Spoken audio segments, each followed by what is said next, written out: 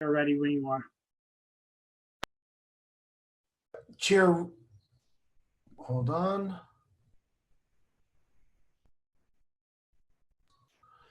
Chair Richards and Rosenthal, am I starting? Yes, I'm starting. Okay. Good afternoon. I'm Corey Johnson, Speaker of the New York City Council. My pronouns are he, him, and his. I want to thank Chairs Rosenthal and Richards for holding this really important hearing today. It's a critically important issue. I'm grateful to see all of you, but I'm especially grateful to Chair Rosenthal, who has been talking about this issue literally every single day with me, with the council. She has been a constant siren on this in the best way. So thank you, Helen, for your leadership.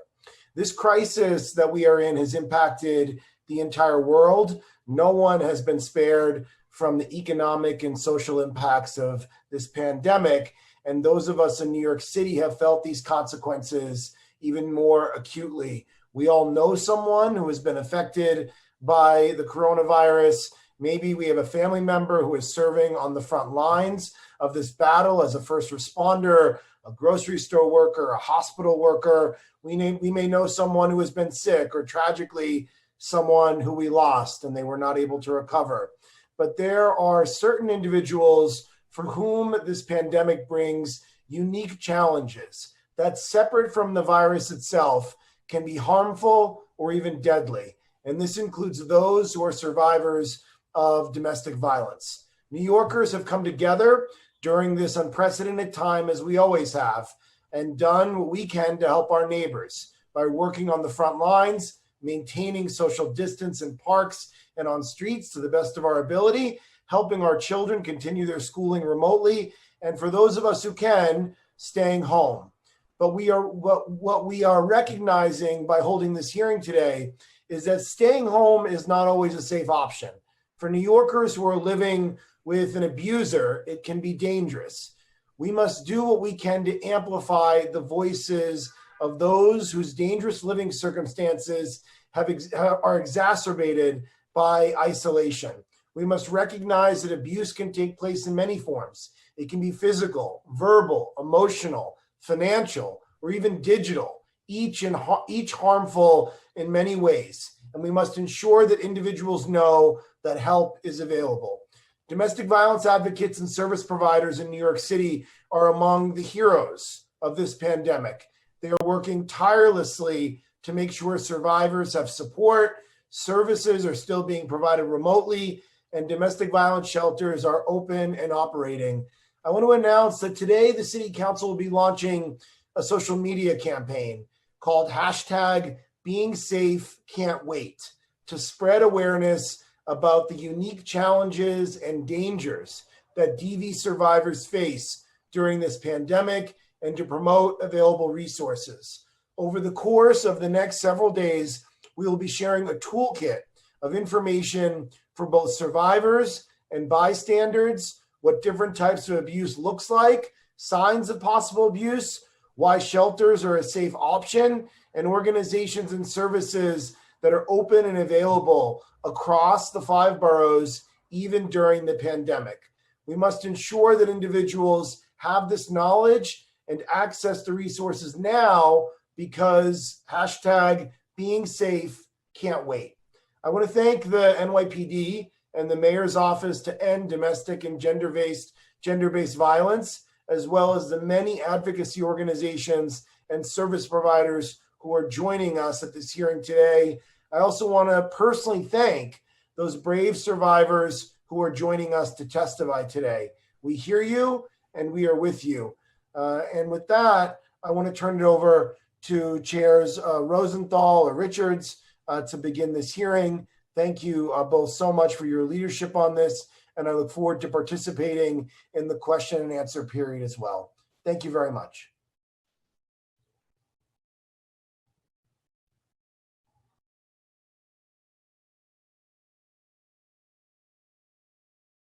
Or Chair Richard.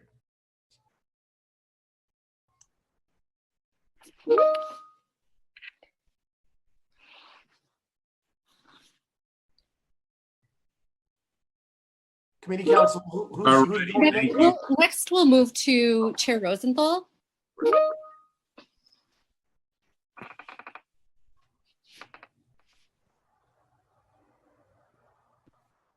Give us 1 second.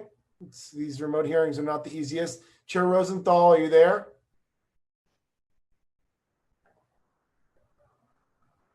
I think Chair Rosenthal is muted. If someone could unmute her.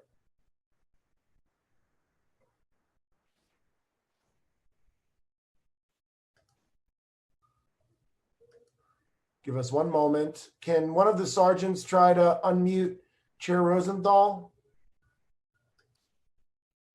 Yes, sir. Working on it.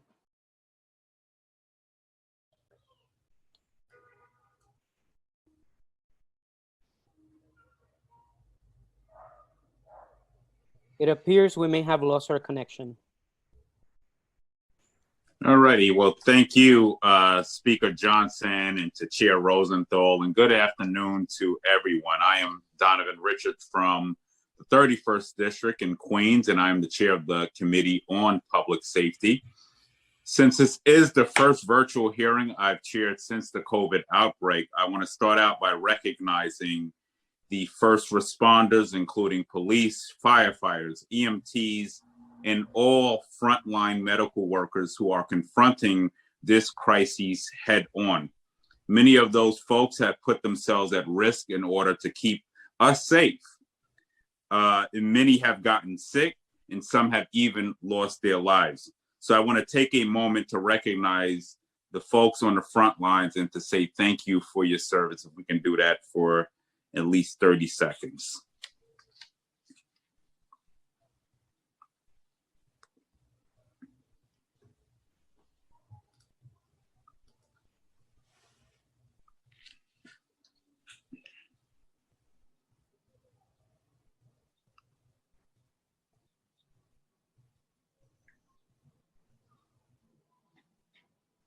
Thank you.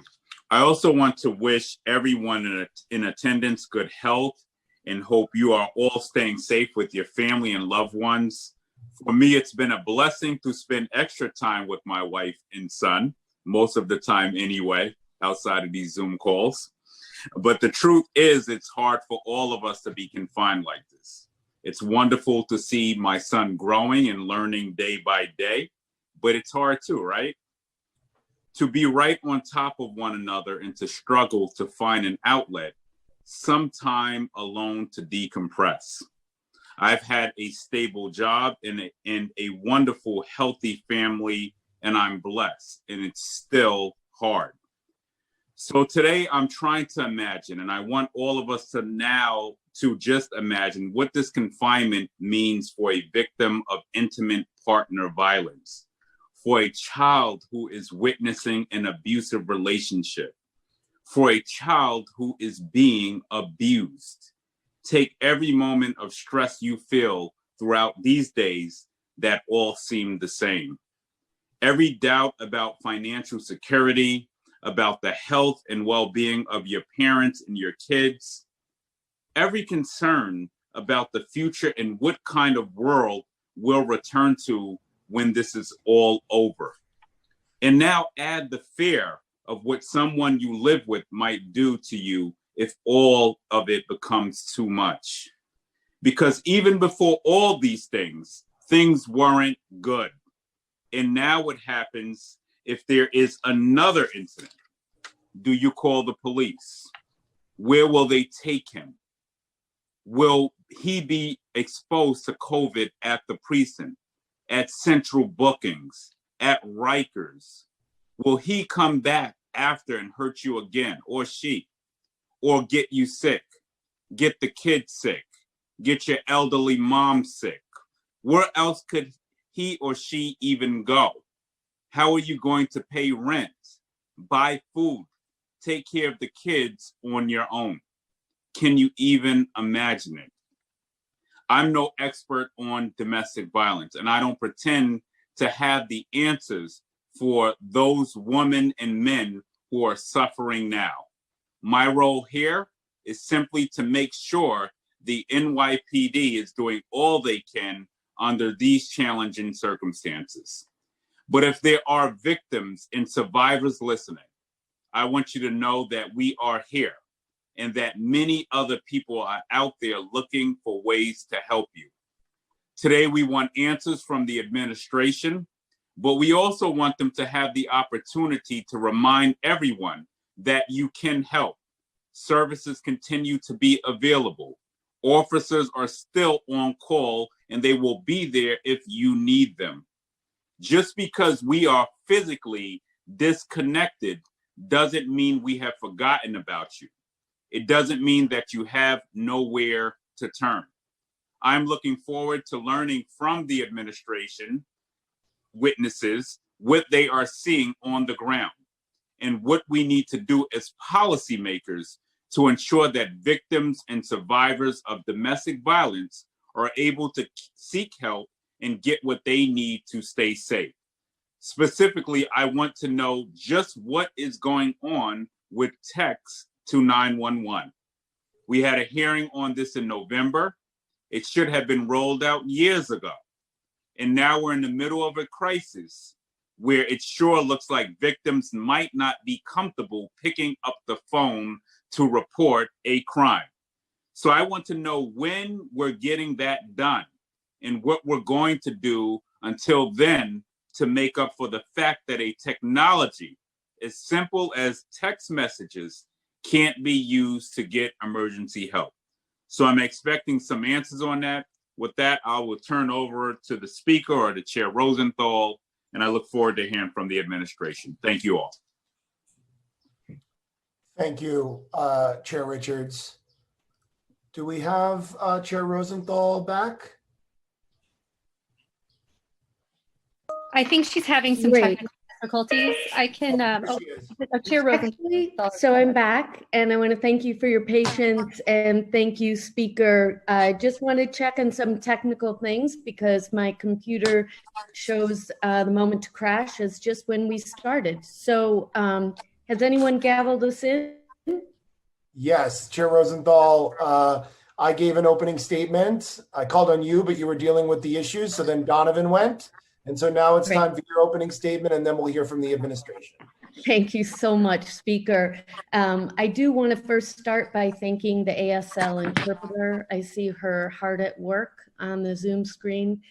So I'm Helen Rosenthal, Chair of the Committee on Women and Gender Equity. My pronouns are she and her, and I really want to thank the Speaker and Chair Richards of the Committee on Public Safety for joining us for this critical hearing on this special day.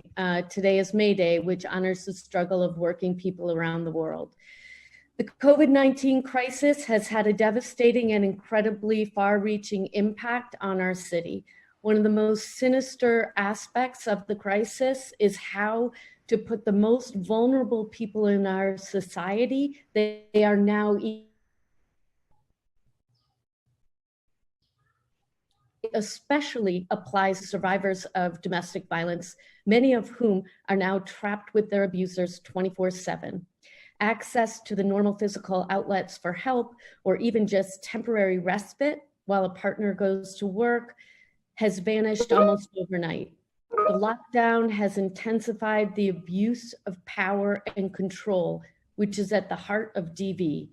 The dire situation is only compounded by the overall stress and financial instability that the pandemic has caused. And I want to add here that while we focus on domestic violence today, this is not separate and apart from child abuse, elder abuse, and other forms of violence that have also been exacerbated by the COVID-19 crisis. Globally, domestic violence has surged since the COVID-19 outbreak began.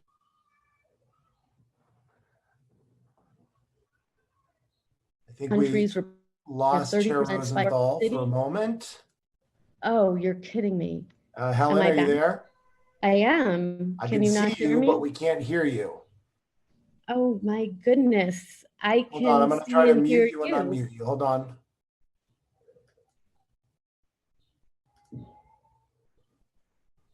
Try speaking now. Okay. Can you hear me now? No. Oh, That's weird. And this is such a great opening statement from you. Thank you. Why I don't do you, appreciate that. Helen, why don't you quickly log out and log back in, and hopefully Thank that you, works. Speaker. And we'll just pause this meeting for a second because I really want to hear your opening statement. Thank you, Speaker. Speaker Johnson. While Thank we're you, everyone, for being patient with us. We really appreciate it.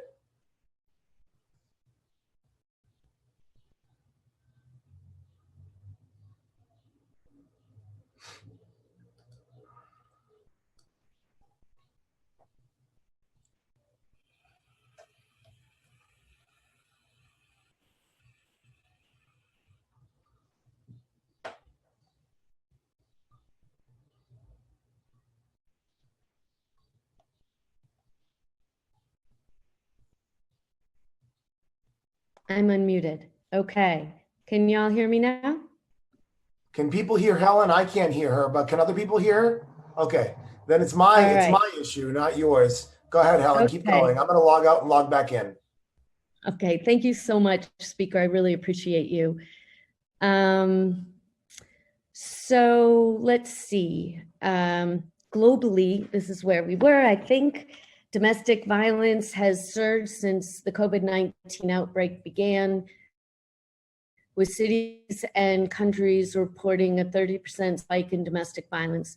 What we know so far in New York City is extremely troubling. In New York City, we know that calls to all the DV hotlines were initially down, way down in March, but we're starting to see a slight increase in April. And I think what this tells us is not that abuse is not happening, but that victims and survivors are not able to call for help in the ways that they have before. This is all the more chilling because we know that domestic violence during a crisis is more severe and more likely to result in death. The World Health Organization has identified that intimate partner violence, child abuse, and sexual violence are highly prevalent during and after a disaster. And advocates stress that the real surge in numbers and demand for once pause restrictions lift, many survivors who cannot leave now are making their plans for when the lockdown is lifted. The stakes couldn't be higher. Time is ticking away. We have to show up for our survivors. Based on conversations with providers so far, we believe that a continuous, robust messaging campaign is critical to ensure that every New Yorker is aware of available resources and the fact that DV victims and survivors can get help now. We should plaster the DV hotline phone numbers on buses, grocery stores, bus shelters, pharmacies, on the link stations. It should be well known that even in times of pandemic, resources are available to all communities. Whether you are a person who is undocumented, a trans woman of color, or a senior citizen, you can get help now. Many community-based providers are already finding innovative ways to connect with survivors. The Hellenic American Neighborhood Action Committee devised a radio station and podcast. The Arab American Family Support Center created a confidential telecounseling platform, and Womenkind and other providers have initiated online chat services. As the city continues to develop its responses to the pandemic in our communities, we need to look no further than these culturally competent organizations to provide the robust and meaningful messaging that survivors need. The central goals of today's hearing are to learn as much as possible about the current landscape of domestic violence in New York City, to understand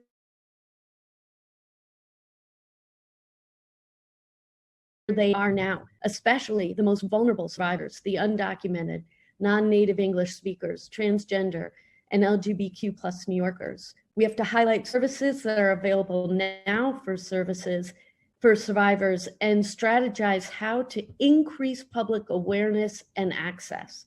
This includes messaging, alerting survivors about service changes, and reinforcing that they can always reach out for help. We have to ring the alarm about what needs to be done now to prepare for the surge in DV cases that is anticipated when pause restrictions are lifted. And we have to understand how the city council, and each of us as community members can best respond to and support New Yorkers in danger. We are grateful to the Mayor's Office to End Domestic and Gender-Based Violence and the NYPD and HRA for joining us today. And we thank many advocacy organizations and service providers who will be testifying. You've been working so hard over the past 6 weeks. We know you are beyond busy, so we really want to thank you for taking the time to participate. I would also like to thank my Chief of Staff, Marisa Mock, my Legislative Director, Madhuri Shukla, my Communications Director, Sarah Crean, as well as the committee staff for their work in preparing for this hearing. Brenda McKinney, the General Counsel, Chloe Rivera, Senior Legislative Policy Analyst, Monica Peppel, Financial Analyst, Elizabeth Arts, from Community Engagement. And finally, let's see, I'm just gonna note, or have you already done this, which other council members are present here? We have not done that, so happy to have you do it. Okay, I see on my screen Councilmember Powers, of course, Chair Richards, Councilmember Landsman, Councilmember Cohen, Councilmember Vallone. Apologies for this taking a minute. Councilmember Menchaca, I saw Councilmember Lander, Councilmember Ayala, Councilmember Adams, Councilmember Cabrera. Thank you all for joining. I don't see anyone else. If there is someone else, Councilmember Brannan is here. I believe If there are Councilmember Yeager is here as well. Oh, yes, Councilmember Yeager. Thank you so much. Now I'm going to turn it over to our procedural items. Thank you again. Thank you, Chair Rosenthal. I'm Brenda McKinney, Counsel to the Committee on Women and Gender Equity at the New York City Council. Before we move forward, I want to remind everyone that you will be on mute until you are called on to testify, when you will be unmuted by the host. I will be calling on panelists to testify. Please listen for your name to be called. I will be periodically announcing who the next panelist will be. We will begin with testimony from the administration today. The first panelists will be Commissioner Cecile Noel and Deputy Commissioner and General Counsel Elizabeth Dank from the Mayor's Office of Domestic and Gender-Based Violence, followed by Deputy Chief Kathleen White and Assistant Deputy Commissioner of Legal Affairs Oleg Chernovsky from the NYPD. I will call on you when it is your turn to speak. During the hearing, if council members would like to ask a question, please use the Zoom raise hand function, and I will call on you in the order that you raise your hands. We will be limiting council member questions to 5 minutes, including answers. We will be putting a 3-minute clock on all other witnesses. Please also note that for the ease of this virtual hearing, we will not be allowing, or we will be using a second round of questioning. Thank you. Chair, if there are no other questions, I will move to calling on members of the administration to testify and the oath. Yes, please do that. I will now call on members of the administration to testify. Testimony will begin with representatives from the Mayor's Office to End Domestic and Gender-Based Violence, followed by representatives from the New York City Police Department or NYPD. We will begin with council member questions after all administration testimony. Members of the administration, I will read the names of all witnesses first, then ask you to raise your right hand, read the oath, and read your names individually for you to respond to the oath. Today we will be hearing testimony from Commissioner Cecile Noel from the Mayor's Office to End Domestic and Gender-Based Violence, or NGBV, Deputy Commissioner and General Counsel Elizabeth Dank, also from NGBV.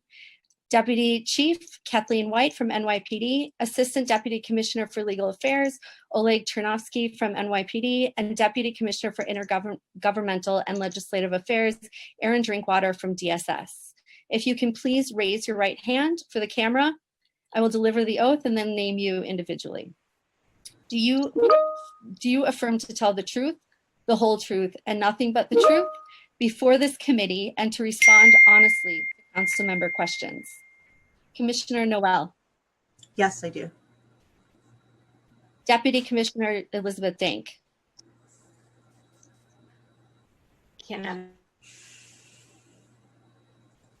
Deputy Chief White from the NYPD, Kathleen White.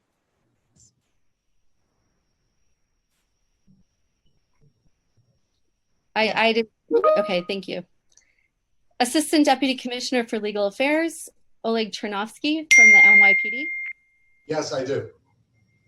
And Deputy Commissioner Aaron Drinkwater from DSS. I do. I do. Thank you. When we're ready, we will begin with testimony. Can't hear you. We can't hear you. When you are ready, we will begin with testimony. And Commissioner Noel, if you can begin. Okay. Good afternoon, Chair Richards, Chair Rosenthal, and members of the committees on women and gender equity and public safety. I am Cecile Noel, Commissioner of the Mayor's Office to End Domestic and Gender-Based Violence. My pronouns are she, her, hers. I am joined by Deputy Commissioner, General Counsel Elizabeth Dank. I am pleased to also be here with Deputy Chief Kathleen White, Commanding Officer of NYPD's Domestic Violence Unit. Thank you for the opportunity to speak with you about the impact of coronavirus or COVID-19 on domestic violence in New York City. COVID-19 puts into sharp focus the vulnerabilities that many people in our city face every day, especially domestic and gender-based violence survivors, and highlights the barriers and challenges that we know keep people from seeking help and finding safety. Domestic violence is historically underreported, and this is heightened by the pandemic, resulted in what we anticipated, a decrease in survivor engagement with service providers and with law enforcement since mid-March. While the stay-at-home order our city is under is critical to respond to COVID-19, we understand that home is not always a safe place. Survivors need us now more than ever in these extraordinary times. And our top priority remains to ensure the continuity of services, access to resources, and unwavering support during this unprecedented challenge facing New York City and the world. NGBV has taken a variety of steps to provide services to survivors, engage with providers, collaborate across city agency, and publicly share information about resources. The New York City Family Justice Centers, or FJCs, which are operated by NGBV, temporarily closed their walk-in locations on March 18th, 2020, in response to COVID-19. The FJCs immediately transitioned to a remote model, answering phone lines Monday through Friday, 9 a.m. to 5 p.m. The phone lines are answered by NGBV staff and our frontline city contracted staff from Safe Horizon, and they are able to directly link clients across all 5 boroughs with critical crisis support and advocacy by connecting survivors to the FJC and community-based providers for immediate safety planning, shelter assistance, mental health services, children's counseling, legal consultations, and more. Since the FJCs began operating remotely on March 18th, we've served an average of 74 clients a day, including an average of 23 new clients a day. We are encouraged to see that new clients are able to identify resources and reach out safely for assistance. FJCs are working closely with us to ensure that all FJC partners are working closely with us to ensure that all FJC services are provided remotely. While it is more challenging to provide services remotely to survivors who may be isolated at home with their abusive partners, our FJCs and community-based service providers continue to do this through using creative engagement approaches that are developed with the survivor and grounded in survivor safety and minimizing risk. When initially reaching out to survivors, our FJCs and providers first assess their ability to have safe conversation at that time and suggest ways to make that happen. For example, during this pandemic, providers are continuing to work with their clients to develop a code word or phrase that a survivor can use to let the provider know if it has become unsafe to continue the conversation. This is safety planning best practice, and that we have always shared in our trainings for FJC and community partner organization. But it has become an even more important tool to utilize during this health pandemic. Law enforcement can also use this strategy when reaching out to survivors remotely, and best practices like these are pivotal in that effort. We have also adapted our service delivery model in light of COVID. For example, we are connecting survivors directly to our legal service partners so that they can support survivors in drafting initial family offense petition, requesting orders of protection in the virtual family court parts. Through each FJC, NGBV staff convenes FJC partners on a weekly basis to discuss virtual operations, share best practices for safety, planning and risk assessment, and provide virtual trainings on a variety of topics. Trainings include how to help survivors file a family court orders for protection remotely, updates on criminal court operations during COVID, and training on how to support survivors with safety planning. We have also recognized that emergency funds are critical to survivors during this pandemic and are thrilled to receive a grant from the Rihanna Clara Lionel Foundation in collaboration with Twitter and Square CEO Jack Dorsey and Jay-Z Sean and the Jay-Z Sean Carter Foundation, which was secured by the Mayor's Fund, the Mayor's Fund to Advance New York, to support unconditional micro grants for domestic and gender-based violence survivors to ensure their safety and stability during COVID. In addition to ensuring continuity of FJC services, NGBV has been working to creatively connect with survivors via mobile devices and online resources. On April 6th, New York City Emergency Management released the first domestic violence-related text through COVID Text 692 text system. As a direct impact of the text message, we identified an immediate increase in visits to our NYC Hope website and calls to the New York City Domestic Violence Hotline. On average, 3,200 visits to NYC Hope were received within 60 minutes of each of the 4 alerts that have gone out so far. These texts are scheduled to be released regularly right now, and we have seen continued direct impacts to both NYC Hope and the hotline. NGBV has also partnered with First Lady Chirlane McCray to release a public service announcement on April 15th to let survivors know that help is available and connect them to resources. Prior to the release of the PSAs, all city agencies were given our social media toolkit and were asked to help amplify our social media campaign. In addition to the social media toolkit has been sent out to council members as well. And we will reshare the toolkit again immediately following the hearing. We are also regularly posting and reposting resource information on our Twitter, Facebook, and Instagram pages, and have advertisements running on Facebook and Google search.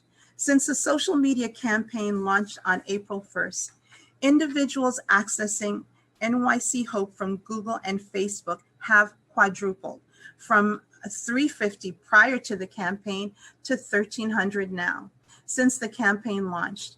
Further, we have partnered with Shared Valued Media to work with 17 community-based partners to amplify NGBV's We Understand campaign on their own social media platforms with targeted messages. Finally, we will be enhancing our campaign investment to put advertisements for NYC Hope in convenience stores, check cashing locations, and laundromats. We are also exploring similar messages for pharmacies and grocery stores. We know that with New York State on pause, survivors, particularly those who are living with their abusive partners, have very limited opportunities to leave their home and connect with services. There are limited access points for information for survivors right now, and we're exploring all pathways for information that exist across our sister agency programs and initiatives. For example, we are partnering with the New York City Department of Education and the Department of Housing Preservation, HPD, and the New York City Housing Authority, and the Department of Small Businesses, just to name a few, in identifying ways to connect with survivors during the pandemic. We are also working collaboratively with the Mayor's Office of Criminal Justice and the District Attorney's offices to directly support their outreach to survivors and connection to services. We have also been regularly connecting externally with providers through multiple channels to provide open lines of communication, identify challenges, troubleshoot issues, share best practices, and provide support, training, and technical assistance. Providers and stakeholders engagement has been included, for example, bi-weekly calls with 100+ providers led by myself, borough-based meeting with council-funded Dove providers, hosting or partnering in stakeholder meetings, and broad outreach to stakeholders. We anticipate seeing both short-term and longer-term impacts of COVID on survivors, and will be continuing to process and analyze this in the coming months. We know that switching to remote operations has inspired NGBV and our partners to think creatively and innovatively about how to reach survivors and deliver services in this new way. We already know that there are some great lessons learned from this experience that will enhance the ways in which we provide services. As we think about what reopening may look like, integration of new methods of service delivery will be an essential piece of that discussion. The city is here for survivors during this crisis and beyond, and we will continue to work to identify best practices and innovative approaches to enhance the services and outreach. We look forward to continuing to collaborate with the council, our sister agencies, and community partners. Thank you for the opportunity to speak to these issues. I welcome any questions you may have.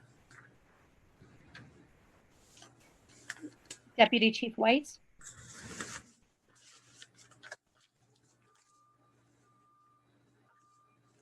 And members of the council.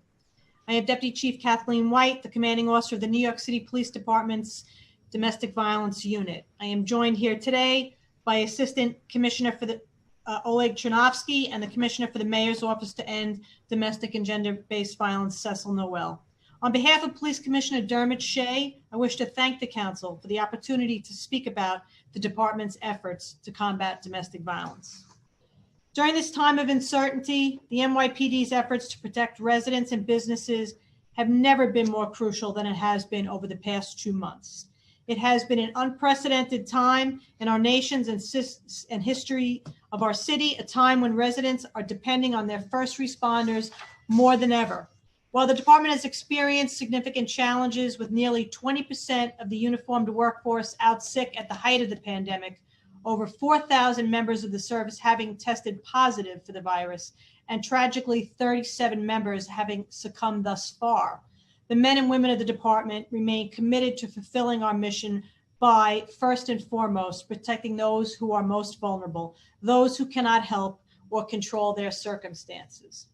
Among the most vulnerable victims are victims of domestic violence, a crime that we all know to be historically underreported.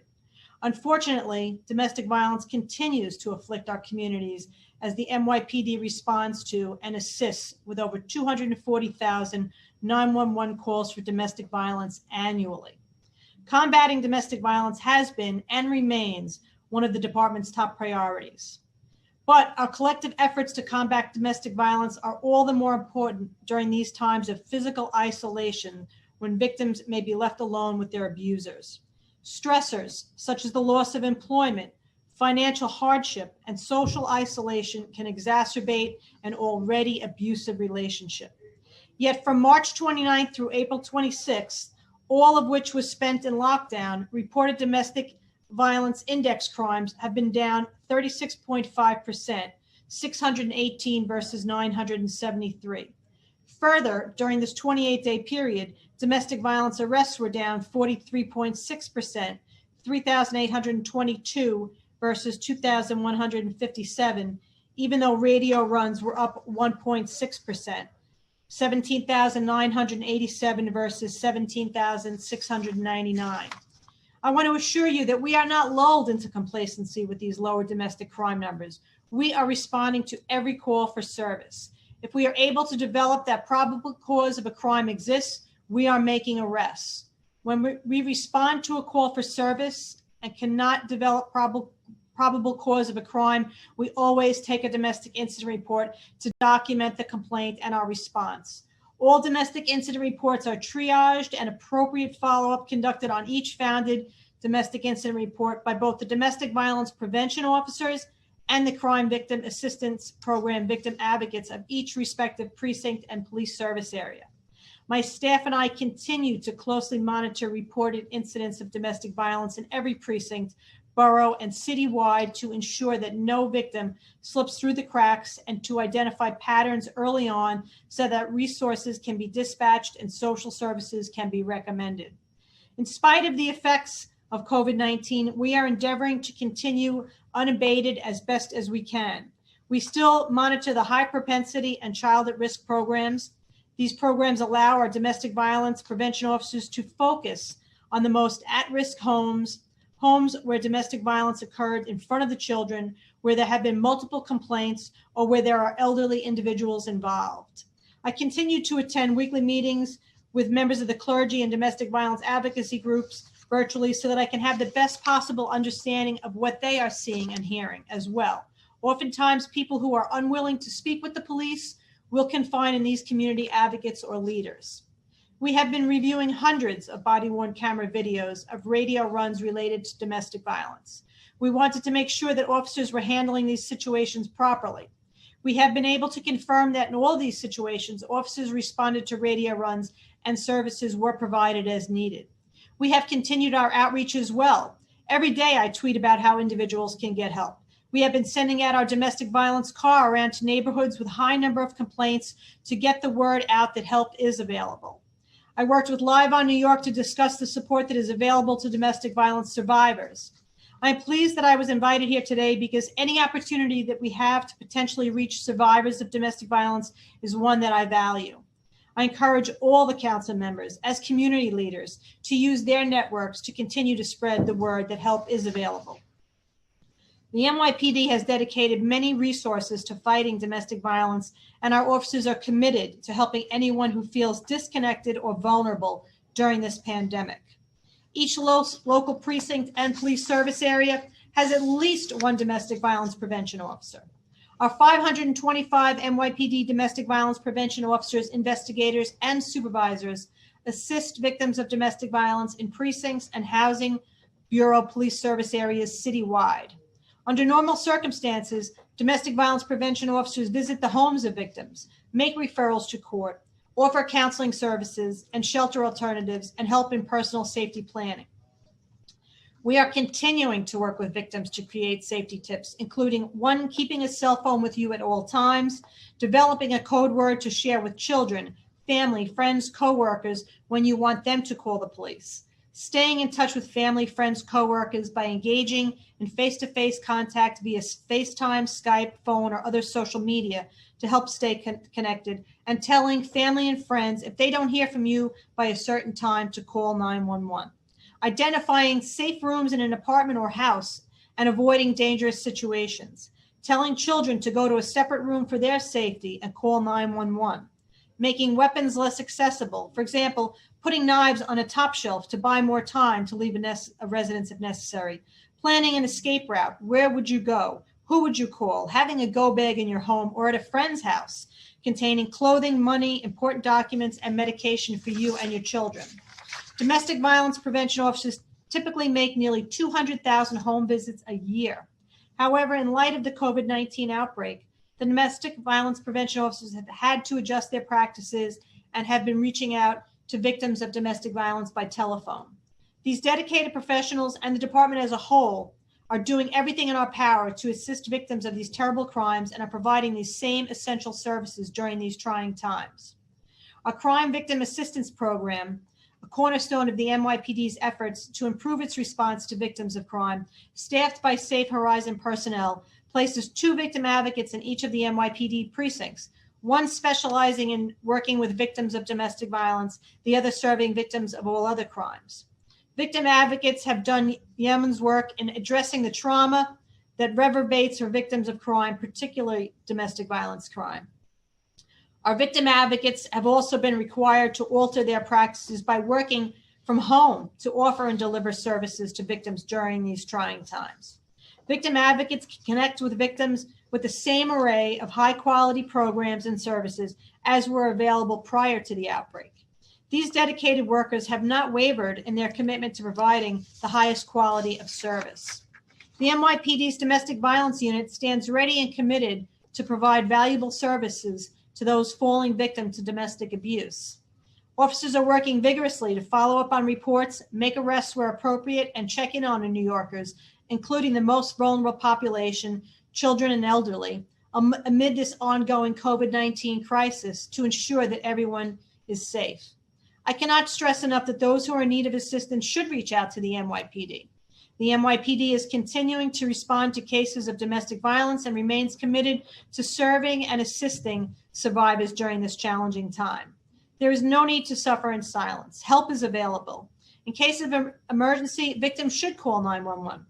Victims seeking help can call 1-800-621-HOPE 24 hours a day, 7 days a week to get help. I thank you for this opportunity to speak about this important issue, and I look forward to answering any questions that you may have. Thank you to Commissioners Noel and Deputy Chief White. We will now move to council member questions for the administration. During this time, all members of the administration, we will unmute you all. We will start with questions from the speaker, followed by Chair Rosenthal and then Chair Richards. If council members would like to ask questions or testify, please raise using the Zoom function in order that you raise your hands. Thank you. Speaker Johnson. Thank you, Brenda. I want to go to the NYPD first, and I want to thank you, Deputy Chief, for your testimony and for the work that you're doing. And I want to give my real thoughts to the police department, who have lost a tremendous number of officers and other personnel. So we are thinking of you, and thank you for being here today. You talked about it, and Chair Rosenthal and Chair Richards spoke about it as well, but I'm concerned about the statistics from March. Radio runs were up 10%, but DV crime complaints were down 15%. And I wanted to see if that trend has continued in April. Okay, so we'll look at April, and I'll go with you on a week-by-week basis in April, if that works for you. Yes, thank you. Okay, so the week ending April 5th, domestic incident reports were down 8%. They were down 422, and this is citywide. And the DV radio runs were up 5.5%, up 238. The next week that ending on April 12th, domestic incident reports were down 14.3%, down 757. And then domestic violence radio runs were down 3.4%, down 154. Then the week ending April 19th, domestic incident reports were down 22.6%, down 1,229. DV radio runs were down 5.9%, down 266. And then the last week that we're looking at, the numbers aren't fully in yet, but DV radio runs are down 8%, down 361.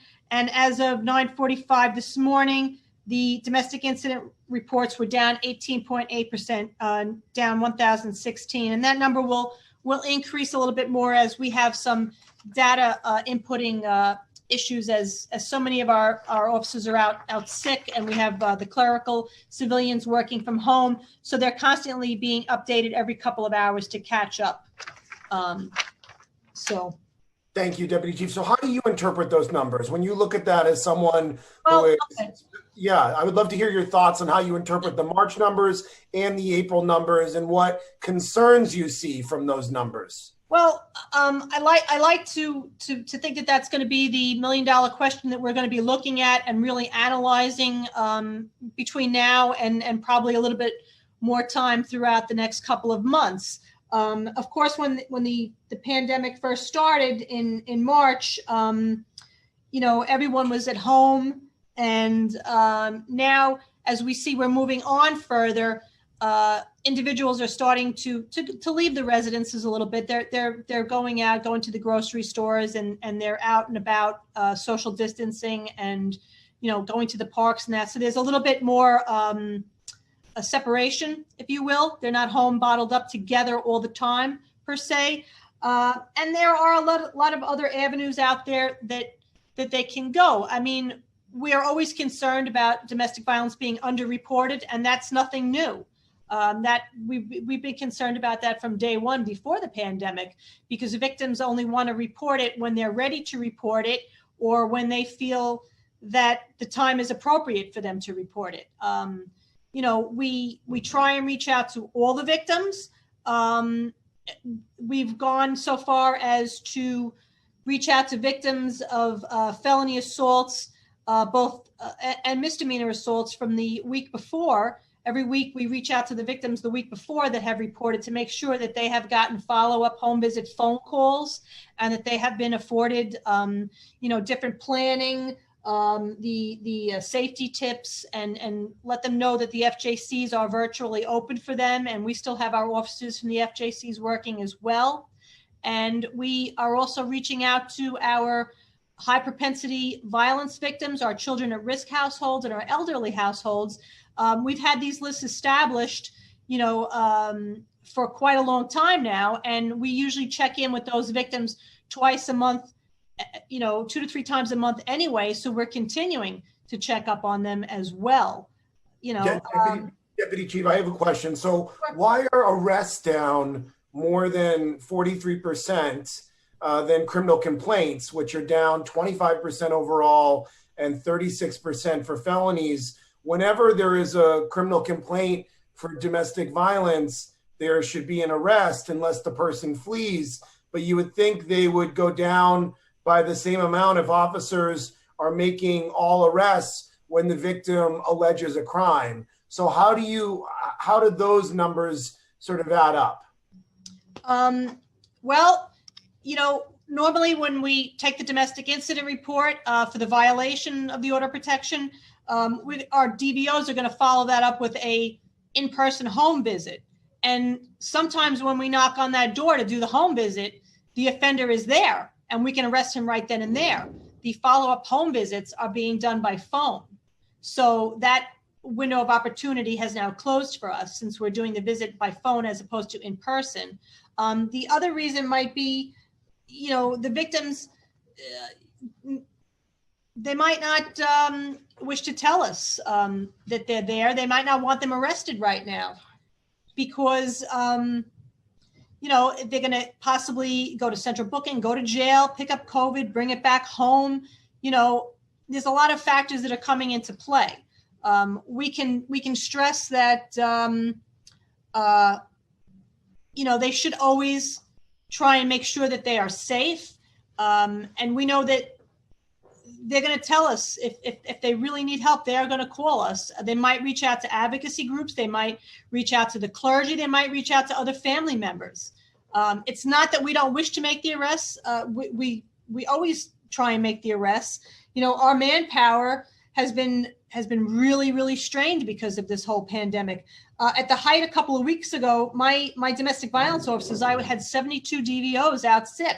That was 18% of my staffing. And now this week, I'm happy to say that this week we just got slightly under 7%. I only have 30 officers out sick. So our manning is coming back, but as well as our manning is coming back, patrol is still losing officers out sick from the pandemic, and we sometimes backfill patrol. The housing domestic violence units are down to 1 sergeant and two officers assigned to each PSA, and we are trying to ensure that we have 1 or 2 in our units as well. So by all means, if we are given the opportunity to make an arrest, we will definitely make that arrest. We are very good at that. We want to make sure that these victims are kept safe. Thank you, Deputy Chief. I mean, I totally understand what you're saying as it relates to how your workforce has been impacted by this and how it's impacted your ability to potentially do the job that you would normally do outside of a pandemic if you were fully staffed up. You know, I am concerned, as I'm sure you are as well, and it's why we're having this hearing. It goes to the heart of your testimony, of Commissioner Noel's testimony, and I'm sure you're going to hear it from Chairs Richards and Rosenthal. I'm just really concerned that given the unprecedented and unique circumstances that we find ourselves in right now, that there are countless victims who are just trapped at home with abusers, with people that are threatening them, abusing them, harming them in a significant way. And we know that these folks were vulnerable before coronavirus hit, but now they're even more vulnerable. And what I'm just hoping is that with a coordinated response from the NYPD, from the amazing organizations that are being represented here today that do this work with survivors and with victims, from the Commissioner Noel and her team, that we are going to be innovative. We are going to be creative. We are going to figure out ways to get to these victims, to these survivors, because it's heartbreaking to think that in this incredibly painful moment for our city, that there are people that are literally trapped behind doors, children and adults who are just being constantly abused and taken advantage of and harmed in serious ways. And I understand, of course, that protocol has changed in this moment because of COVID-19,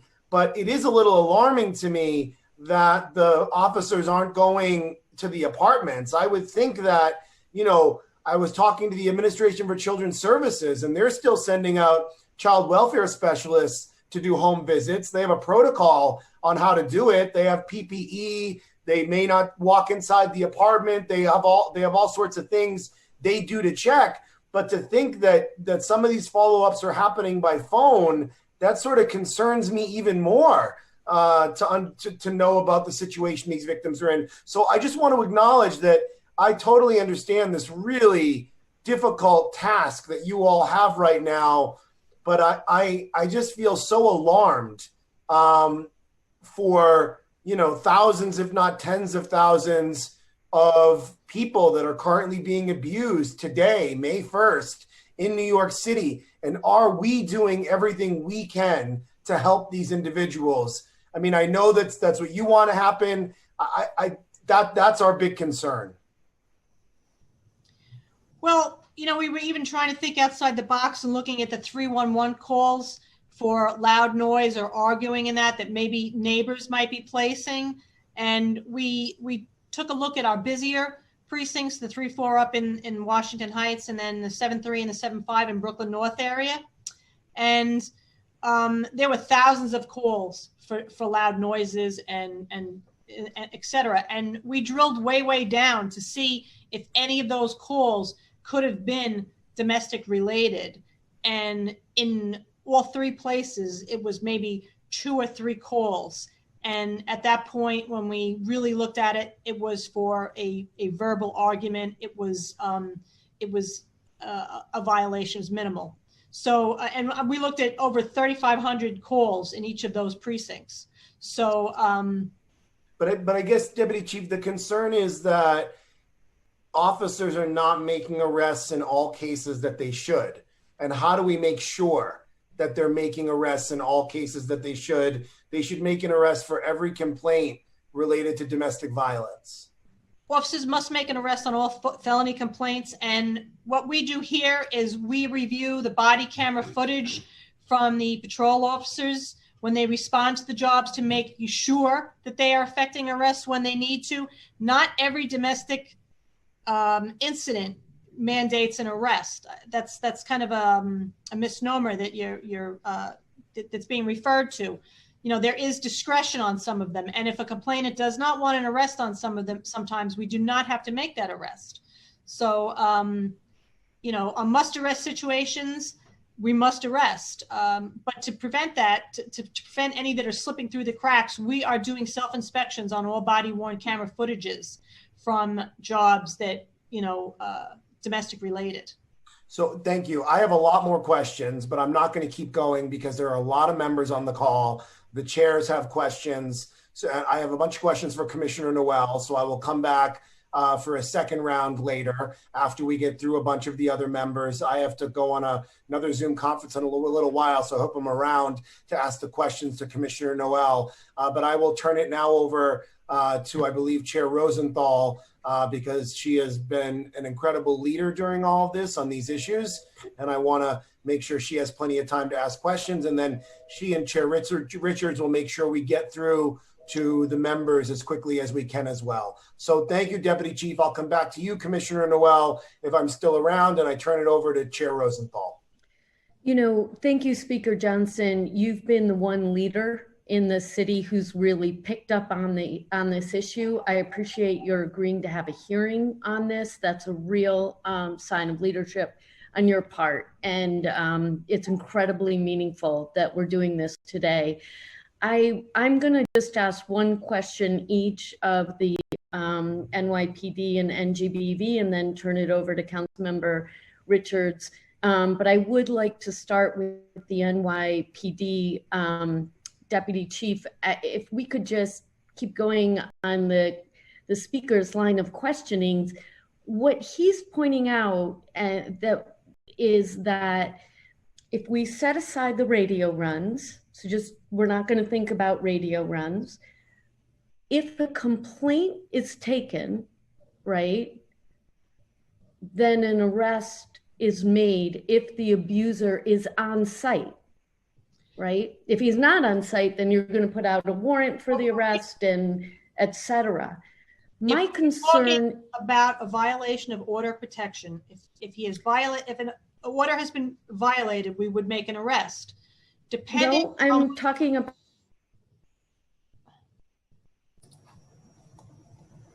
a felony complaint or domestic misdemeanor, right. Domestic violence misdemeanor. A felony complaint is a must arrest. Yeah, and a rape. There is no discretion in that. We are making the arrests. That's right. And the concern is that in the categories where there are two concerns.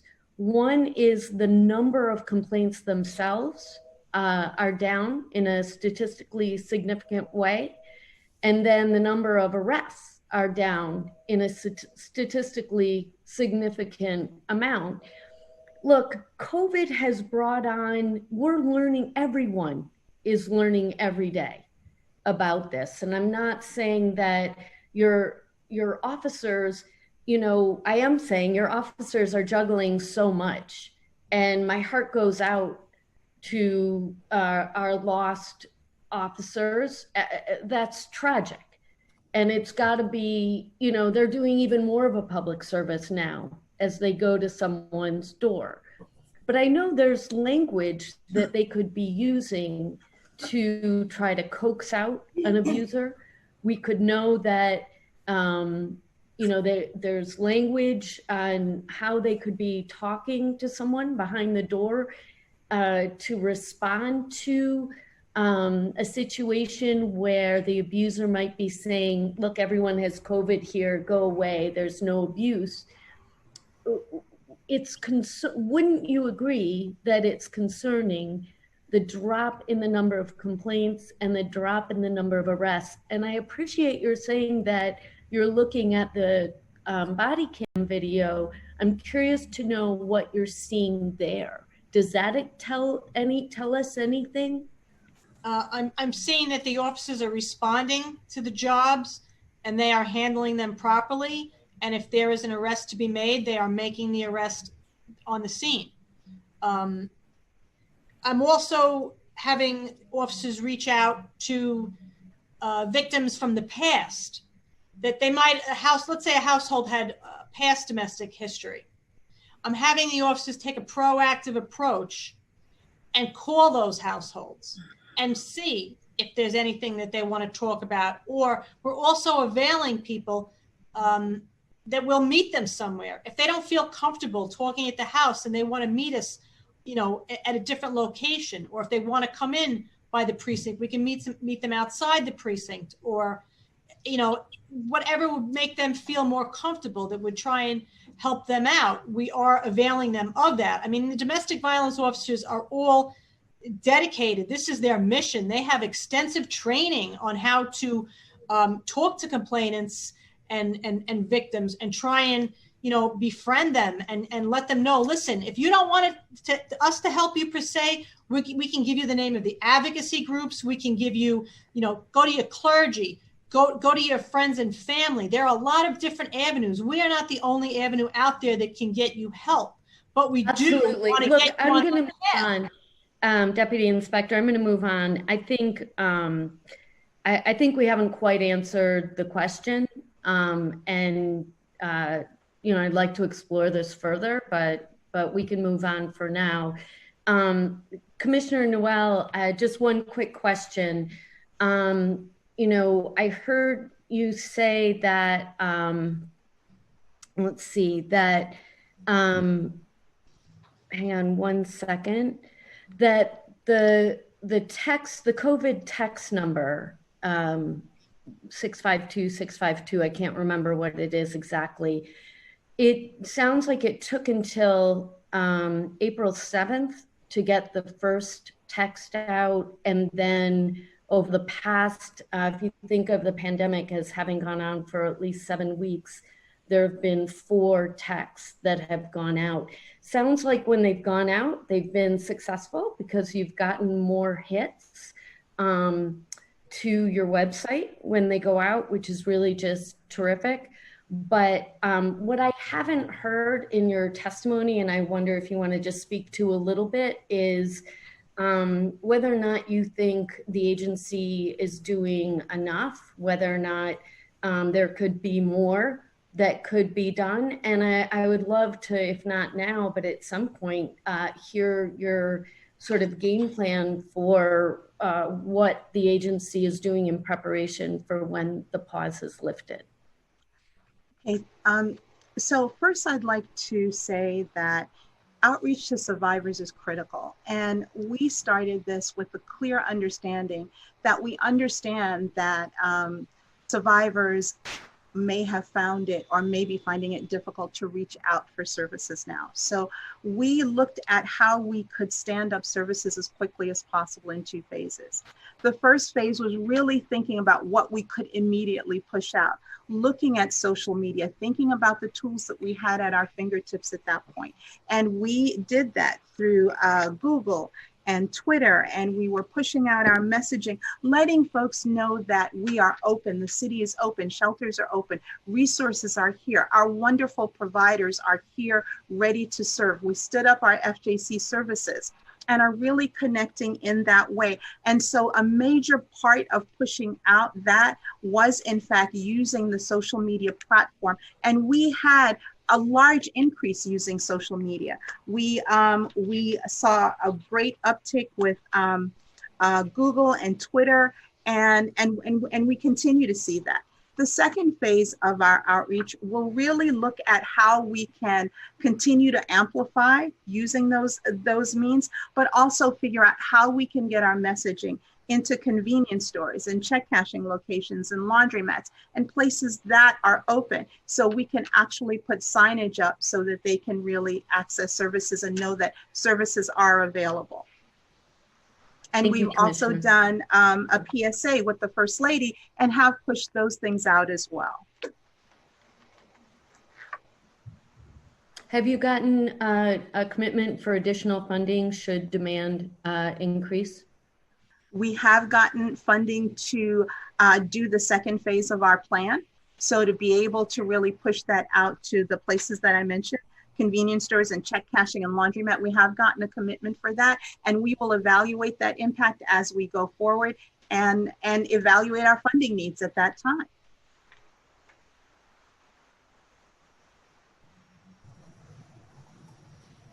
Okay, I'm going to turn it over to my co-chair, Councilmember Richards. Thank you.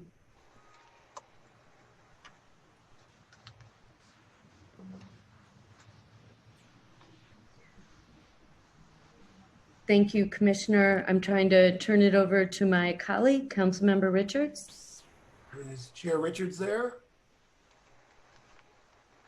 Okay. Council Sergeant, do you see Chair Richards on the line? We do not, sir. He must have got knocked off. We'll get in touch with him.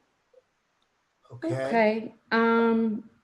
Let's see. Next, I'd like to call on in order Council members Lanceman, Vallone, and Cumbo next. And I think we have a 5-minute clock. Thank you. And if Chair Richards comes back on, we'll let him go after the person who's currently speaking is speaking. Go ahead, Councilmember Lanceman. Time Thank starts now. Thank you very much. Could you just go over what the administration and various agencies or nonprofits at the admin's direction is doing to proactively check in with prior domestic abuse victims or individuals who had previously called a hotline or had any interaction with the city or one of the nonprofits that we fund for a DV incident, to make sure that they're okay, given how challenging it is for a DV victim cooped up with his or her abuser to themselves maybe reach out? So part of what we do generally is safety planning with all survivors. Folks who come forward to the family justice centers, it's not a one-time call. Often our calls involve multiple times with the provider, providing counseling and services to children. Their needs evolve over time. Survivors let us know what they need. Sometimes they only need us once. Sometimes they need us multiple times. We go at the direction of survivors. That is the model. That is a client-centered, trauma-informed model. Now, we check in as survivors determine that they need us. And well, let me just ask you. Let me just interrupt. In light of the different environment that we're in, don't you think that it might be a good idea to at least identify some segment of the DV victim population, for want of a better term, that the city and the nonprofit providers will affirmatively reach out to without waiting to be called and told, hey, I've got a problem? Survivors negotiate safety issues every single day. They negotiate safety issues with their abusers every single day. They let us know what they need and the duration and terms of how they need it. And that's what we seek to do. That's the level of engagement, and that's how it's provided. We could call and it's unsafe, and we make something more unsafe for a survivor in that situation. So we're always guided by the survivor's autonomy and ability to tell us what they need. And that's what we should be doing. Right. One of the things I think Helen and I might have had a hearing on this not too long ago. These batterer intervention programs, there are all sorts of programs that abusers are asked to, in some cases required, to participate in so that they can learn better behavior and not be an abuser. What is the status of those programs now that people can't leave their homes? Has any model been developed whereby people can participate in those programs in a meaningful way online or remotely, or are just all of those programs on hold and in hiatus? I would defer to Mok Jay on that, who handles the abusive partner intervention programs. Okay.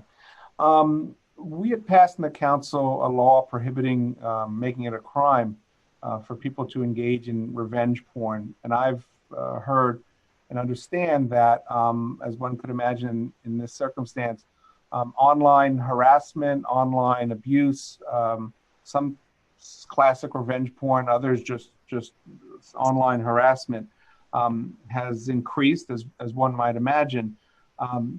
What is the city doing to target that phenomenon in particular? We have a program with NYU Cornell Tech that really provides digital and safety checkups for survivors on their phones, laptops, whatever that might be. We help them figure out if there's spyware on their phones that they can take off. We help them establish new email accounts that the abuser may not have access to. We help them identify when their tech instruments, their devices are compromised, and so that they can then begin to take some steps. We also do training with our not-for-profit partners around how to include tech and tech safety issues within the context of any kind of safety plan. Have those efforts and initiatives been enhanced and increased during the current crisis? And if so, how so, and in what kind of measurable ways? If survivors are experiencing cyber abuse, they can reach out to us for help, and we're happy to connect them.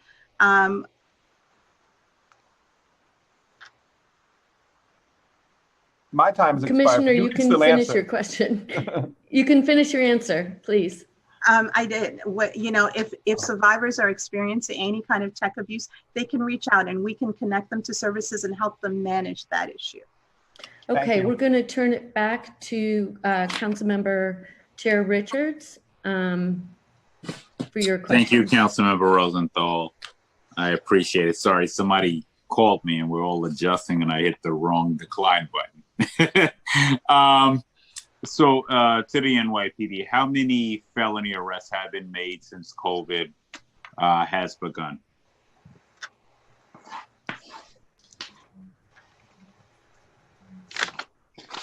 All right, since the current 28-day period, we have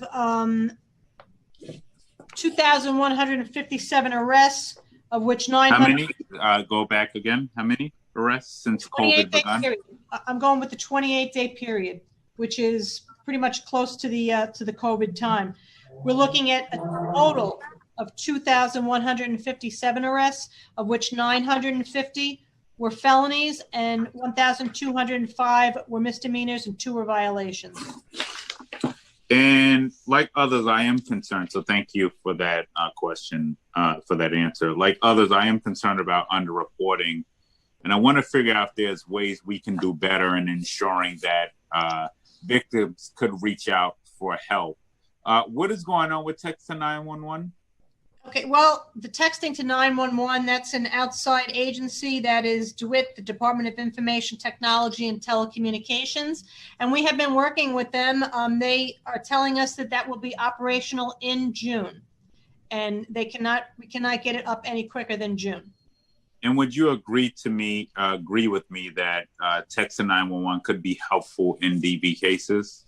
I think texting could be helpful in any cases. I specifically asked about DV cases because text to 911 was supposed to be operational already. So we're going into June, and yes, and the answer to your question is yes, it would be helpful. Right. And is there any? I would say, since text to 911 won't come out, are there any alternatives in the meantime when it comes to texting DV officers who are working day to day? Well, here's the problem with that. Officers work in shifts.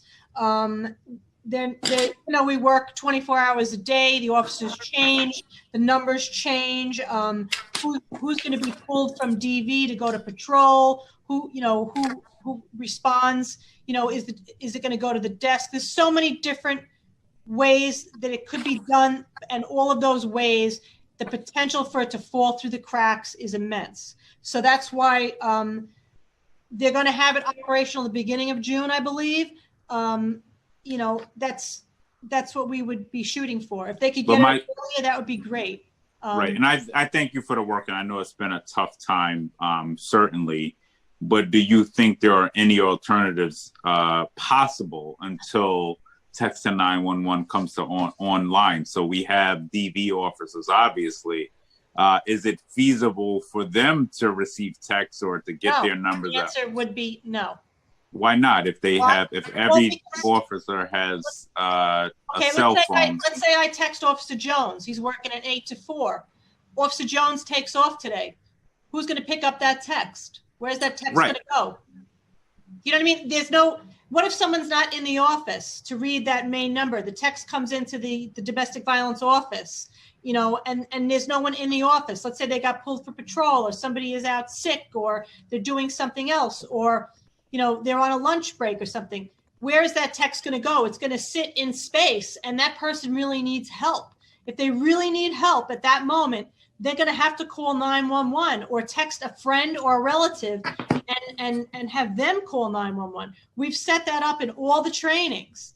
We've told them to make sure that you involve your coworkers, your family, your friends, your neighbors. If they get that text, maybe you could text a group, and then somebody will get that call to 911. But we don't want to see, texting to some officer and they're reassigned, or something happens and God forbid that text doesn't get read. How could we live with ourselves on that? That's terrible. Let me ask you this. So we have neighborhood police and NCOs, and I know that they're not specifically trained in DV. But one of the questions I would have is, if we have neighborhood officers who are supposed to be responsive as well, is it feasible to ensure that because they're supposed to be responsive to communities 24/7? I'm assuming, unless I'm wrong, right. I believe the commissioner has said that. Are there ways to be creative in ensuring that DV victims also have their numbers in the event? Because I believe, unless I'm wrong, and you could correct me if I'm wrong, that community officers are supposed to be available 24/7. All right. Everyone in the police department is 24/7, and we all want to help. That's our mission in life, to help people. Okay. We don't want to see anyone fall through the cracks. And yes, an NCO, everyone's supposed to be reading their phone 24/7. I'm supposed to look at my phone 24/7. What if I'm in a very deep sleep and I don't hear it go off, or I put it on mute or vibrate and I don't hear it? We can't have that small margin of error. You and I both know that that's when it's really going to hit the fan and happen. And that ball will get dropped. And I don't want that on my conscience. And I don't think you want that on your conscience. Absolutely not. That's why I want you to respond. So the answer is no. Until this is up and running, no. I don't want to do a slipshod half job. I want to do it correctly from the get-go. I want to put that out there and plug it and put it all over social media and get that program started on the right foot. I don't want to start it, so and something bad happens and we're very upset by it. We don't want to see that victim fall through the cracks. So let me ask you this: is there a specific number in every precinct? And maybe we have to think outside the box here, right? Absolutely, and I do that very well. Is there a specific? Hold on. Is there a specific number that you think we can be creative in creating for DV victims for local precincts? We've tossed this around a ton of times since this all started. And, the desk officer position is supposed to be manned 24/7. That desk officer gets up, walks away from the desk. That's when the text comes in and we don't see it. And that it's not going to keep, Right, call, text. I don't care about whatever. Text. All right, so let's get to call. Okay, so if you're calling, why wouldn't you just call 911? because not everybody can call 911. Let me just go to this too. I found your statements on checking in, and I'm assuming you track DV victims, correct? We do, and we check Okay, in. hold on. Okay, go ahead. I'm sorry. I was going to say we check in with all victims, both the CVAPs check in with them, and the uniform DVOs check in with them.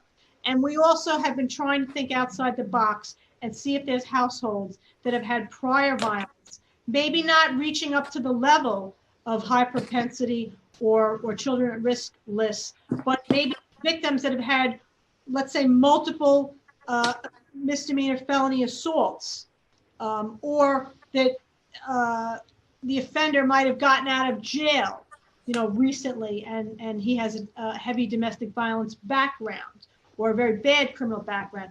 We are trying to reach out to those households to let them know that we are here for them and to give them the safety training and that fact. And let me just go back to your testimony. I think you testified that you check up on DV victims 2 to 3 times a month. Is that correct? Those are the high propensity children at risk and elderly households that have been designated the most at risk in every single precinct. Including domestic violence victims, correct? Those are just domestic violence victims.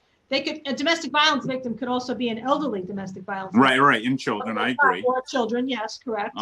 Do you think that's sufficient enough during a period when we're all locked in for COVID? I say that a minimum of 2 times a month, a minimum. And every precinct has a different amount of individuals on that list. And those households are used to us checking up on them. That means that both the victim and the offender know that we check up on them. There's no secrets there. And so I do think that if we check up on them a minimum of 2 or 3 times. Sometimes the offender doesn't live with them, but if they are living with them, they would let us know that, and then we could check up on them more. Let me ask you a question. Was 2 to 3 on average a checkup before COVID? About 2 was the average before COVID, yes. All right. So do you think during COVID, when people are locked in their homes every day, that an increase would be certainly more sufficient in addressing? Forgive me if you hear my son in the background. Okay. But please respond to me. If you were, hold on. Okay. If you were checking up 2 to 3 times before COVID, before a lockdown, do you think double that number on the very least would be sufficient in the event of a pandemic when people are locked in their homes together with their abusers? Okay, I'm gonna say to you, it depends on the household and what's going on in the household. Does the offender live in that household currently? Also, we are, 6 weeks into this pandemic.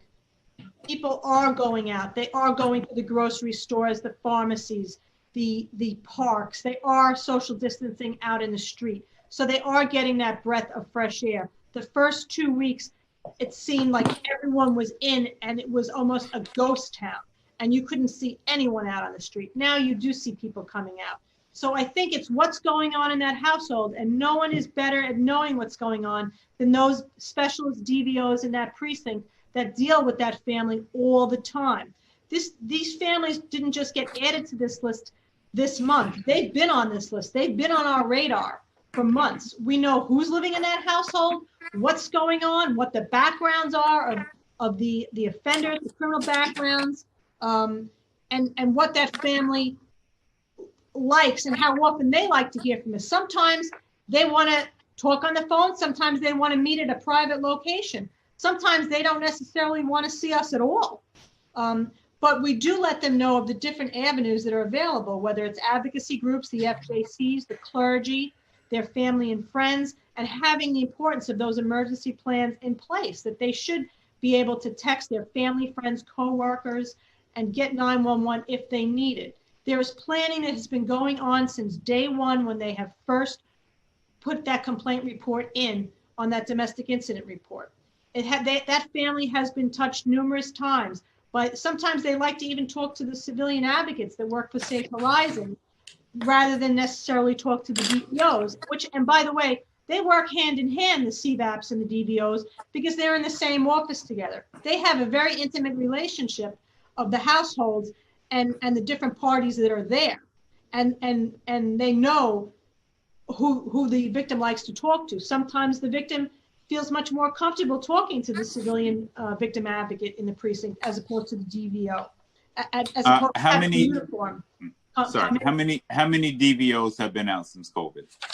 Okay, at the height of COVID, the week of April 6th, we had 72 DVOs out sick, which was 17.31%. Now, this week that we're in now, we have 29 out sick, 6.9%. So we are getting better. We are getting closer to full strength. And who filled their positions when 72% to nearly 73% were out? Who filled those positions? Okay. And this is something that the NYPD does very good. We do more with less, and we do what we need to do. No, I didn't ask you more to less question. I asked you who okay, well, filled. I'm going to spin that. Did we have replacements? No, we did not. In fact, you know what? The total number of DVOs, we know that patrol was crushed when this epidemic started, okay? And we had a backfill patrol with all the specialty units, whether it's anti-crime, DVOs, community policing, NCOs, everyone had to jump in the game and multitask. All right. So got it. So 73% were out. No. Time out. Sorry, go ahead. 72 DVOs were out, which was 17% of my 17%. Right. And who filled those positions? I'm sorry. No one filled those positions. No one did. Sure, okay. We always had one or two in every precinct. Some precincts, each DV office runs on how many DIRs come in. So the busier precincts have more. They might have a sergeant and 10 DVOs. The slower precincts might only have one or two DVOs. So it's driven by the data. So we tried to ensure that there was always one or two DVOs in the precinct at all times to handle complaints. All right. So can the council get a breakdown of how many were out, who replaced them by precinct? And I don't want to hold this because I know we have a lot of people who want to testify.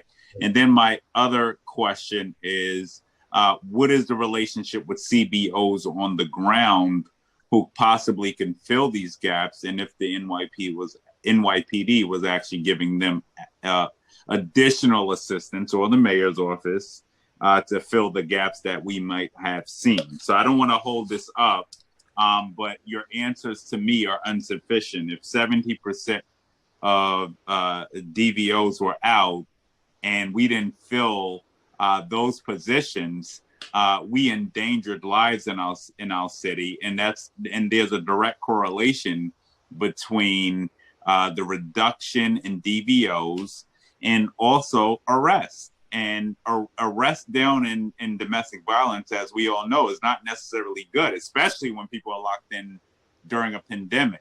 So I'm not here to attack you. We're here to find a common goal. And I see you getting a little uptight. It's okay. I'm not here. I want you to relax. We all have we all share. Hold on. We all share the same. Hold on. I'm talking. We all share the same common goal in ensuring that we can protect domestic. But so we're all on the same team. I just want to put that out there. Time out. I want to. And I'm going to get time out. But the mere fact that we had DVOs out and we didn't fill those positions in a meaningful way means that we have people cooped up in their apartments or in their homes right now with their attackers. Council member, those are your words. They are my words, but they're facts. Did not say that they weren't filled in a meaningful way. The chief did say that the job. He just told me they weren't filled. So tell me how they were filled. Excuse me, I'm speaking. So The chief has answered your questions. You keep repeating the same question and misinterpreting her answers. I'm not misinterpreting. I'm a very intelligent young man. I think I'm interpreting it the right way, that 17% of DVOs were out and we didn't have a meaningful way of filling those positions. You said that there wasn't anything meaningful. That's not what we said. So what she said was that, much like the rest of the department, there is a historic pandemic going on. We've lost 37 members of the service. We've had 19, upwards of 20% of our department out sick, thousands of officers stricken with the virus. In the midst of all of that, that included DVOs and included detectives, included parole officers, and we were doing our job. Our officers were out there. They were out there making arrests. They were out there communicating with domestic violence victims. How many arrests were made? Felony arrests were made over DV? We keep repeating ourselves, but I'm in the middle of my answer now. So we were doing our jobs. We were responding to DV calls. We were making arrests. The numbers did fluctuate, and I think over time we're going to try to realize, and I think it's not only the NYPD, but advocates and experts and academics are going to try to make sense of why radio runs were up, arrests are down, complaints are down. One of the points that Chair Rosenthal made in the beginning is some victims are holding back, maybe delivering their complaint until the time is right for them. Maybe that will be one of the answers that we're going to come to. At the end of the day, we have put in protocols internally to include reviewing body-worn cameras to make sure that the radio runs that we're responding to are responded to in the right way. Whenever there is an opportunity to make an arrest, we make an arrest. But we are dealing with a crisis. And to sell this as if we're somehow, there are officers that are out sick and we're neglecting our responsibilities and not responding to calls or not making arrests when there is an arrest to be made, that's just false. That's incendiary. I didn't insinuate that, but that's absolutely incendiary.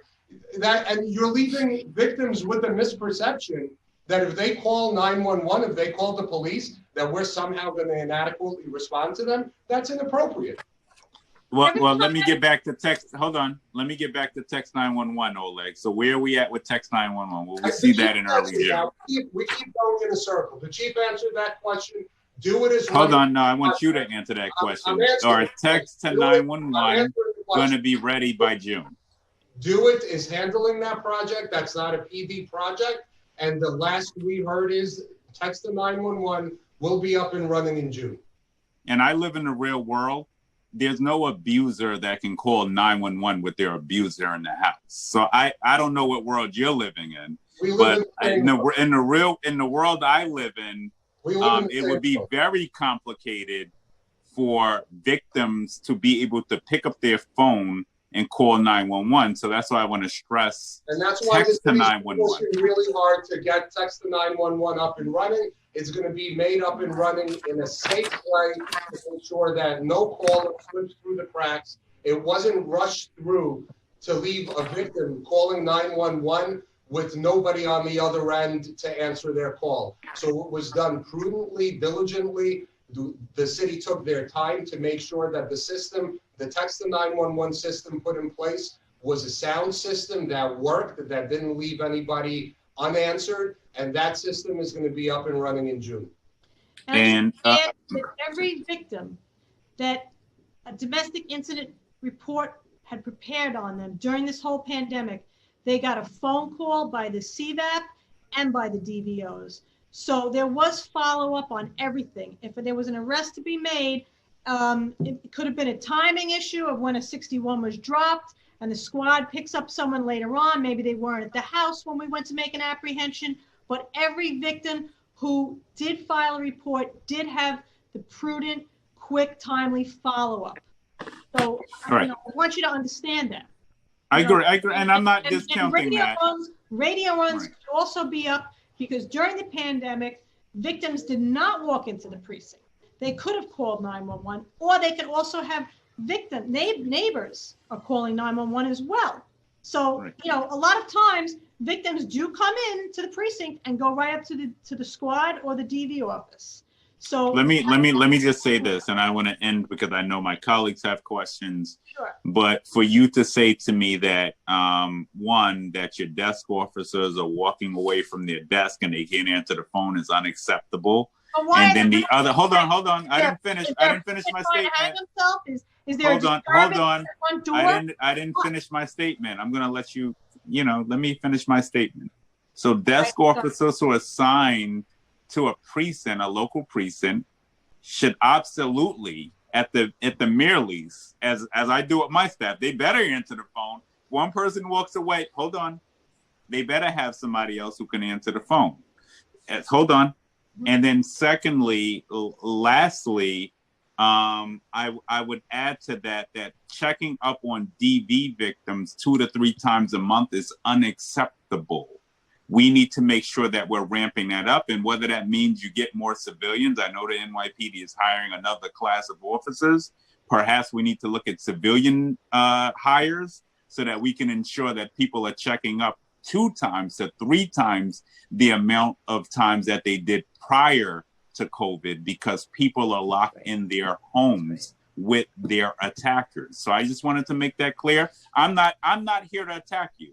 We're on the same side on this issue. I want the NYPD to have 100% success here. So I don't want you, and I understand the challenges around staffing and everything else, but we need to find a common ground here to ensure that we're protecting DV Now, victims, when I say LGBTQ victims. 2 to 3 times, that's on the DVOs. There's also additional times by the CVAPs. So it is more than 2 to 3 a month if you add the 2 together. Well, that's not what you said to me earlier. I'm giving you what you You gave asked me. about the DVOs, you asked about the DVOs, not the CVAPs. Yeah, I mean, if I Alrighty. can just follow up, the Sorry. question was, what's the change between pre-COVID and during COVID? Just to be clear, of course, the CVAPs are making their calls as well. The question by Councilmember Richards was, what's the change now? The high propensity victims have always been at a high propensity for violence. It's just not the answer to the question. It's the same- And maybe the it's the answer to the same number. question is, there is no change with COVID. That's fine, There is but no just be change. clear. Chair, it's There the is no same change. number. It's the same number. Where we Thank were you. worried about them before. And I think the other point, just to follow up on Councilmember Richards' other point, is if the DVOs are specially trained to do their work, and they do an amazing job, it is concerning that the number of complaints taken and arrests are down. That's just a fact. I'm reporting what you're reporting. The complaints are down, the arrests are down, and of course, that's concerning. One could think that if the DVOs are out, totally understandable, that the POs who make those runs perhaps are not as equipped to deal with this very bizarre situation of COVID laden on top of a DV situation. And I think what we are suggesting and hoping we can hear from the PD is we recognize there's a difference with COVID. We recognize that complaints in all 3 areas are down, right? In DV, we have rape complaints, felony and misdemeanor complaints, all down. Arrests are down. What we want to hear is that you recognize it and that you're doing everything you can to, and what we want to hear is what exactly you're finding as you look at those metrics and what you're doing to deal with that. So, And saying that you've reviewed the body cams and they all look right really doesn't answer the question. Then what is going on? If complaints are down, in other words, the report taken when you get to the door. So all we're saying is those questions are valid questions and they've not been answered yet. Yeah, Nothing more, Chair. no casting aspersions. Chair, so I think your point is right, and the chief mentioned that in her testimony, that we recognize that DV has always been a historically underreported crime. So when we see the numbers drop, the complaint numbers drop off, we are concerned. And that's why and she said clearly in her testimony, we're not taking it to mean that, oh, the numbers have dropped, so therefore DV the crime is going down. We're actually concerned that the numbers are dropping. So they are following up with the DV victims. We are reviewing body cameras. That's not something to be made light of. It's to your point. No. I'm not saying you're making light of it. But I'm just saying it's not good enough to say we looked at the body cams and everything's fine. That's why that's just one of the things that we're doing, right? So, but it's an important thing. To your point that you just made, if the DVOs are out sick, if there's a large number of DVOs that are out sick, and police officers are responding to these runs, which, mind you, the police officers are always responding to the radio runs, the patrol officers, the DVOs were doing the follow-ups. But it's important to look at the body-worn camera video to ensure that during this pandemic, that nothing is slipping through the cracks, that this is the by definition, something is slipping through the cracks, just by definition. That's all we're saying. How is that by definition? Because complaints are down. Okay, but we can't reach that conclusion now that something's slipping through the cracks. It could be that complaints are down because victims aren't making complaints. The question is, why? But your radio runs are up, so someone's calling 911. But it could also be by neighbors calling 911. I heard that. So the drop in complaints and the drop in arrests, there is a statistically significant drop. Yes. But we're going to move on so other people can ask questions. We're saying the same thing over and over. I'm not hearing an answer. You're not hearing why I don't hear an answer. So let's move on to the next person. But I think we have a little work here to do. Councilmember Vallone, I think you were up next. And then Councilmember Cumbo, Majority Leader Cumbo. We've also been joined by Councilmembers Kalos, Gibson, Deutsch, Rivera, and Rivera. Oh, no, not Councilmember Rivera. My bad. All right, Councilmember Vallone. Thank you, Helen. I'm Thanks. sorry. Go ahead, sorry.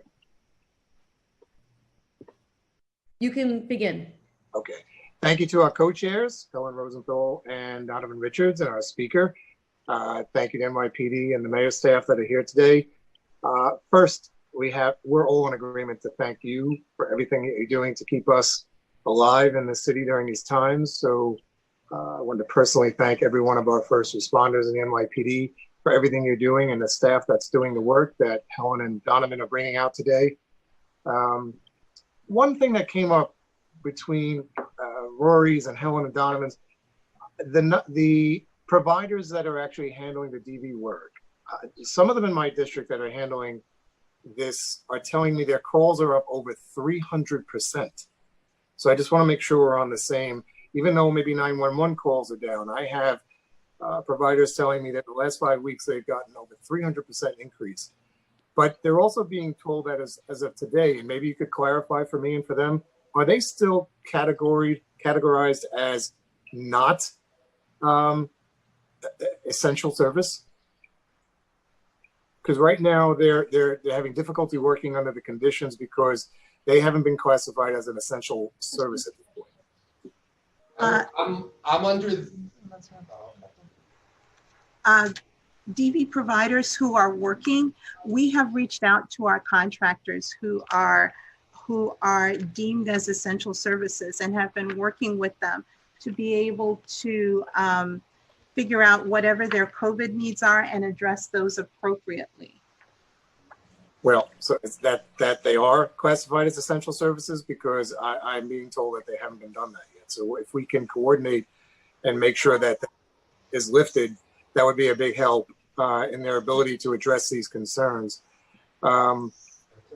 we're constantly looking at that, and we are really assessing the COVID response, looking at residential program providers, and really discussing what, if any, modifications need to be made to their budgets to be able to honor any reasonable or additional costs that they have incurred due to COVID.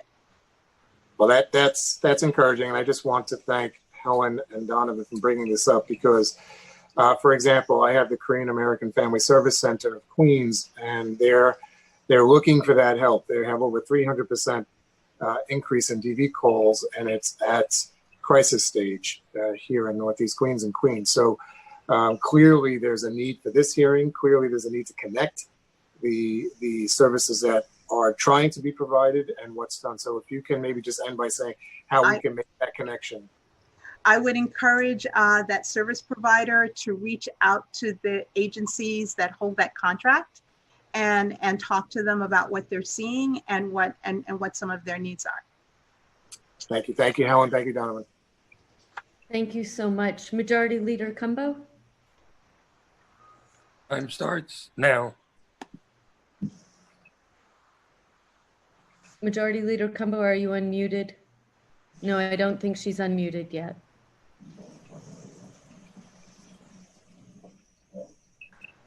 Yeah, she's not unmuted yet. Unmute myself.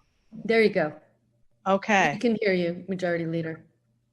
Thank you so much for doing this timely hearing. I really was holding on because I wanted to, obviously, the Text 911 is my bill, and I couldn't be more excited that I have champions on the council that are advocating and fighting harder for my bill than I ever could. So I thank you all for that, because I just want to add how critical the ability to have Text 911 is at this critical time. And I certainly stand and associate myself with the words of Councilmember Donovan Richards in terms of making sure that this is expedited, because the challenge that we face is that it has been one of those, it's coming online next year, it's coming online next month, it's coming online, and it's constantly been about to come. And this legislation was passed in our last term. So while I recognize that it's in do it, we certainly want to make sure that you're doing all that you can to continuously make sure that this is pushed through as quickly as possible. I wanted to ask, and I apologize, I'm here with my son, and so I've been a bit in and out in terms of a lot of the questions that are being asked. What are the options currently now in terms of, and if this has been asked, I certainly, please just inform me, in terms of if there are people in dangerous situations as far as calls that are being made that the police department are responding to. Because of the situation with COVID, have there been additional spaces, places, safety spaces, housing options that are now more readily available than ever before?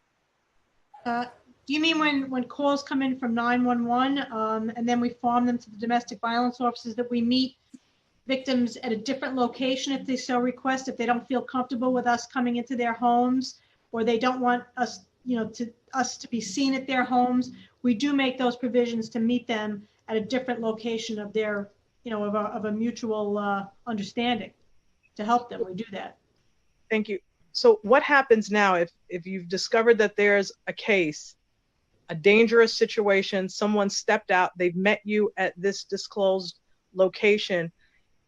Previously, pre-COVID, all of the housing options were booked solid. Everyone had a very difficult time with actually leaving their abuser because there were very few housing options available.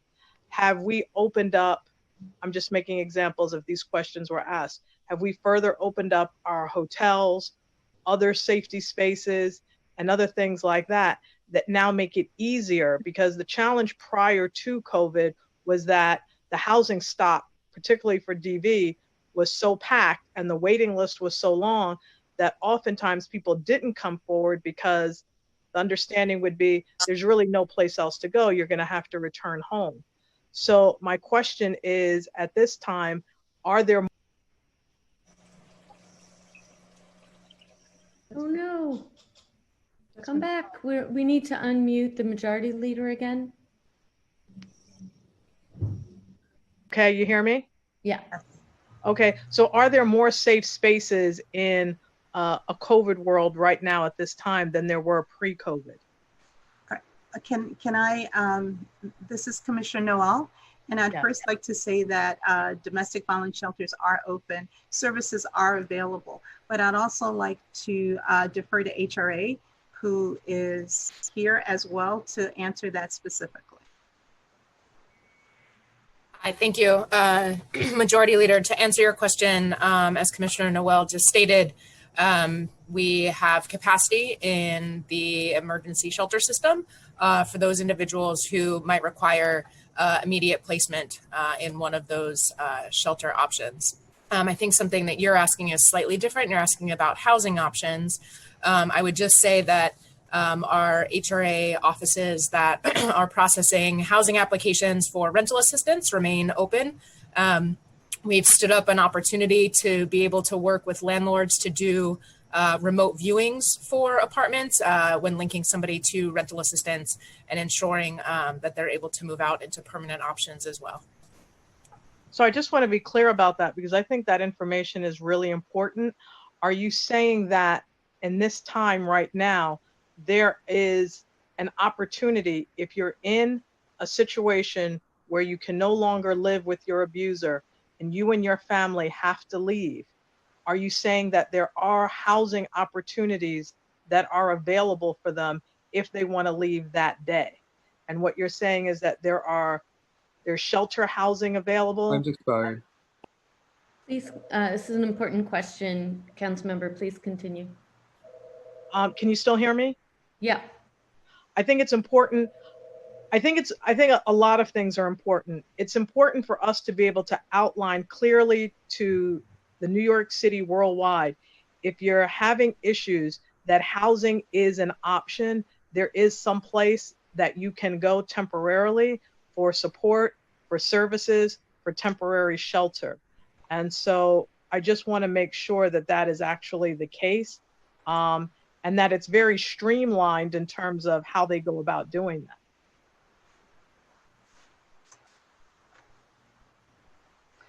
And I also say it from the place of, we hear very much about the uptick in domestic violence, but we're not hearing at the same level. We understand that there's an uptick in violence.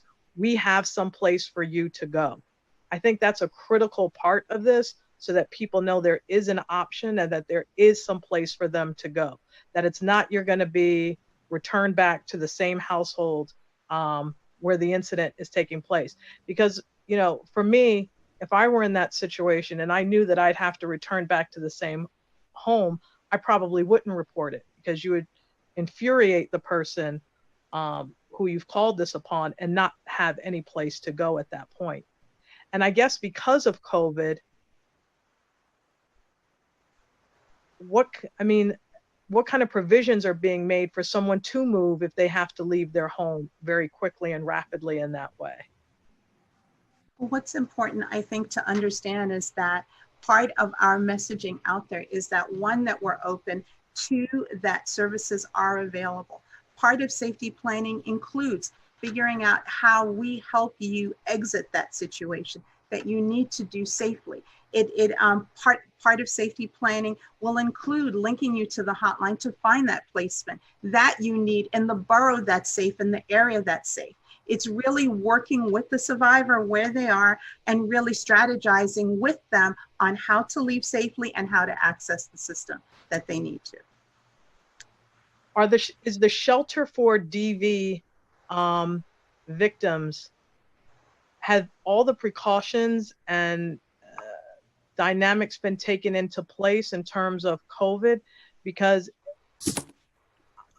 I would be concerned as an individual leaving you're looking at it from a place of, I'm jeopardizing my health and my safety of my family in this home, but I may also be jeopardizing my health and my family in this shelter that's unknown, that I know nothing about.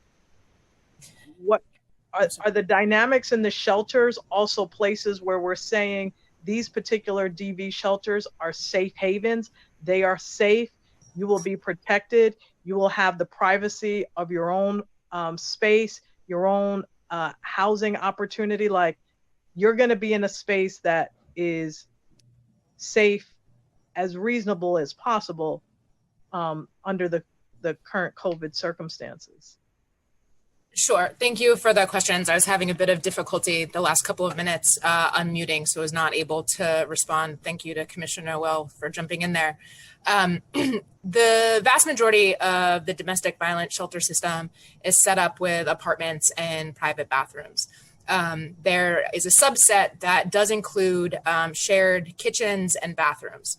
I want to make it abundantly clear to these committees and to the individuals who are listening and watching at home, in respect to the guidance that we've provided to excuse me, our contracted providers about the guidance from DOHMH in respect to congregate locations and the necessity to maintain social distancing, cleaning those areas, communications for the sites that do have congregate bathrooms or kitchens, the necessity of staggering meal times, to be communicating with one another to ensure social distancing. But I want it to be abundantly clear that, you know, we have not heard from providers that there are instances in which there are concerns. If folks are hearing otherwise, we do need to hear that information so we can work with providers. If somebody is unable to isolate in one of our locations, DSS has stood up isolation capacity. We talked about that in great extent last week at a DHS hearing on the subject. But we've been in regular communication with our providers to make sure that the communities and those impacted individuals know that there are safe options available for those who are in need in our emergency domestic violence system. I'll just conclude with a statement, and I thank you so much for your clarity on the answer. I think it's really important when there's been a lot of back and forth in terms of things slipping through the cracks and not understanding the low reporting, but knowing that the abuse is actually higher. Yeah. I think that we have to ramp up the information that we're sending out about what to do and what's available, and that you're going to be in a safe space, and that we understand that it's COVID, and we understand that you're making a choice between leaving your home, which is unsafe, and going to a new space that you don't know if it's going to be safe. Like, all of that information somehow needs to get filtered to the community, that going into a shelter, if you've never been in one, may seem like you're going into a room or a space with 100 beds and they're all in one room and you're going to be sleeping on a cot next to someone. Like, if you've never been, you don't know. Sure, so, and I appreciate that. Across neither the HRA system or DHS system does that environment exist. Across the HRA system, families and singles are placed in their own unit, some of which, as I just mentioned, the majority have a self-contained bathroom and kitchen. And there's a smaller subset that does not. And as I indicated, we provided clear guidance about maintaining social distancing in those environments to exactly address the concern. And I think it's all incumbent upon each of us to be messengers of that safety in these environments. So that way, if an individual has the opportunity to leave an abuser and enter into the domestic violence shelter system, that they take it, and there isn't mixed messaging. So we're happy to provide additional information to this committee about what was provided as guidance to our providers. It's posted on the DOHMH website, and certainly happy to answer any questions so we can all be stewards of accurate and precise messaging around this. Just because people are watching and viewing, and this might be like the greatest information that they've gotten, if you're facing a situation in an abusive household or relationship, do you call 911 or do you call the mayor's office to combat domestic violence? Do you call one of the providers? What is your first touch point in terms of how to deal with this? And if you do decide that you're going to call the police first, do they then streamline the process to get you into housing? Okay, first and foremost, if you are in danger if you are at risk, at serious risk, you should call 911. You should reach out and have that response. Police are trained. They will take the complaint, they will follow up. And also you can reach out to the domestic violence hotline. You can go to NYC Hope and actually be able to speak with someone who is not law enforcement, who can talk about some of those other services. Not that law enforcement can't, they certainly can. And they are well aware of those services and well aware of all the numbers and give them out all the time, but they can also call directly to the hotline. They can, if they don't want to speak to someone, they can go to NYC Hope and look for resources and find resources within the community. Not every, I think it's important for us just to ground ourselves a little bit and understanding that survivors have the autonomy, have the ability to choose, and they do. And they negotiate safety for themselves and their children every single day. And yes, it is more challenging during COVID, and we understand that. And the importance of getting the messaging out is truly, truly important, and we want to do that. But not every survivor wants a law enforcement response, and not every survivor is ready to go to shelter. Many survivors just want information. They want to understand their options. They want to be able to think about what the next step could be, understand that step, and reach out to providers and think about that. And remember that all of our FJCs are open and available to do that work as well. I'm going to keep going here, if that's okay with you, Majority Leader Cumbo, and move on. We have next council members Cabrera and then Lanceman again. And if any other council members would like to ask questions, please do so by raising your hand in the participant list. Thank you so much to the chairs and to the speaker. I just want to review a couple of things here, just for the record. Oleg, help me understand this. If I heard you right, the situation with the 911 is not because of a held up by the NYPD, is solely because of Do It. Well, I mean, I'm not blaming Do It. The point I was making is I just want to find out where it's happened. Right. So the agency that's heading the upgrade or conversion to text to 911 is Do It. They're doing the citywide. They're the citywide project leader in doing it. They have set the go date as June of this year. We're definitely a customer. I'm sure so is the fire department, EMS, and so on, of the text to 911 system. But we're certainly doing our part, because there's a certain level of training that goes on for the PCTs and so on. So we have a role in it, and they're standing up the technology. We're doing the back end in terms of making sure that our folks know how to use it, and to ensure that nobody slips through the cracks that uses the text 911 system. But you have done your piece. That's what I'm asking, right? Yeah. I think we're working together. Yes.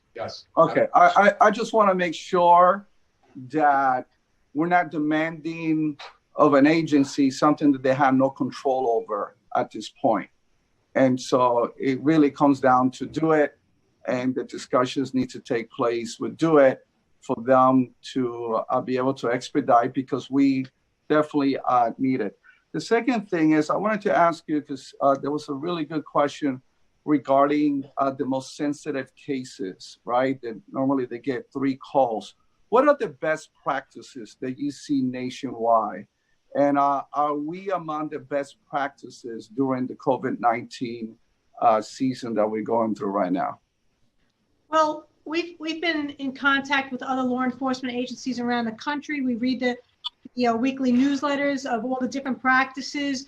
We're all on board with most of them the same practices, because they have been proven over and over again to work. So we also send our officers to seminars across the country. We've been doing that for the last couple of years to talk with other law enforcement agencies and see what the best practices are that they employ, and we share our practices with them and so forth. And I think that we do have some really great practices going on right now. We have weekly strategy meetings with the mayor's office to end GBV and different advocacy groups, clergy groups, and collaborative community policing with Commissioner Parker, so that we can all be on board and have the same exact format that we're using. You know, again, to go with Commissioner Noel, she said that, you know what, victims are like, they're absorbing all this information that we're giving them. We're reaching out to them, we're visiting them. We're first interacting with the 911 job, then the DVOs and the CVAPs are calling them. We're giving them the numbers for the FJCs and the different agencies, and they're calling them. And they are going to do what is best for themselves and their families when they're ready to do it. You know, we want them to get the help and get out of those dangerous situations. But the bottom line is, they're going to do it when they wish to do it. And we have to be respectful, especially in a pandemic, when they are worried about illnesses, money, dislocation, their children. There's a lot of factors at play here. It's not always that simple as just say, let's call 911 and make an arrest immediately and be done with this. That's not how it is. It's a very fluid, long-term planning process. So, because I only get 5 minutes. So the question, maybe to ask it in a different way, is a more defined way, is the numbers that you saw before with the most cases that they get 3 phone calls a month. Have you seen a disparity or in terms of those cases becoming more dynamic? Or have you seen pretty much the same because you are applying the same practices that you had before? Okay, in answer to that, we have nominated those households as households at risk. And that's because of past incidents that have happened. And we do check on them. Like I said, that's a minimum of 2 to 3 times a month, minimum. Sometimes we get more visits in, sometimes they call us, etc. All right. Because we're checking in, they are being handled. Those households are not seeing an increase in violence because those offenders know that we are watching what is going on in that household. I mean, I think, and just to finish off on the answer to council member, I think what you're trying to get at, and the answer is, we're not shortchanging any households. If it looks like a household needs more than the minimum in terms of visits, that's what they're getting.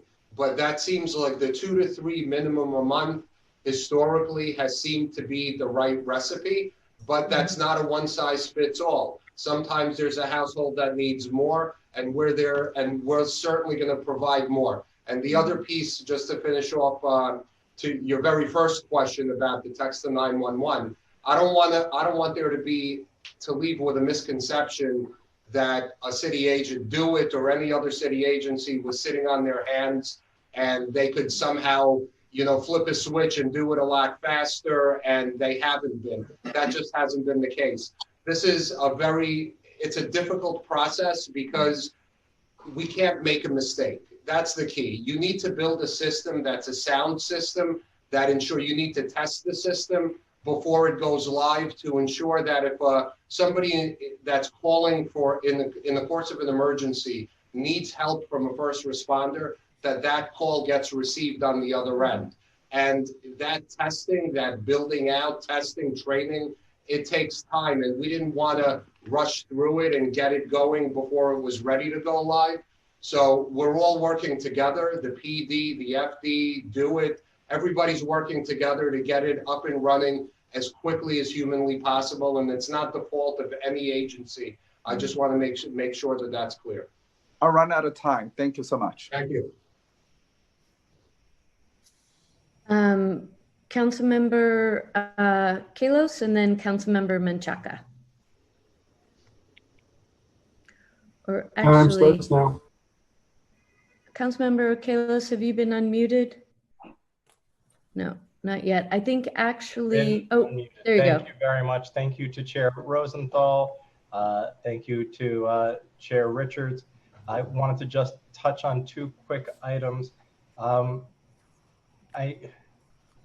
of the first things I did was a council members, I set up text-based constituent services because one of my colleagues, Councilmember Cabrera, already had it It is one of the most straightforward pieces. I guess the piece I'm a little lost on is we have 2 911 centers, and folks are already on computers. There's already a way of distributing phone calls to the operators. Why aren't we able to distribute the text message? Like, just to be very clear, you buy a text messaging gateway. The text messaging gateway pretty much has unlimited bandwidth for text messages. They're very small. They're very easy to send. We've actually built them for other states. And then it's just a matter of having the training, but you already have the trained operators. So I guess, what is the holdup in just getting the text messaging gateway, which literally I could build for you this afternoon, to feed messages to your operators? I mean, council member, I'm certainly not the person qualified or running the project to answer that question for you. I know that there is a report that's mandated, I believe, by Councilmember Cumbo's legislation that gives a status report on what's being done year over year, or maybe semi-annually, to get Text 911 up and running. But I would defer to do it to explain more the technology and what the impediments are, or, to getting a system live. What I can tell you from the first responder, from the PD standpoint, yes, as you mentioned, there is the training piece, which we have done. And two, there is conceptually the process when it stands up. It's something that's new, something that's hasn't been done before in New York City. We want to ensure that when a emergency text comes in, that somebody receives it and we dispatch services to the right location. I think I appreciate your answer. I think that's the same answer you previously given. I think I'm just saying that a text and a phone call are very similar, and that the technology exists to just route it. My other question is regarding what resources are available to folks who might be watching at home, who might be in a domestic violence situation, and they're concerned about going to a shelter. They're concerned about employment. Maybe they've lost their jobs. And so now is not a great time, but maybe there's an opportunity to do a video visit because it's a crisis right now. And they say, I want to talk to somebody. What resources, short of having to leave for shelter, are available that somebody can pick up the phone right now or text right now to get resources for their family so that they can try to resolve situations and try to come back together with a partner? That is a great question. And one of the first things they can do is reach out to our family justice centers. They're in every borough.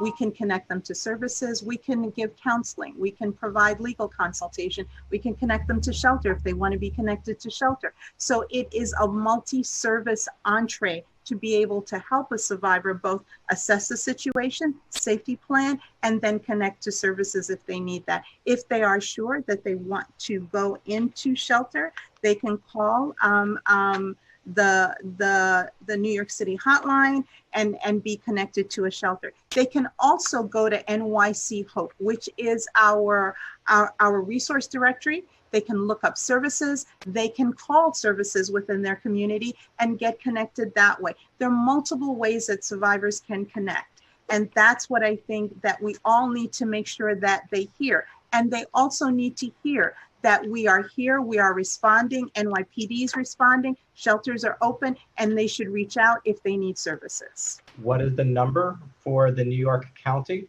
Family Justice Center? And if I'm coming in to be an essential worker in Manhattan, can I use the New York County Family Justice Center? Yes, you can use the New York County Family Justice Center. And let me just pull up that number because each of the numbers are different, but I will get that for you and give you that in just a moment. And Manhattan is for our website. So let's just be clear. While we get that number, they can also go to our website, which is nyc.gov/NYC-HOPE. And they can find our numbers there as well, or they can call the domestic violence hotline, which is 1-800-221-4673. And for New York County's Family Justice Center, Let me just get that number. 212-602-2800. And just to repeat, because time was called, 800-621-HOPE. HOPE spells out 4673. And if I may have That's just correct. an extra moment, I just wanted to ask, during this time, are video visits available for your resources so that folks don't have to travel into a family justice center? And then similarly, if they do choose to travel in, and I have a small 2-year-old, I don't want her to get coronavirus, what are the ratios, what safety precautions are being taken so that we don't get coronavirus while we're trying to get other type of safety? So family justice centers have transitioned to virtual intake and processing. So all you have to do is call the number that right now we're temporarily closed due to COVID, but they can call and get that service. And the number for Manhattan is 212-620-2800 for the Manhattan Family Justice Center. I'm going to go the now website- to Councilmember Menchaca. I know that you've been waiting for a while and your technology dropped you off, but you're back. Councilmember Menchaca. Chair I'm sorry. Rosenthal, Oh, yeah. just 1 second. I just want to repeat the number because I think I said that very quickly. Again, the number for the Manhattan Family Justice Center is 212-602-2800. Thank you very much. Councilmember Menchaca. Thank you, Chair and chairs and everyone involved in making this hearing possible. I want to direct our attention to the immigrant community, an immigrant community who has been part of the massive essential response and who are being left behind by many of the federal and state and what we're trying to fix here in the city as well. And I want to talk specifically about DV cases that will trigger ICE agent enforcement. Immigrant communities, especially the survivors, are feeling a chilling effect. And we've been hearing this. So I'm glad we're having this opportunity to have a conversation with both you, Commissioner, and the Deputy Chief. They're having a chilling effect that is preventing them from calling 911 or activating any of the DV services. The immigrant community has been I think, a difficult community to connect to services, period. We're seeing that in the census response. Immigrant communities are not responding. And so this is I think, a big issue. But I want to focus on the DV piece. So how is the NYPD and the mayor's office, you, Commissioner, dealing with this as you encounter retaliatory actions from ICE? Well, I first want to just talk about our relationships with providers because we have a robust community of providers who serve immigrant communities who are very connected, each to our family justice centers and also to all the services that we deliver. They are a major piece of all that we do. All the work that we do with clients at the Family Justice Center is safe and confidential, period. We do not disclose that information at all. And we tell that to our survivors who come through the door, and they know that, and we stand by that in every way. Okay, so and I appreciate that, and I know that that's true. I guess what I'm saying is we are, I guess I'm talking about very recently. ICE has been. And I'm talking about in the last month and a half, has been active still. And we've been fighting that in a big way. And we have heard of a report that a survivor who had called and engaged in the system was engaged by ICE at their home. And that is what I'm talking about. That kind of stuff has been spoken about in our communities. And so I want to address that, not the general, you're open to immigrants. That's true. It's about that. Is that on your radar, one? And two, how are you responding to that? And this is maybe more for Deputy Chief. And because I only have 2 minutes, I'm going to ask my second and final question in this 5 minutes, which is the letter that we all got, the 114 groups that are asking for a massive reduction in the NYPD, period, to really rethink how we work in our communities, how we the letter is a beautiful letter. You should just read it. But how we rethink how we can really resource these organizations, the ones you talked about, the immigrant community organizations that have a robust and strong, trustful relationship with communities. And so I would like to hear from the NYPD about how we can engage that conversation, since we are going to be in budget negotiations. We are in that right now, and how we can start creating a plan that works with community to massively reduce the NYPD budget. And I'll leave you with those final questions. Sure. So thanks, council member, for the question. So, I mean, in terms of the case that you mentioned, that you said you heard that somebody had filed a DV complaint and ICE came to their house. I mean, if you can share anything about what that case is, I could look into the particular case. I haven't heard of it. I can tell you in terms of what the PD policy is, and I know that you're aware because me and you have communicated many times about immigrant issues, is we don't share information, particularly complainant witness information with ICE. There is very strict protocols that were passed in the privacy laws by the council. We adhere to those strictly. I think the most telling is, putting aside victim or witness information, if you just simply look at individuals that are arrested and what our compliance rate is with detainer requests, they're basically non-existent. So, and we're not even, in your example, you're not even talking about individuals arrested, you're talking about a complainant. So I wouldn't know how that could possibly happen. We certainly wouldn't be turning that information over to any third parties. But if you have any more information about that particular case, you can call me offline, and I could look into that particular case and see what may have happened. In terms of, am I still going, or? Yeah, just answer the other question about massively reducing the budget and the 114 groups that just sent out a letter to the mayor and to the speaker. Yeah, I'm not familiar with the letter. I haven't read it, so I'm certainly looking forward to reading it. But I think it wouldn't surprise you if I tell you that the NYPD budget is a necessary budget. I mean, to keep New York City safe, to keep New York City at record crime lows, you need a police force that's a vibrant, dynamic police force like the NYPD. Now, we certainly have instituted a lot of programs, for example, neighborhood policing. I think that's in the vein that you were talking about. And more recently, the current police commissioner stood up our youth initiative, is to intervene and engage with youth before they go on the wrong path and before they enter the criminal justice system. So we are doing all of those things. I mean, I'm sure there's a large number of programs that I'm sure you're aware of that we're doing. Some you may not be, but I'm certainly willing to talk to you offline and give you a larger picture on that. But the NYPD budget is a necessary budget. I mean, that's what keeps people in New York City safe. All right.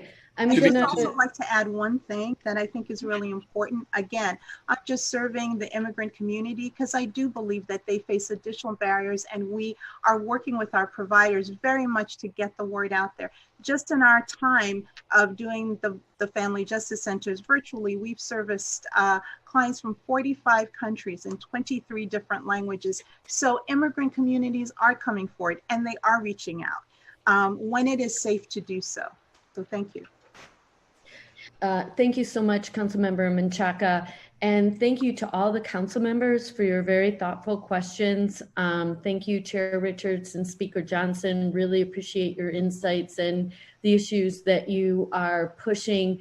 I'm going to wrap it up with the administration just to say thank you so much for your time. We're now 2.5 hours in, so thank you so much for all your time. I know you have important work to do. But it goes without saying that I think we'd like to see more information about why on the NYPD side, why arrests, complaints, why complaints and arrests are down. I think that could be an important topic of conversation to explore. And Commissioner Noel, you know, you're doing yeoman's job, and I really appreciate all of that. I guess I would ask, for a much more robust messaging plan, much more robust and culturally competent messaging. It sounds like you have a phase 2 coming up. We look forward to hearing about that. And we'll look forward to hearing about how you're planning for how survivors what services will be available to survivors who are choosing to stay home at this point, but who will be emerging as the pause is lifted. But really appreciate all of your work. I also just want to again thank the ASL interpreters. I don't know if other people have been watching them.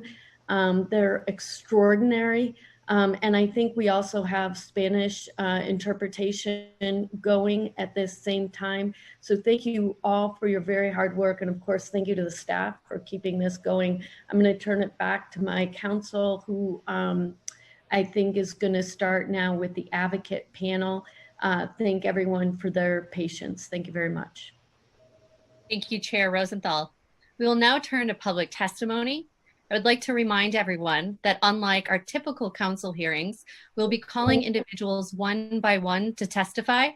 Council members who have questions for a particular panelist should raise their hand function in Zoom, and we will call on you after each panelist has completed their testimony. For panelists, once your name is called, a member of our staff will unmute you and the Sergeant at Arms will give you the go-ahead to begin upon setting the timer. Today, we will be using a 3-minute clock for testimony. Please wait for the Sergeant at Arms to announce that you may begin before delivering your testimony. So we will start with testimony of the first 4 panelists today. Again, one by one, will be Ranam Tasnuva, followed by Nikki Seth or Niketa Seth, followed by Brian Dworkin, followed by Jai Young Kim. I will now call on Ranam Tasnuva. Time begins now.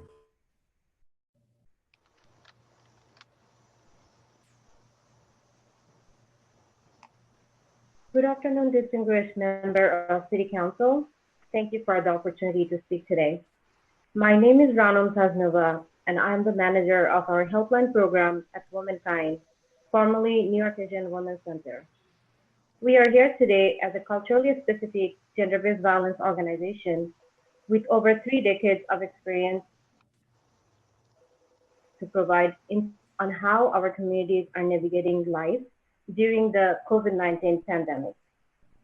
I will do this by highlighting our work through our community-based programming, more specifically our helpline and community-based counseling services. Our helpline has been instrumental in allowing us to stay connected to the issues and immigrant communities. Formed back in 1982, our helpline continues to be at the front line, being the gateway for our communities to accessing services. In operating a phone line, along now with the text and chat feature, we are able to be nimble and move more intentionally with the safety needs of our community. Just recently, I received a call from a client who I interacted with in Bengali. We were working together to plan a move-out strategy for her abusive home to our emergency residential home. At the beginning of the call, I was able to share our text line number as well as information regarding our chat service in the event the call gets disconnected. In the middle of that conversation, her abusive partner arrived while she was on the phone with me, and she had to end up the call. Moments later, we were able to connect over text and continue our conversation safely. Having this alternative platform available to support the client at the moment is something we realize we need more than ever during this stay in place. As most of our survivors are living within an environment where abuse is also present, so the sense of emotional and physical safety is more difficult at this time. Being on a call with 911 operator may put our survivors at high risk to being caught by the abuser while they are seeking help. Having a text option along with the call may reduce that possibility. We have seen this being helpful while we were negotiating call with 911 operator on behalf of our survivors at the situation where they were unable to physically call themselves. Our helpline is being present and available in so many languages, put us also in a very unique position where we are able to support the culturally specific way. We, the Womankind community, thank the City Council for allowing us the opportunity to speak today. For survivors of gender-based violence, we have history. We have seen this. Should I continue or? Wrap it up. If you could just wrap it up quickly. So we are asking to continue all of you to commit to gender-based violence survivors and immigrant communities, recognizing the multiple barriers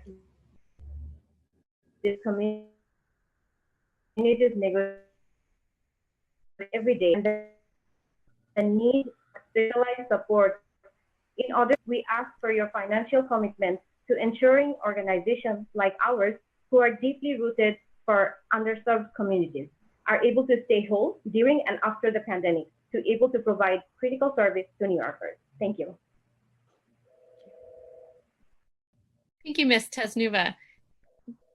We may have a council member question. Councilmember Landsman, do you have a question?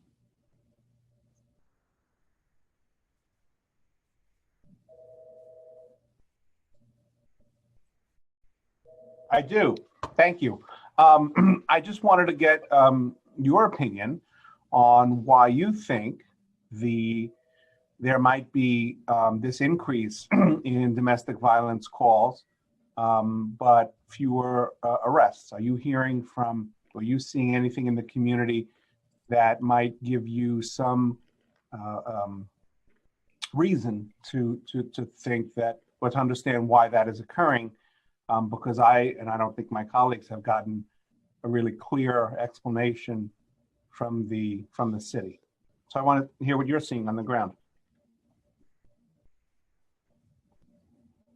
What we are seeing during our helpline calls are that survivors are calling helpline, but they are late in response from NYPD. I also have experienced similar situation while I was on the phone with one of our survivors. She called multiple times to NYPD while she was actually being forcefully evicted by her abuser from the home. And she was literally on the street with her child. She called 911 twice, no one showed up. And then I had to be on the phone with a 911 operator to help, seek help for the survivor. So I'm not gonna say that we are not seeing increase of helpline calls or domestic violence calls, but I do get feedback from survivors that there are delays in response. And are those delays different than the kind of delays and experiences they had before the coronavirus crisis?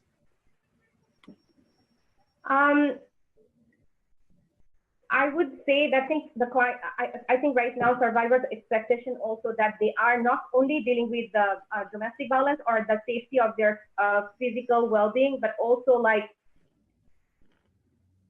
the health concern. So these two things are going together, and I think that's making them more insecure at the moment. And we do like to see that NYPD responds more faster because I think we haven't seen any change in that.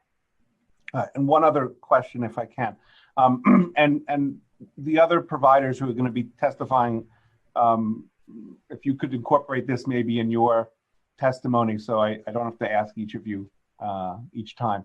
But I'd asked the city whether or not they thought it was a good practice, a good idea to affirmatively, proactively reach out to DV victims, people who they have interacted with before, to check in, see how they're doing, given that it seems like it is particularly difficult for a DV victim to reach out on his or her own while they're potentially cooped up with their abuser. And I don't think I'm mischaracterizing the city's response when I say that they thought that would not be a good idea and is not necessary.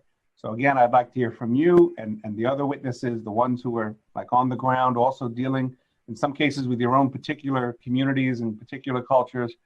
Do you think that it would be good for the city and for you to be reaching out affirmatively to people with whom you have a history? And if you do think that's a good idea, what do you think that the city should be doing? Thank you for your question. I do think that it is important to have a check-in with the survivor, but I also do understand the safety concern that each survivors may have because of their unique situation. So I would not suggest to voluntarily go and do a check-in with someone because that might put them into more risk than they are at. So I think what we are doing in our agency with our helpline, that we are providing messages out there that if any of the previous victims is experiencing something new at this time, they should always reach out to us via our phone number or our text line, chat line, but we would not voluntarily go and make a phone call to see how that person is doing because that may not be safe for them. Good. Well, that's why it's important for me to hear from the experts and the people who really know this work. Thank you very much. Thank you, Councilmember Landsman. Let's continue. Thank you, Ms. Chesnuva. I will now move to the next panelist, who is Nikki Sheth, also from Womankind. Thank you. Thank you to all the esteemed members, chairs, and administration who are on this call today. I just want us to take a step back. I know many of you have been on this call today hearing so much. I want to ground us back to the survivor experience, especially survivors who are living in communities of color, who represent communities of color, and represent undocumented immigrant communities. If you could just take the next couple moments and imagine what it would feel like to be in the shoes of a survivor in this extraordinary time that we're in. I want you to imagine if you were a mother who just had a child, a premature baby at this time of COVID, and you are staying in an emergency house so that you can keep you and your 2 children safe. Imagine if you are a mother and you have a child and you are in the process of trying to escape from an abusive family, leaving your belongings outside with the support of an organization like Womankind, yet you are caught by an adverse party. You are a survivor who is being forced by an abuser to engage in sexual activity and experiencing threats of contraception. You can't afford access to medical help. You are a survivor who is desperately needing food access to support you and your children, yet your abuser has taken control and powers to the next level and is holding on to all of the food stamps that you might have. And finally, you are a survivor who is sheltered in place with an abusive partner for some time, and you are in the process of a divorce. And unfortunately, due to courts being closed, you are simply in a holding pattern, enduring more anxiety and abuse. I'm grounding you with these experiences because I ask you to feel into the lives of these individuals. These individuals are real. These are our clients in the last few months, and they are your constituents. These individuals need our help. I ask us all today to find a way to work together. I know it's difficult. There are many challenges ahead of us, and I ask us to remember our survivors and make sure that each of your decisions and all of your actions really align with the passion that you're bringing on this call today. I also ask us to hold ourselves accountable to all of our roles, including myself, the positions of privilege and the positions that bring us on this call today. Our survivors are relying on us. I'm Nikki Sheth, and I'm a survivor, and I'm the CEO of Womankind. Womankind, for 38 years, formerly known as the New York Asian Women's Center, has helped countless Asian survivors and beyond. Our focus has been domestic violence, sexual violence, and human trafficking. We also help elders. I want you all to know that what we are seeing right now is unimaginable. Our helpline and chat, as you heard from Rana, we are representing 18 different languages and dialects.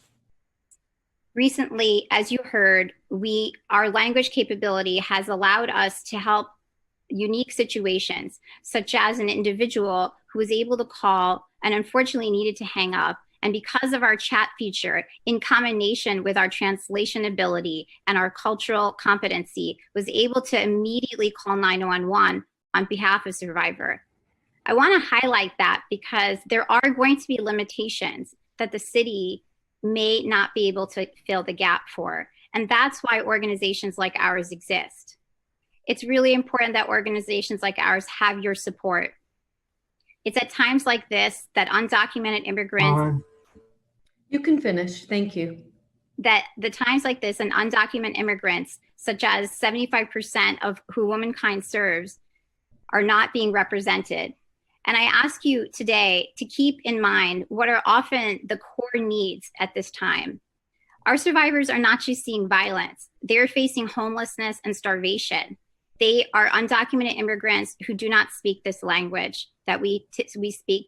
And so therefore, I ask you to think about the vast amount of needs that need to be thought about for domestic violence. And that's why today I ask that we really pay attention and we do everything we can. As city council members, you have that ability to support us to make sure that cuts are not made to discretionary funding. And so that, because cuts like that would really cause an equity issue across New York City and beyond. It would hurt small organizations and organizations supporting communities of color.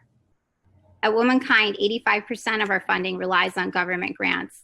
And I just want to be able to be back here and have Rana be back here on a call months from now and not have to worry about the implications that it would have for us to keep doing our work. We hope that we can continue to collaborate with you on problems and solutions, and we hope that you would reach out informally if you'd like to learn more about what we know about the communities that we serve. Thank you so much. Thank you so much, Ms. Sheth.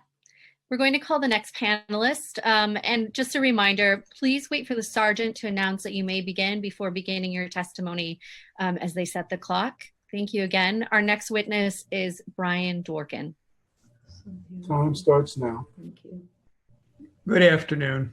My name is Brian Dworkin, and I'm from Legal Services NYC from our Queens office. I supervise the domestic violence and family law practice. My colleague Jae Young Kim from the Bronx office will also be testifying shortly. I thank you all for this opportunity to testify about the impact of coronavirus on DV and our clients here in New York City. We want to express our appreciation to the City Council for its continued support for the work of combating DV. The DOVE program supports 12 advocates at Legal Services NYC in whole or in part who provide direct services to clients. This public health emergency is directly and disproportionately impacting communities of color, and not coincidentally, our clients are primarily immigrant survivors of color. Support for our program and for all of the DOVE programs and for all of the other agencies that do this work really affirms the city's commitment to improving lives in these communities. Legal Services NYC advocates provide legal and core services to low-income families and individuals experiencing violence, and we serve survivors regardless of their immigration status. During this public health emergency, LSNYC continues to provide comprehensive legal and support services to individuals affected by DV. Although our physical offices were closed in March, our staff are working remotely on behalf of new and existing clients. All of our staff members are equipped to work remotely. We have full use of all of our electronic systems, files, and working phone systems.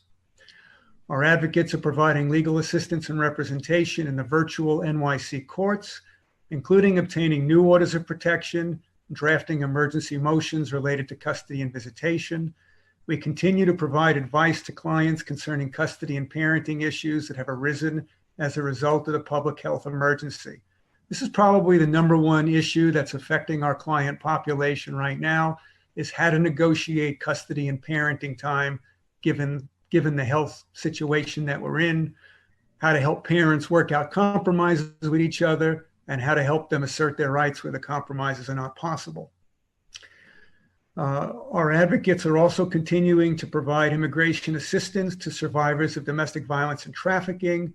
LSNYC also continues to engage in interdisciplinary client assessment and advocacy, makes in-house referrals to our housing program, our public benefits program, our education program, and other essential needs that arise for clients during this time. And Dove funding supports all of this work. LSNYC has been working with the state courts as they transition to virtual appearances for the emergency system. Advocates have been regularly facilitating virtual communication with the courts. We've been petitioning with the courts since the very first day that the virtual courts went into operation. The stress of the pandemic has escalated tension and violence due to limitations on the survivors' usual coping tactics and safety measures, thereby increasing risk of harm within the homes that they live. To meet this need, we continue to accept referrals and conduct intake telephonically, including referrals from the Family Justice Centers citywide. Our advocates provide free and confidential legal assistance and ensure that all of our clients are aware of the constant changes within the civil and immigration legal systems. If I can just take a moment and respond also to Councilman Landsman's question. We are reaching out to all of our current clients for whom we have established safe ways in which to reach out to them if they are currently living in their abusive situations. Some of our clients also indicate to us they do not wish us to reach out, but that they will initiate contact when they need it. I'll break here. Thank you. And Councilmember Landsman, do you want to follow up on that?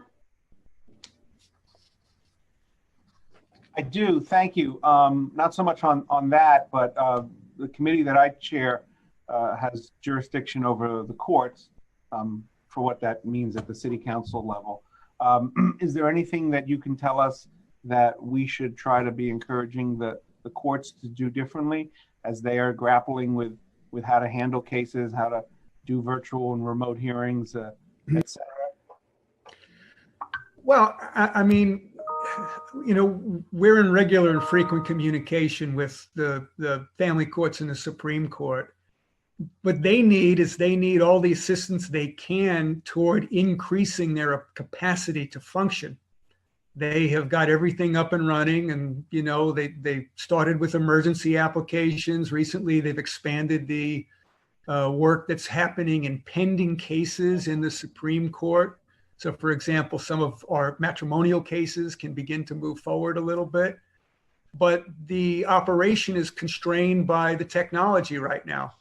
They're trying to get more and more court staff and jurists able to participate and be active, but they are constrained by the limits on the technology and on the limits of available people, because we know many court staff have been affected by the virus and gotten sick and simply are not also available at this time to pitch in. For things that we cannot do right now that we are hoping that we get access to in the near future, for example, we can't file support petitions for clients now, and we can't file support modification petitions for clients who've lost jobs and might be in need of modification. We also cannot initiate new non-emergency custody and visitation petitions at this time. So the scope of what's being heard is, we know everybody's trying hard. It's just limited right now. And so we're all working within those constraints.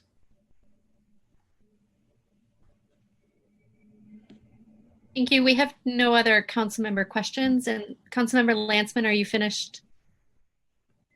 We'll move on to the next panelist. And I'll list the next several panelists after this next panelist. The next panelist will be Jae-Young Kim. After that will be the Honorary Judy Harris-Kluger, followed by Kelly Coyne, followed by Jae-Hee Fisher and Amy Barash. So Jae-Young Kim, if you could please begin. Begins now. Good afternoon, Chair Rosenthal, Chair Richards, and other council members. My name is Jae-Young Kim. I'm the director of the Family and Immigration Unit at the Bronx office with Legal Services NYC. And I'm going to speak a little bit to Lisney's COVID response and what we've done to shift resources to really assist our clients in the areas where we've seen sort of the greatest need. We have been increasing our peer technical assistance capacity and supporting our other colleagues in navigating the virtual courts and keeping up to date on issues within immigration court and with USCIS. We've also, some of the boroughs have started rapid response hotlines specifically to address these custody and visitation issues and order of protection issues. We've also established an emergency client fund targeting those who are particularly vulnerable, and those are usually our undocumented clients who are not eligible for the stimulus relief or any form of unemployment or public assistance. And we've also been shifting resources to do public assistance application clinics to maximize the number of our clients who are eligible for public assistance. And we're, very proud of the fact that folks have really been shifting to meet the needs, because we're really seeing those as sort of vulnerable areas. And I wanted to just share some client stories because we've been really busy at the office, even though we have shifted to virtual working from home.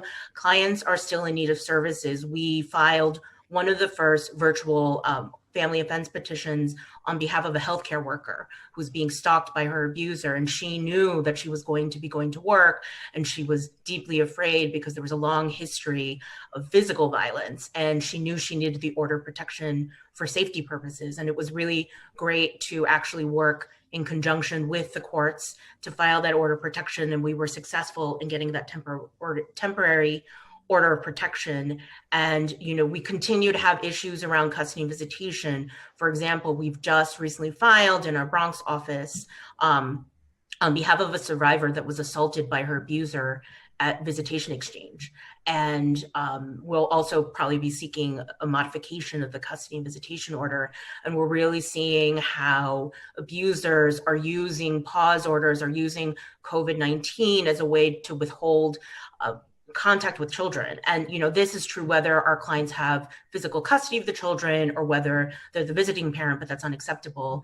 And it's been very difficult because we are doing the best that we can. And the courts, again, as my colleague Brian had mentioned, are constrained, but we're hoping to continue to advocate on behalf of our clients. And as well with the immigration clients, we continue to screen people because they need to be able to get work authorization, get eligibility for public benefits. And oftentimes our clients are either the sole provider of their family or they have no support networks, in part because the abuser created a situation where they were isolated. So even if we have clients who are able to leave the abuser and have some modicum of relief, they really are relying on the immigration cases still going forward and having advocates pushing to get work authorizations and ensuring that they get the documentation to prove their eligibility for public assistance. And so I would just strongly urge, we are deeply concerned about the safety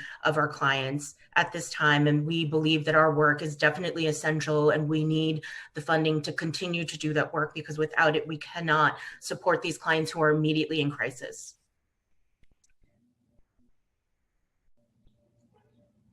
Thank you very much. I don't believe we have any council member questions, and so we will move to the next witness. Judge Kluger from Sanctuary for Families.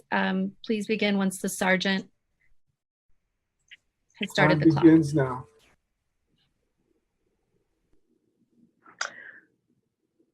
Good afternoon. I am really grateful for the opportunity to testify today and thank the council, in particular Chair Helen Rosenthal, for its leadership in addressing the dire situations facing domestic violence survivors during these unprecedented times. Long before New York City's first, am I being heard? Yes, thank you. I got a notice. Long before New York City's first COVID-19 case, we were battling another public health crisis, high rates of domestic violence and sex trafficking that disproportionately harmed already marginalized communities. The grave dangers faced by victims quarantined with abusers are compounded for those communities facing disproportionate layoffs, racism, xenophobia, and harsh federal policies. While Sanctuary's website traffic has more than doubled in the past month, lower hotline numbers may actually be troubling evidence that victims have fewer safe moments to place calls. There is a wide recognition that there will be a spike in domestic violence in the months ahead, and essential service providers like Sanctuary must be prepared, including assurance from the city that our funding will be kept whole. We are seeing evidence that abuse is escalating in frequency and severity, both for those living with abusers as well as those who are not. We're observing increased harassment via cyber abuse, via text, email, and social media. Clients are facing complex legal issues with deep uncertainty about how or when they can be addressed, given the modified court operations. One client was told by her abuser she better watch her back because the courts are closed, so don't do anything. This comment highlights the communication challenges that I will address shortly. We have seen the city take many positive steps in response to this crisis, but have several key concerns and recommendations. At the top of the list is improving communication about victim resources to the most vulnerable of us. The city can utilize its Notify NYC emails, texts, social media alerts to publicize domestic violence resources, including the phone contacts for the Family Justice Centers and Sanctuary's legal and clinical helplines, as well as our newly launched text chat numbers. The city can also display this information on Wi-Fi kiosks, bus stops, and subway display screens. We are grateful to the council speaker and members who have already pushed out some of this information, but the city can do much more to get the information to people in need and counteract the flood of misinformation that is spread by abusers and on social media. We're very grateful for our partners at the Mayor's Office to End Gender-Based Violence, who got the Family Justice Centers up and running quickly. But we know that there are many people out there who are still not accessing services or not getting the help they need when they do try and reach out. While recognizing the extraordinary strains and heroic sacrifices on the part of the NYPD and emergency services, right now we have concerns about police response to abuse during this crisis. Multiple Sanctuary clients have reported issues with police informants, ranging from refusal to serve and enforce orders of protection and failure to arrest abusers who violate existing orders. There are several examples in my testimony, my submitted testimony, but I want to highlight two. One client, after managing to obtain an exclusionary order of protection, contacted two police precincts. Both told her that they could not enforce the order unless she had a hard copy. Of course, she had only received the order by email because the courts were closed. Only late night calls from a Sanctuary lawyer, only after late night calls by one of our lawyers did they agree to help. What might have happened if there had been no lawyer advocating strenuously for action by the police? When another client's abuser came to her apartment in violation of a 5-year order of protection, responding officers told him to leave, but declined to arrest him for criminal contempt, a mandatory arrest situation. We welcome the opportunity to speak with NYPD to ensure that what we hope are isolated incidents do not happen again. On the service delivery side, I am pleased to report that Sanctuary has pivoted to continuing providing all our services that we have for years. Our shelters remain open, they're at capacity. We have new intakes. Sanctuary lawyers are staffing the legal helpline, so callers always receive a live answer. Our clinical program is providing counseling and case management via a secure telehealth platform. And our economic empowerment program purchased and hand-delivered laptops to our clients at home. And our survivor leaders and staff have published safety plans, flyers, know your rights information in many languages and broadcast it widely on social media to city officials and other service providers. It is only a matter of time before we see a wave of new domestic violence cases, and the level of need among existing clients will only deepen in the difficult months ahead. Human service providers like Sanctuary and our community partners must be prepared to respond. We need city officials and law enforcement to work with us to ensure that abuse survivors know that their lives count, that their desperate situations are worthy of timely, compassionate, and professional interventions. Thank you so much.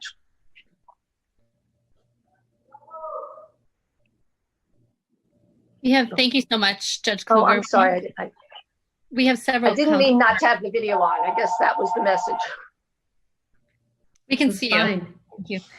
Chair Rosenthal, did you have questions? Yeah, just real quickly, Judge Kluger, you're always the wise voice. I really appreciate your testimony, which just gets right to the point, and we will read your submitted testimony as well. I think the obvious question is the two cases that you mentioned that have to do with police interaction. Do you think it would be worthwhile for us to communicate the date, time, and location of those interactions so the deputy inspector can go back and look at the body camera? Absolutely. And I will be in touch with the lawyers who were involved in that case, those cases, and get the information. Thank you very much. And there are a few others in my written testimony as well. I think, thank you for bringing those forward, and we will follow up with them about that. Really appreciate your insights. Thank you.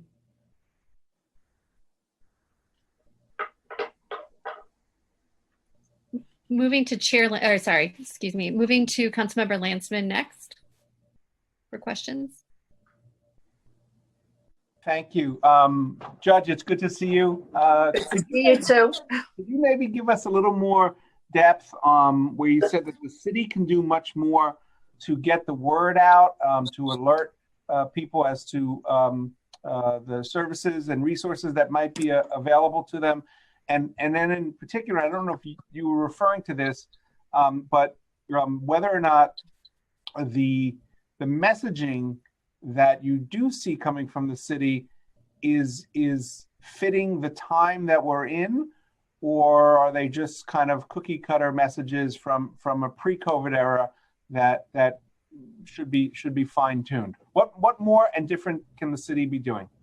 Well, I think the message has to be that despite shelter in place, there are phone numbers that they can call, Family Justice Center, call us directly, the Safe Horizon hotline. I think it has to be targeted to the fact that people are at home, they're often with their abuser in the home, and they have to know that there is a way to virtually get help. And I'm not even sure what kind of signage are on the courts now. I mean, hopefully they're in multiple languages, because there are some people who might go to family court and then not know what to do or who to call. Also, to my colleague who talked about opening the courts for more applications, particularly in family court, around custody and visitation and support. I think the plan is to get that going, but I have a visitation example in my written testimony that shows that there really needs to be attention to the fact that there could be clients who have whose abusers, the father of their children, have visitation, but the child has asthma. They don't want to take the child on the train, and they're ordered to do so by the court. So there has to be some availability other than by order to show cause, which is the only way available now, for a victim to go and speak to a judge about visitation modifications. And we interact with OCA, and you know that world better than I do. Would you say that the lines of communication are open? And I know that the system is trying to grapple with going from 0 to 60 at the, in just one second. Things are opening up in kind of a sequential way, and in some effort to try to triage and prioritize certain kinds of proceedings. But can you just tell us, like, what what conversations there are with OCA to make sure that these issues that you're raising are gotten to? Yeah, the lines of communication are very strong. We have many of us on the phone, and other service providers have regular calls with the family court administrative judges. We've had contact with Judge Marks. I know Judge DeFiore is committed to getting the courts open as soon as possible. I think, like many organizations, that we're not ready technologically to do this. And I understand the city council had some challenges as well. I think that it's a hard time for everybody, but the lines of communication are open, and we're having another call next week with Judge Ruiz to talk about suggestions and what we think can be done better, what's being done well, what kind of changes can be made. We've had that positive experience also, including in particular with Judge Ruiz. All right, thank you very much. Thank you. Thank you. We do not have any other council member questions, so we'll move to the next witness. Our next witness is Kelly Coyne from Safe Horizon.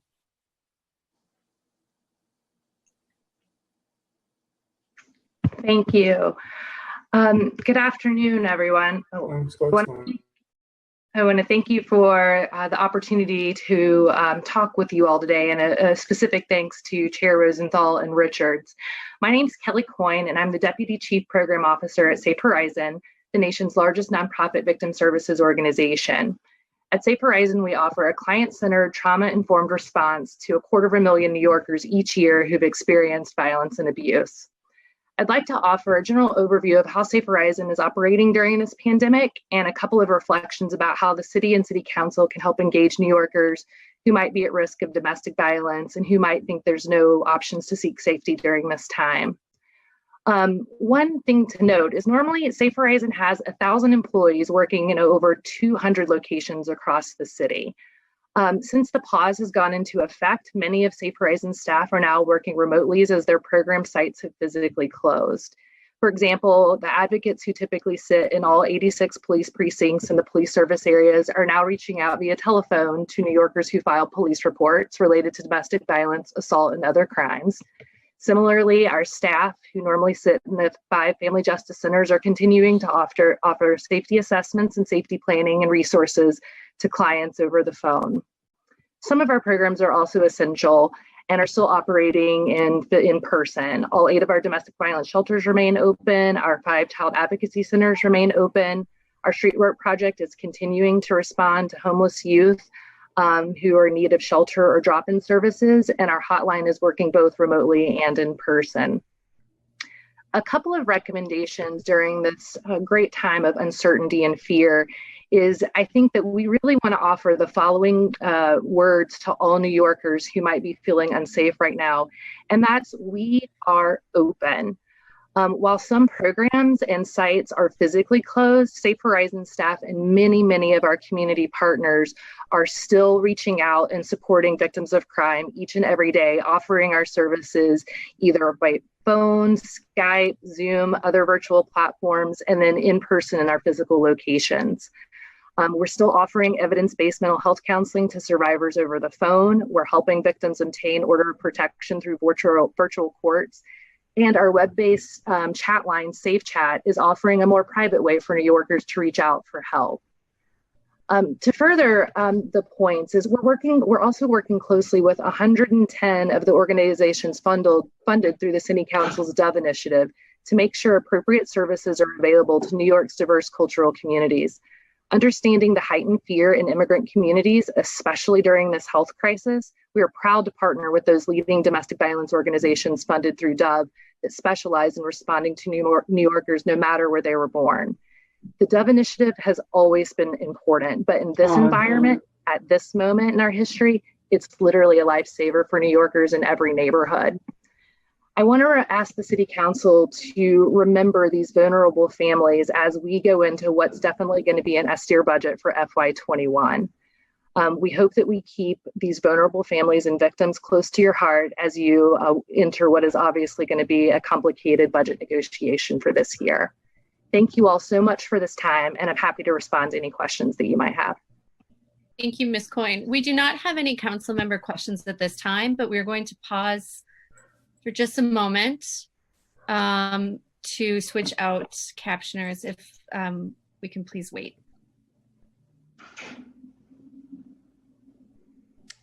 I think it's worth, I just need to correct for the record, we don't have Spanish translation going at this hearing. We do have CART and ASL for the hard of hearing and the deaf population.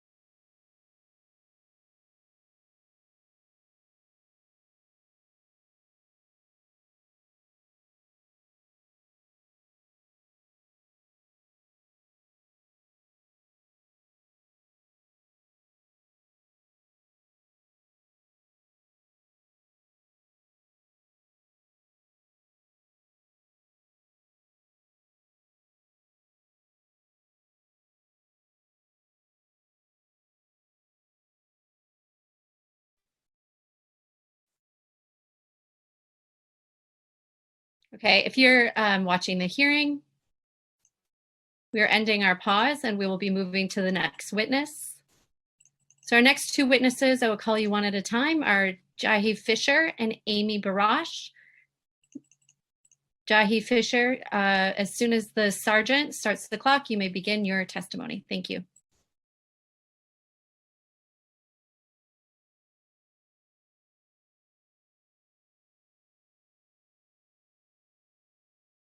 You can start.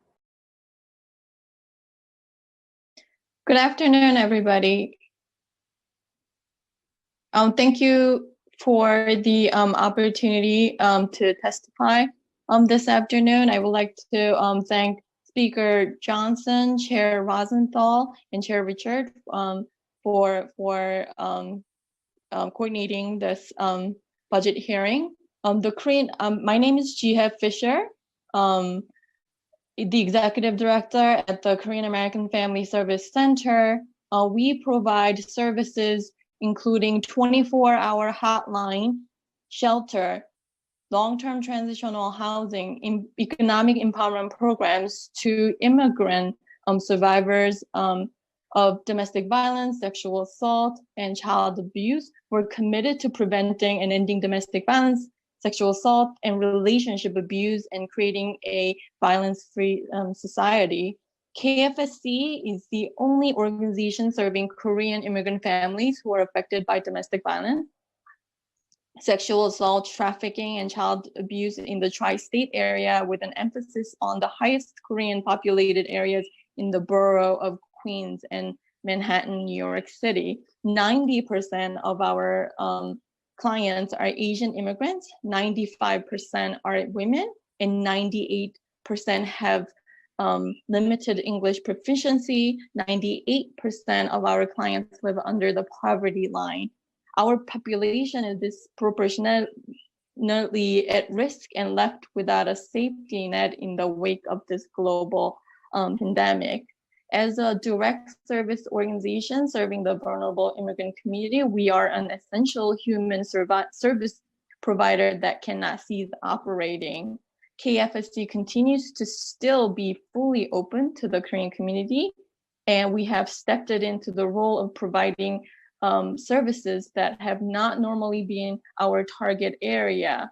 KFSC continues to provide crisis intervention and COVID-19 related services to our community for small business loans, emergency fund applications, public benefits, health insurance enrollment, and more through both in-person virtual appointments. I just want to point out that because of the population that we're serving, we made a decision to be physically open. Our serving population is elder immigrant survivors who have a very difficult time navigating virtual world, especially with the technologies. So it was very important for us to be open physically and still take intake. in-person intake. Our staff members are provided with protective gear, and clients are screened very carefully. Our survivors are faced with inconceivable challenges during this difficult time. Many are undocumented and work hourly at local restaurants, living paycheck to paycheck. So enforcement of social distancing and other safety measures mean that our survivors and their children are trapped at home and face additional violence and challenges. Financial difficulties compounded with social isolation, heightened existing abusive relationship. In fact, we're experiencing a 300% increase in calls at our bilingual 24 hotline in the last 5 weeks, with 80% related to domestic violence, sexual assault, and child abuse. So as we ask all of you to please continue to support our services and programs to this vulnerable community. And more than ever, our immigrant survivors are needed for our services. Therefore, we ask you to continue provide, especially for the upcoming fiscal year, discretionary funding. Thank you. Thank you for your testimony. We do not have any council member questions, and we'll be moving to the next witness. Before our next witness, which will be Amy Barash, I'm going to list the next three.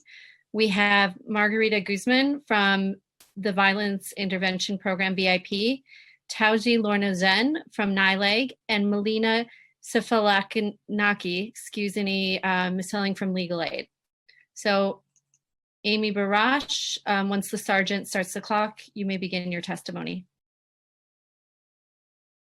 Good afternoon. Thank you, Speaker Johnson, Chair Rosenthal, the Committee on Women and Gender Equity, Chair Richards, the Committee on Public Safety, and other members of the Council for inviting me to testify today. I'm Amy Barash, the Executive Director of Her Justice, a nonprofit that stands with women living in poverty in New York City. My pronouns are she, her, hers. In 2019 alone, Her Justice provided a range of legal help to more than 4,000 women and their 5,000 children in the areas of family, divorce, and immigration law. We provide free legal services in a unique pro bono first way. Our legal department of 21 lawyers and non-lawyers enable hundreds of private attorneys from across the city to deliver more than $41 million worth of legal services in every year. Our clients live in all 5 boroughs of the city, more than half are foreign born, and most are mothers who are or become the heads of their households. More than 75% of our clients are victims of domestic violence. During the COVID-19 crisis, our unique pro bono model has allowed us to pivot quickly and smoothly to provide services remotely, leveraging private volunteerism to prepare victims of domestic violence to engage with the courts now and once they reopen more fully, and to keep work moving forward for ongoing cases of all kinds. Our civil legal services are always essential services, preventing greater crises down the road for women living in poverty. Civil court is critical for those victims and survivors who do not wish to call the police and or need to address issues regarding custody, visitation, and financial support. For us, that work is continuing during this pandemic and is more essential than ever. Most of our clients come to us through referrals from the courts, the FJCs, and our colleagues. All of these systems are still up and running, as is our telephonic helpline. I wanted to give 3 brief examples about what we're doing now as attorneys. There's more information in my submitted written testimony. I wanted to say that, first of all, as people have talked about, many of our clients are sheltering in place with abusers. Typically, about 2/3 of our time is spent handling existing cases, not on new cases, and we're spending even more time with those clients right now.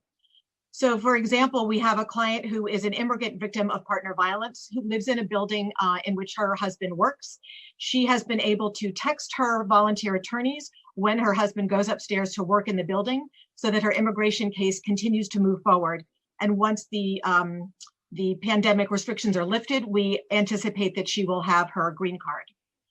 I also want to point out that although we do have many clients who are victims sheltering in place, many of our clients had already left their abusers, but still face violence now. Like a client who wants a divorce and was delivering food to her mother who was sheltering in place, only to be assaulted by her husband in the hallway in front of their 7-year-old daughter who tried to intervene. That client already had an order of protection. She called the police, as she did the last time she was assaulted. Many abusers are stopped neither by the pause order nor by a court order. Since her husband had fled before, they issued a second warrant for his arrest. And for her, we are preparing all of her divorce documents, so the minute the courts open, we can file and get her on a path to meaningful separation and safety. And finally, I just want to echo the fact that the COVID crisis has become a new tool used by abusers to manipulate partners, particularly in the areas of custody and visitation. We had a client who had fled to New York City from Clinton County, New York, to avoid her abusive husband. They had a visitation exchange, but then when COVID broke out in New York City, the husband refused to return the child to the cities, insisting that the low numbers of COVID in Clinton meant that it was safe there and it was not safe in New York. After many weeks of negotiation, we were finally able to file an emergency petition through the courts, and the judge saw through this position on the part of the husband and did return the child to our client, who hadn't seen her child for over 4 weeks. And I should just note there was no evidence that the father had been social distancing himself. In fact, he'd been going out socializing, working with others, and taking no public safety measures during the month that he had custody of the child upstate. So in short, I would just want to reiterate that the vital financial support we receive from City Council, for which we are extremely grateful, helps us provide direct representation, advice, and skilled advocacy in the civil courts that are often thought of second to the criminal system, but are equally vital to victims of domestic violence in the city. The public health crisis has highlighted the cracks that already existed in that civil justice system, and we appreciate the council's support and recognition of the legal services that are essential to help fill those cracks and give partners, victims of violence, a path to safety. Thank you so much for your time.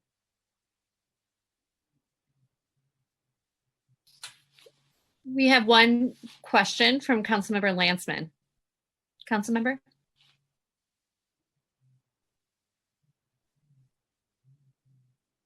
So you mentioned cracks in the court system, and you got my attention.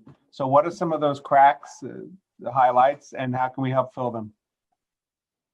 Thank you, Council Member. I think, there has always been a deficit of available attorneys for litigants in the civil court. So that's just number one. And the council goes a long way to making that more plentiful. So we thank you for that. I think right now, we too, as Judge Kluger said, we have been in constant communication with the courts. And I do appreciate that for all of this, pivoting to a virtual reality is extremely difficult.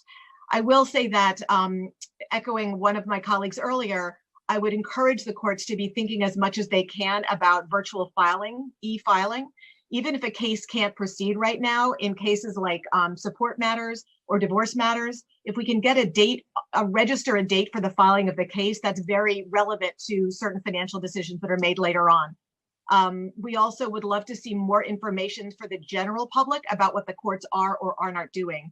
We're constantly sending memos around among ourselves, and the courts have been very available to not-for-profits and to attorneys, which is terrific. But if there were a way for the courts, and perhaps in coordination with the city, to publish more of that information, it would relieve a burden from us in disseminating that information so we could do more direct representation for our clients. I can't tell you how much time we spend both with volunteer attorneys and clients trying to explain what is or isn't available within the court system now. And again, appreciating that it's a challenging time for them. I think we've heard a theme here that communication is really essential. So anything we can do to get that information out to the general public would be helpful. Okay, thank you so much, Councilmember, and thank you, Ms. Barish, for your testimony. Well, next, Councilmember Landsman. I think you're on mute, Councilmember. Thanks. It's very hard often for OCA to translate its memos into lay terms. So I don't know how optimistic I am about that. They just came out with an order today, or maybe it was late last night, on electronic motion practice, which took me a few minutes to decipher. But let me ask you substantively, the council has spent a tremendous amount of money on civil legal services in the housing arena, justifiably, and I'm fully supportive of that. Very briefly, do you anticipate a need for lawyers who are available to people without resources in different subject areas that relate to DV, aside from housing? Absolutely. We expect to see a huge surge in cases in the family courts and in the matrimonial supreme parts. Some of those are clients we already have identified. So if they're filing for divorce, we are taking this pause moment to prepare all the paperwork so that they can file immediately once the courts become available for that. We have a huge backlog in people who need to file for child support. You can imagine people are losing jobs, are desperately in need of income, and we're unable to file for those cases right now. And then there are a lot of pending matters where there's information we may not be getting. We've been very creative in reaching clients through virtual means. Many of our clients text. We've even been able to reach out to some through social media channels if that's safe. But there are always the clients you can't get to that you're worried about. We expect to hear from them once the restrictions are lifted with modifications to existing orders needed. So absolutely, I think that we are going to have not only our client base now that will need more help once the restrictions are lifted, but there will be more clients coming forward in the family and matrimonial parts. All right, thank you. Thank you. Okay, thank you. We will move to the next witness, Ms. Guzman from VIP. Once the sergeant starts the clock, you may begin your testimony.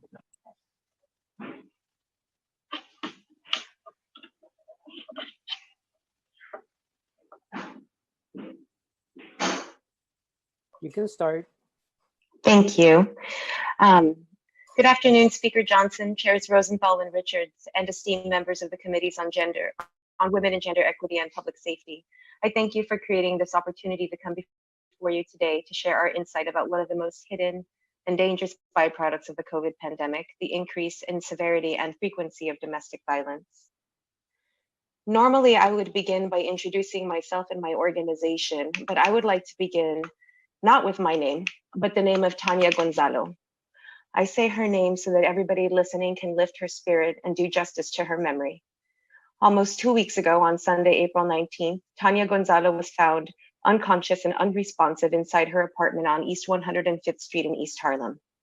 Police had just responded to a 911 call about a dispute she was having with her partner. She had been strangled to death, and she was 48 years old.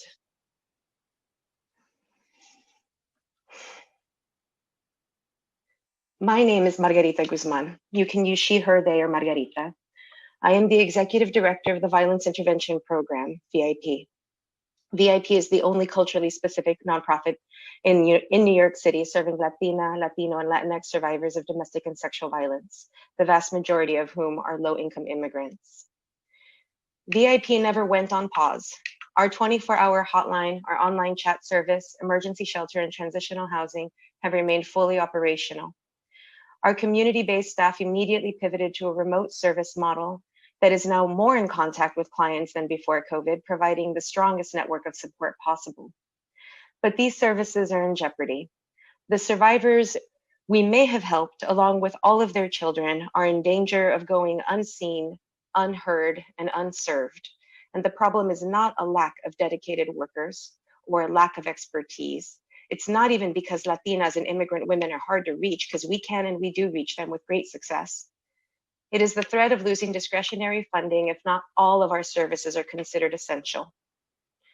The program most at risk is some of the most important and necessary work for any domestic violence provider, a strategic and culturally relevant outreach team. This couldn't be happening at a worst possible time. When Hurricane Katrina hit in 2005, a study was conducted on the incident and impact of intimate partner violence related to the disaster. It was the first population-based study that had ever documented the prevalence of IPV in a region before and after a major disaster. And it found that there was a 35% increase in the prevalence of psychological victimization of women and a 98% increase in physical victimization for women. It also concluded, the findings of this study have important implications for intervention efforts following large-scale disasters. First, the findings suggest that information about IPV resources should be disseminated to affected populations so that women and men who experience IPV for the first time following a disaster will know where to turn for help and information.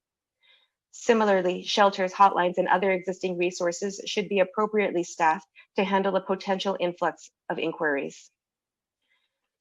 Every single person testifying before you today, and so many more who cannot do so, are speaking with one voice and delivering one message.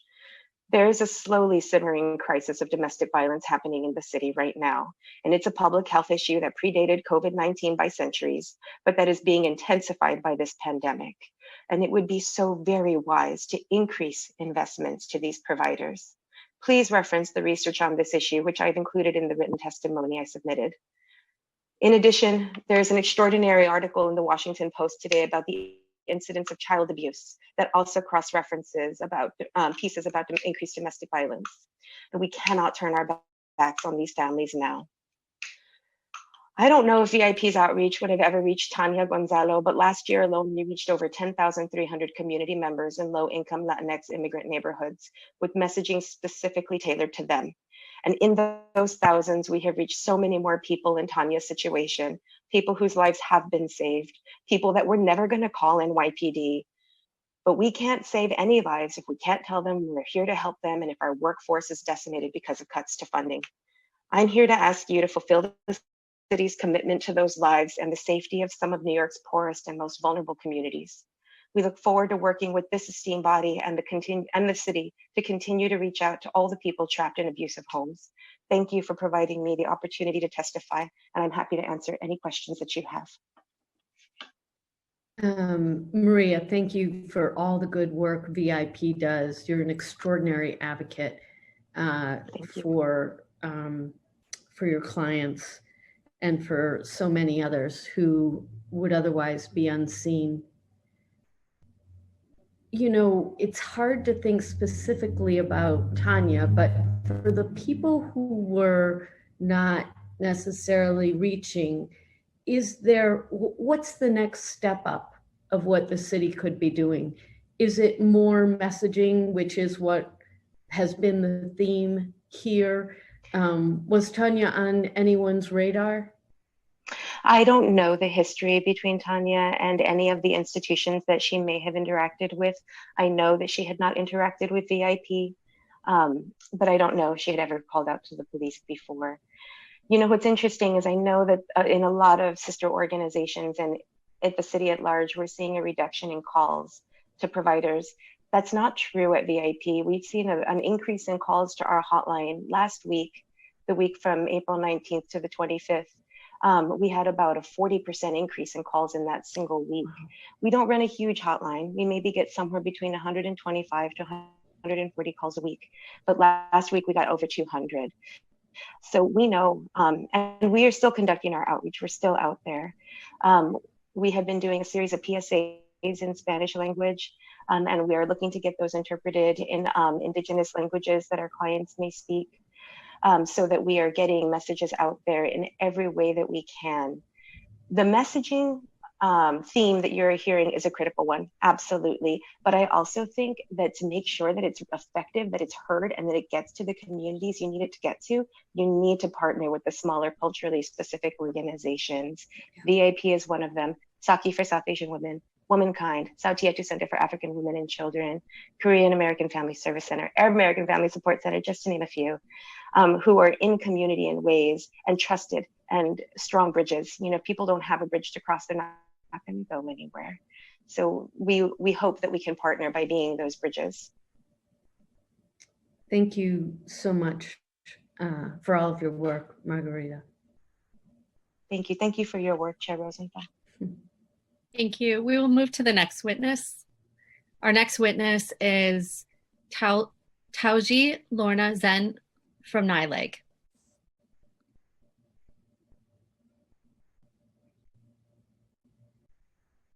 Hi. Good afternoon. Thank you, Chair Richards, Chair Rosenthal, and council members for the opportunity to testify today.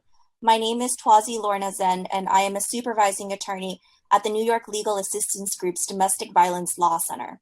Our Domestic Violence Law Center staff speaks over 10 languages, including Spanish, Mandarin, Russian, Bengali, and Urdu, and provides free, comprehensive, and culturally competent family, matrimonial, appellate, and immigration representation to domestic violence survivors in this city. As the committees have already heard, there is a dangerous concern that during this pandemic, our city is experiencing an increase in domestic violence coupled with declining access to services for survivors. The few resources that have been available during the pandemic substantially disadvantage those living in poverty and those with limited English capacity. Like many other provider agencies, we have seen a drop in calls that reflects the new challenges domestic violence survivors face during this time. Growing isolation, which obstructs the survivor's ability to seek help, lack of knowledge of what services remain open and available, and financial instability, making survivors dependent on abusers and impacting their ability to access remote or virtual services. In recognition of the dual public health crises of COVID-19 and domestic violence, our city can and must guarantee continued and even increased funding so that we are able to provide essential services to survivors through critical programs such as the DOVE Initiative. In the past few weeks, NYLAC has pivoted to respond to the needs of New Yorkers, including survivors of domestic violence. NYLAC launched and is staffing a COVID hotline, and our domestic violence law unit attorneys continued to virtually staff the family justice centers while increasing our immigration work, as that work is imperative to our clients' financial security. We started to translate Know Your Right materials into multiple languages so that resource information is accessible to everyone, and began implementing new systems and partnerships to adeptly respond to the expected rush of individuals in need of legal assistance when our city begins to reopen gradually. During the pandemic, the Domestic Violence Law Unit also partnered with organizations like Safe Horizon to assist survivors who are coming forward to draft, file, and appear virtually in family court to seek orders of protection. Just last week, we successfully helped 7 survivors file for and obtain their first orders of protection. And our work confirms what we already believe, that being stuck at home is placing survivors at greater risk of harm while preventing them from being able to seek help. Take, for example, our client Tina, who was repeatedly sexually assaulted by her husband, but had to carefully coordinate conversations through a code word as her husband was home after being laid off. Without funding, we could not pivot to do this work and meet our current demand while continuing with regular cases. And without continued funding, we will not be able to meet the anticipated surge that will come next, when survivors have more freedom and ability to leave their homes and seek help. We believe that it is vitally important, particularly for trauma survivors, to have one attorney or one agency with whom they can develop a strong, trusting relationship to respond to their many intersecting legal needs.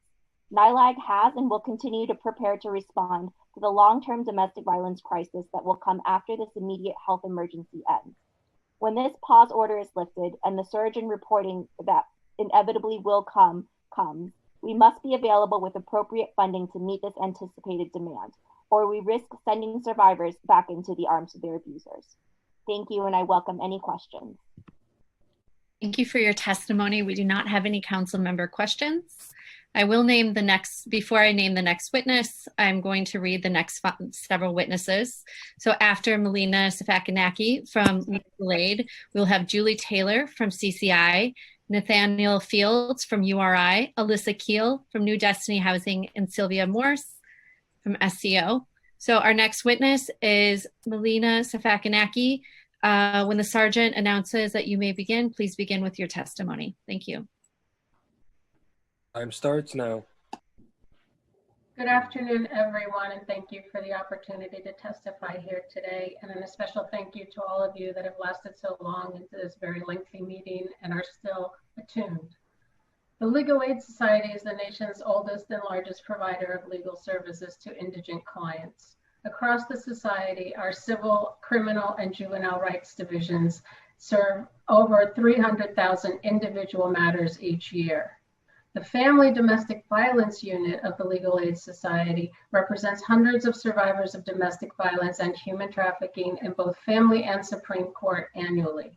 The attorneys of our unit provide full representation in complex and adversarial contested divorces covering all issues for survivors, including their rights to be free from harm in their own home with orders of protection, their rights to custody of their children, to child support, spousal maintenance, and equitable division of property, including the right to continue to occupy their homes and apartments, maintain their leases and other benefits while divorcing from their abusers.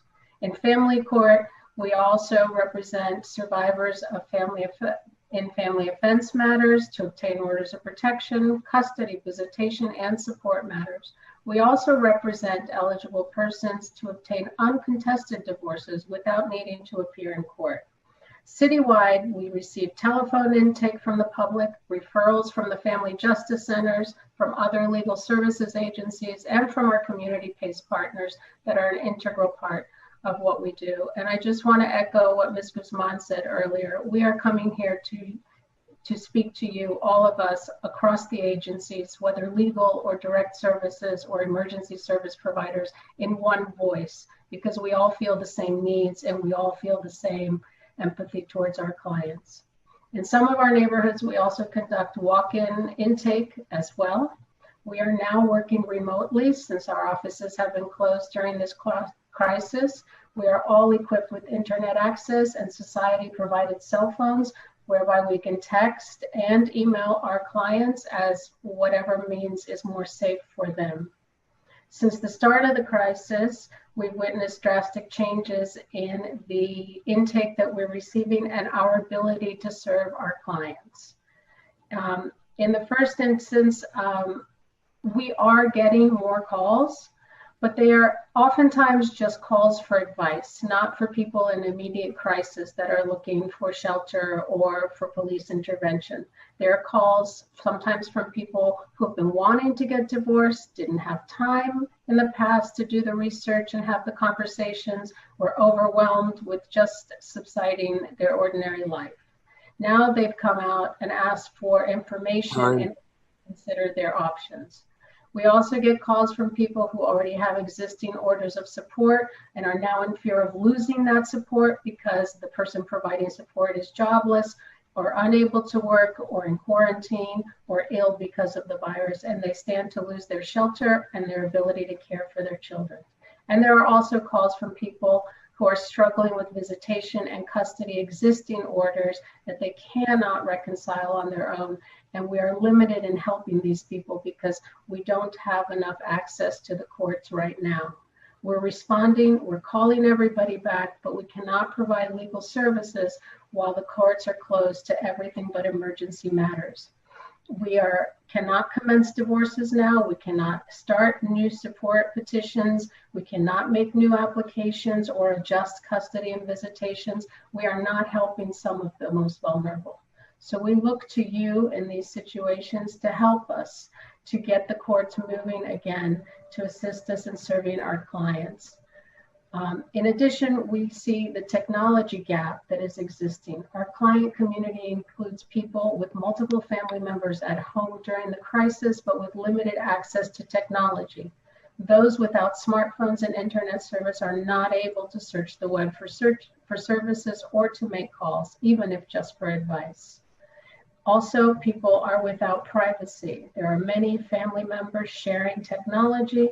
When clients reach out for help for domestic abuse issues, they need to reveal very personal and private and sometimes traumatizing details in their lives.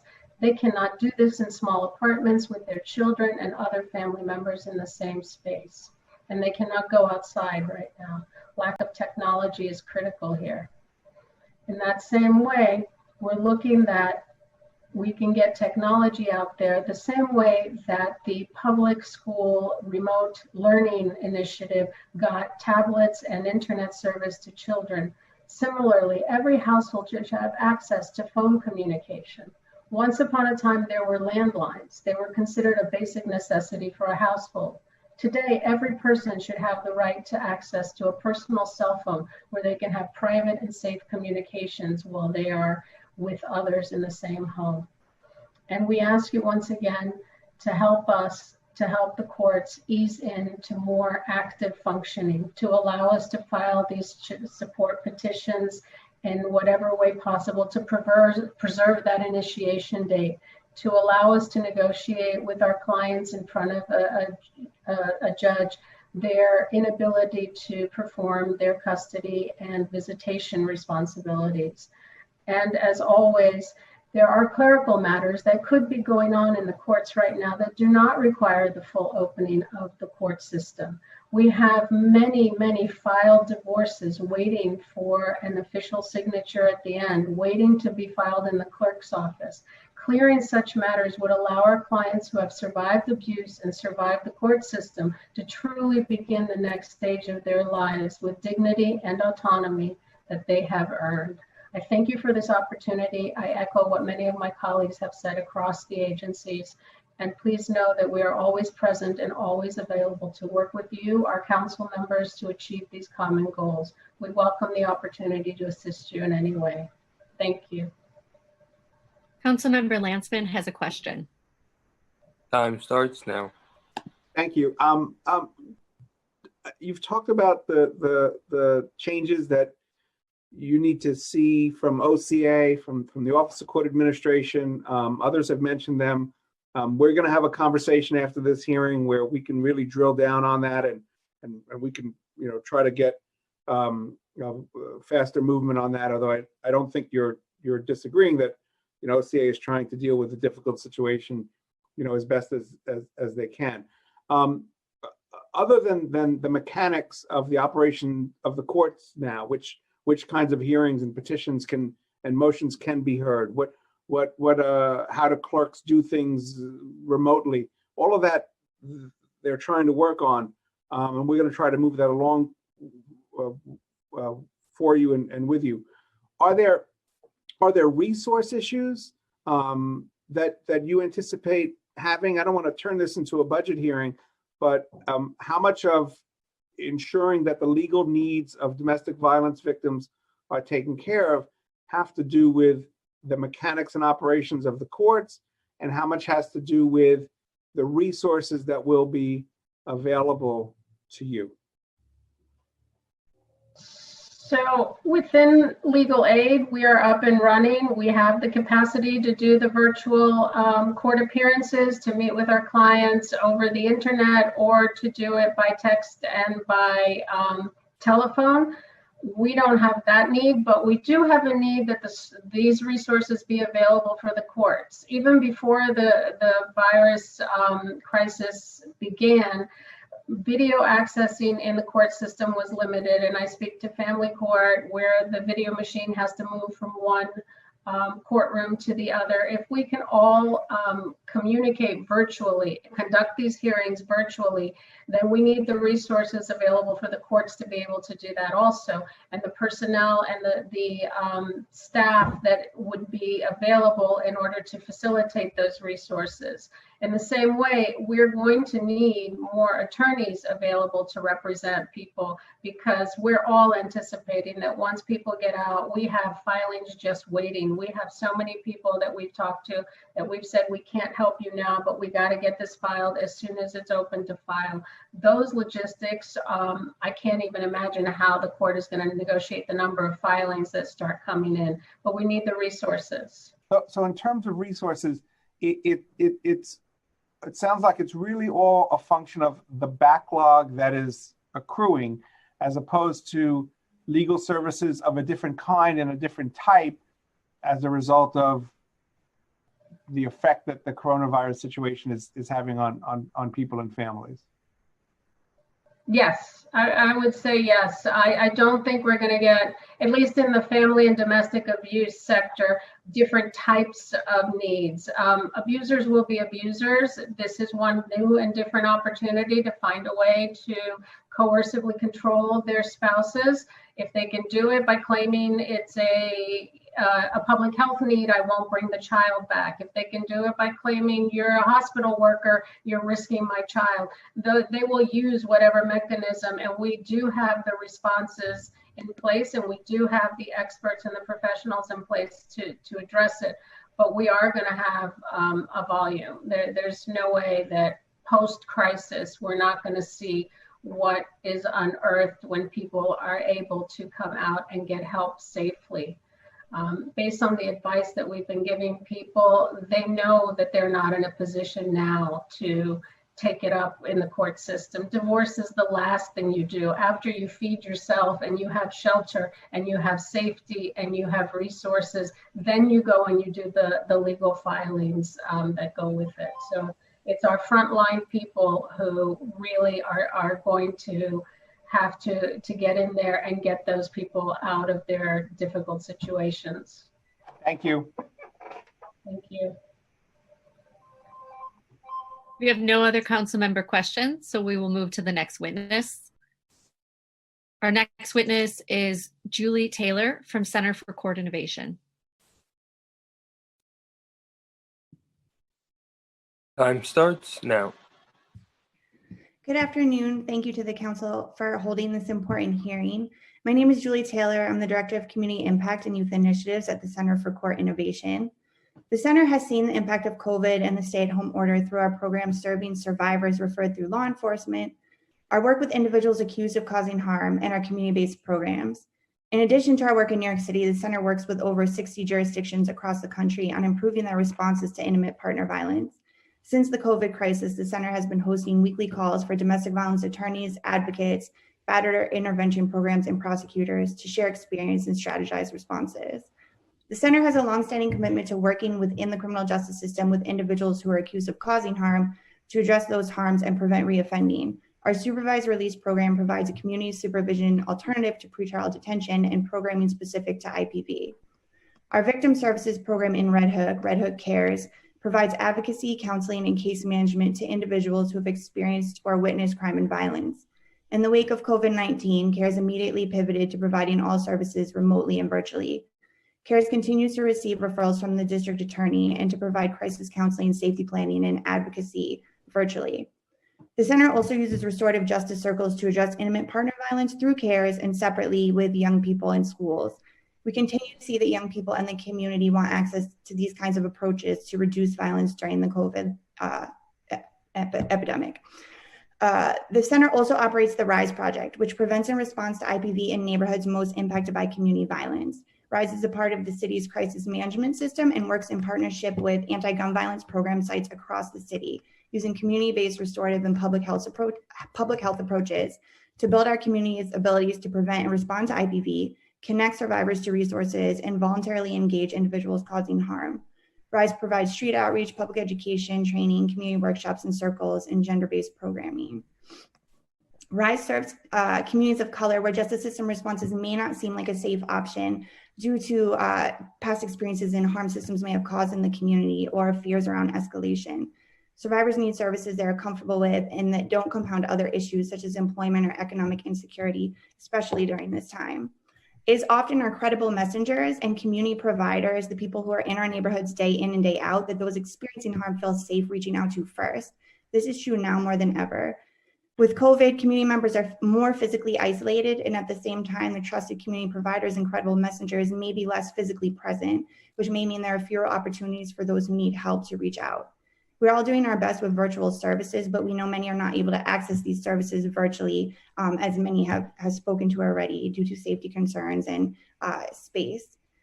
We also need community responses to people causing harm and violence. We can't wait until they are arrested. A system response isn't enough, especially now as many people may be less likely to call on law enforcement. We need to provide additional tools to reduce violence levels. Everyone who abuses does not interact with the criminal justice system.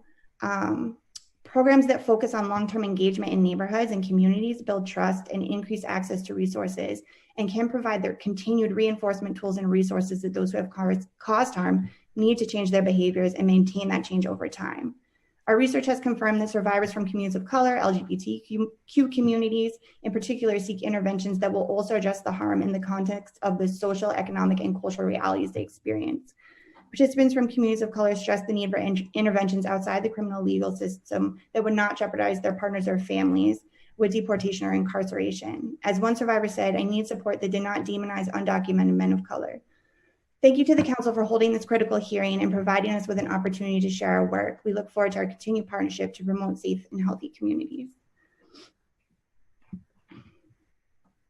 We do not have any council member questions. Thank you for your testimony. We will move to the next witness. Daniel Fields from URI. Please wait for the sergeant to announce that you may begin before delivering your testimony. You are the next witness. You may begin, Daniel. Good afternoon, Speaker Johnson, Councilmember Rosenthal and Richards, and other members. My name is Nathaniel Fields, and I have the pleasure of being the CEO for Urban Resource Institute, URI, as well as the chair for over a decade of the New York City Coalition of Residential Domestic Violence. The latter, represents all licensed domestic violence shelter programs in New York City. I am so thankful for the opportunity to come before you and share some important lessons and takeaways from our frontline work at URI during the COVID-19 outbreak. That being said, I do want to pause for just a moment and thank all of you, elected officials, government agencies, providers, and survivors, as New York City has the most comprehensive approach to domestic and gender-based violence. I also want to acknowledge the work of the nonprofit sector. We haven't talked about this enough. During this crisis, the nonprofit sector, particularly the women and men at URI, they've made tremendous sacrifices, leaving their home each day to take care of vulnerable New Yorkers, more specifically victims of domestic violence. And again, I really appreciate each and every one of them in the work that they're doing. A little more about URI. For over 40 years, we've been providing that client-centered trauma-informed services to victims of domestic violence and gender-based violence, as well as shelter services for homeless, with a focus on communities of color. That being said, URI is organized to end domestic and gender-based violence. And to this end, we have over 1,200 beds, or close to, I should say, 1,200 beds for victims of domestic violence at any given day in New York City. And that allows us to be the largest domestic violence shelter provider in New York City, as well as in the country. And I'm going to talk about our plans to increase capacity based on what's happening with COVID-19.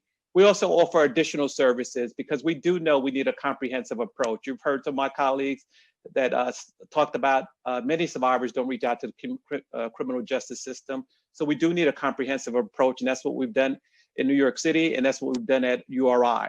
So we offer additional services such as economic empowerment programs for survivors and a full suite of dating violence prevention and community education programs in junior high schools and in high schools, reaching nearly 40,000 people each year.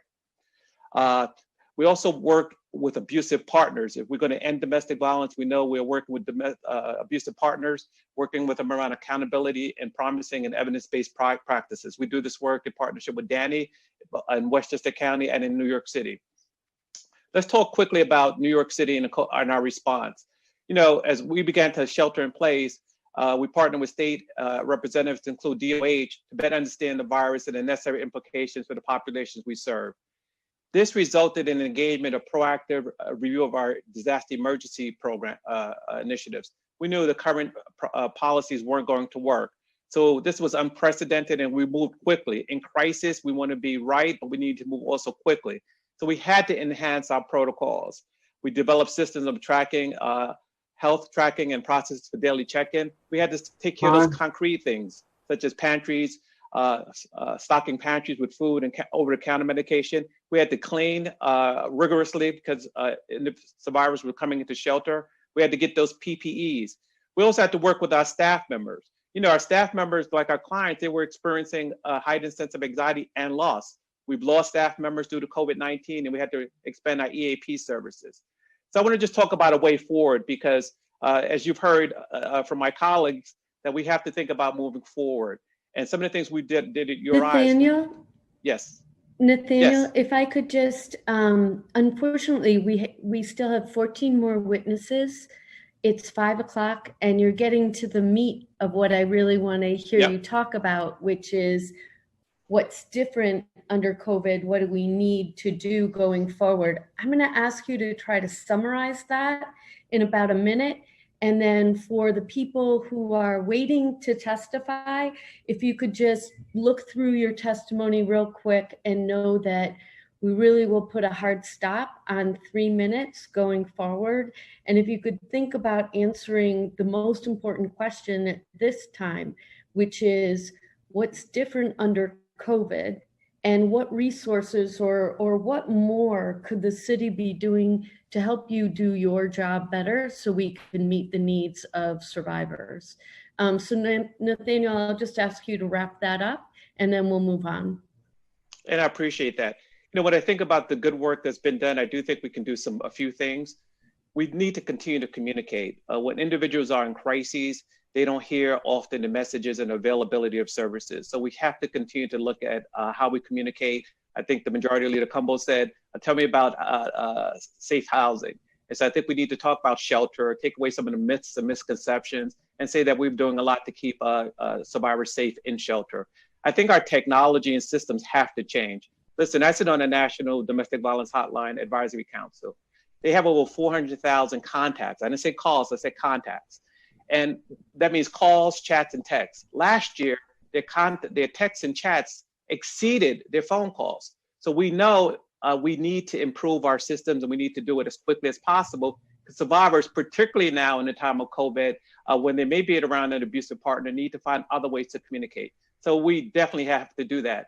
And this is a time not to reduce funding. We need to get ready. I think what we've learned from a federal and a local level, we have to be ready.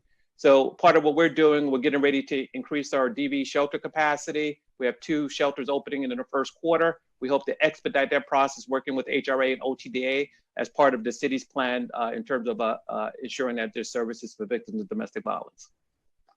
Thank you all for all the great work that's been happening. Thank you so much. And just real quickly, Nathaniel, are the current shelters that URI runs, what percentage capacity are you at?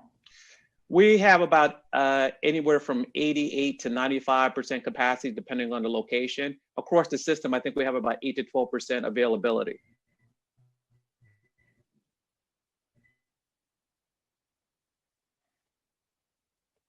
I'm not sure if you heard my response. Running out of space yet. Yeah. Okay. No, we don't. Thank think you very we're running out of much. space. And we're actually bringing on new shelters during the first quarter. As people move out into the public, I think we'll be ready as a city. Right. Thank you very much. If going forward, people could try to limit their remarks to 3 minutes, I'd appreciate that. I'll turn that back to you, General Counsel McKinney. Thank you, Chair Rosenthal. We'll move to our next witness now, Alyssa Keel, from New Destiny Housing. When the sergeant says begin, please start your testimony. Thank you. You may begin, Miss. Thank you for the opportunity to testify today regarding the effects of COVID-19 pandemic on domestic violence in New York City. My name is Alyssa Kyle, and I'm the Director of Housing Link at New Destiny Housing Corporation, a 26-year-old nonprofit committed to ending the cycle of domestic violence and homelessness by connecting families to safe, permanent housing and services. And with Chair Rosenthal's comments about really boiling it down, that's what I'm going. Our main concerns right now with our clients and for survivors as a whole in New York City is that their options prior to COVID, which included shelter and still does include shelter, and also included staying with friends and family temporarily if they were in danger in their home, those are now limited and less safe. Going to stay with friends or family now could put everyone at risk for the virus. And while shelter beds are still available, as Mr. Fields just mentioned, they're still available. They are historically difficult to access for families, single folks and larger families, so they're not always an option for everyone. And our bigger concern is what happens after shelter, and why is shelter the only option right now? So our bigger concern is permanent housing, both right now, getting people into safe housing during COVID, but also having that available to people after this pandemic has ended. So there are 2 programs right now that currently exist that we believe could be expanded. The Homeless Set Aside Program and Augmented City Fence are 2 innovative programs connect certain New Yorkers experiencing homelessness with affordable housing units around the city. However, only those individuals in the DHS homeless shelter system are granted access to these programs. All other shelter systems, including the HRA domestic violence shelter system, are excluded. And again, those programs are the Homeless Set Aside Placement Unit, which is managed by HPD and DHS and puts people into units that are predetermined during the development process of a building to go to homeless New Yorkers, and Augmented City Fence, which is very new and allows people in shelter, only in DHS shelter, to move into higher income affordable housing units and have their city FEPS voucher payments increased. And as affordable housing units remain some of the few apartments still consistently leasing new units in these times, it is more important than ever that the domestic violence shelter system receive equal treatment under city housing program.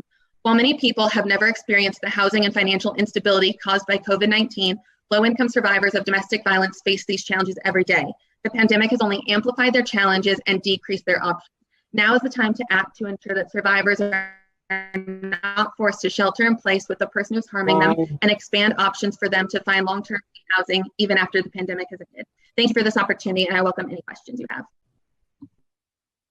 We do not have any council member questions at this time. So we will move to the next witness. Before we call the next witness, these are the witnesses that will come after the next person. Raquel Singh, Quadria Coles, Nakama Bakst, and Morgan Siegel. So the next witness is Sylvia Morse. You may begin when the sergeant in arms tells you the clock has begun. You may begin.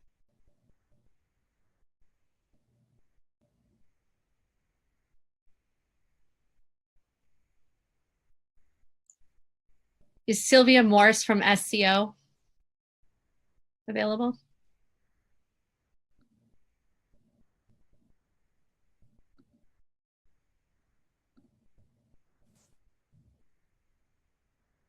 Okay, the next witness, we'll move to the next witness, which is Raquel Singh.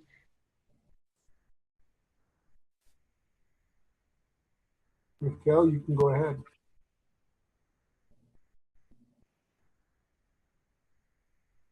I'm not seeing her.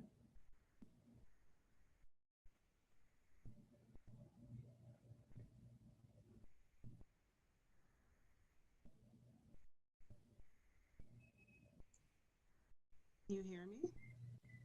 We can, is somebody speaking? Hi, can you hear me? Oh, yeah. Yes. Oh, okay, great, thank you. Good afternoon. I'd like to take this time to thank Chair Rosenthal and Chair Richards for creating this space for survivors of domestic violence to share their voice today. My name is Raquel Singh.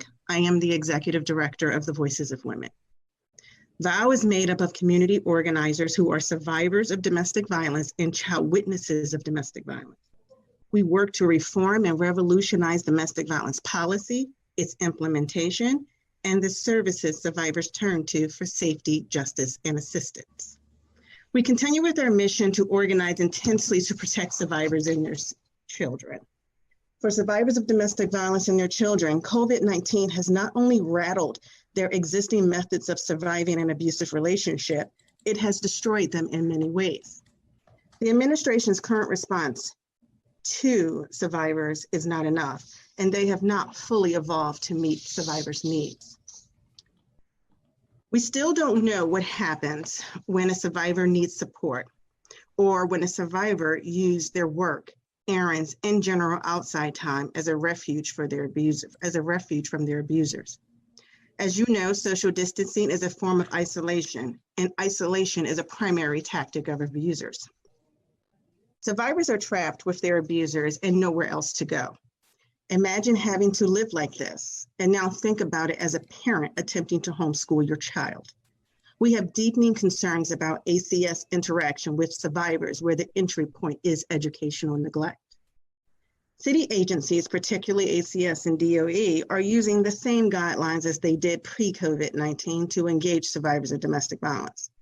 The systems must increase their understanding of domestic violence, change how they do their work, or they will re-victimize survivors.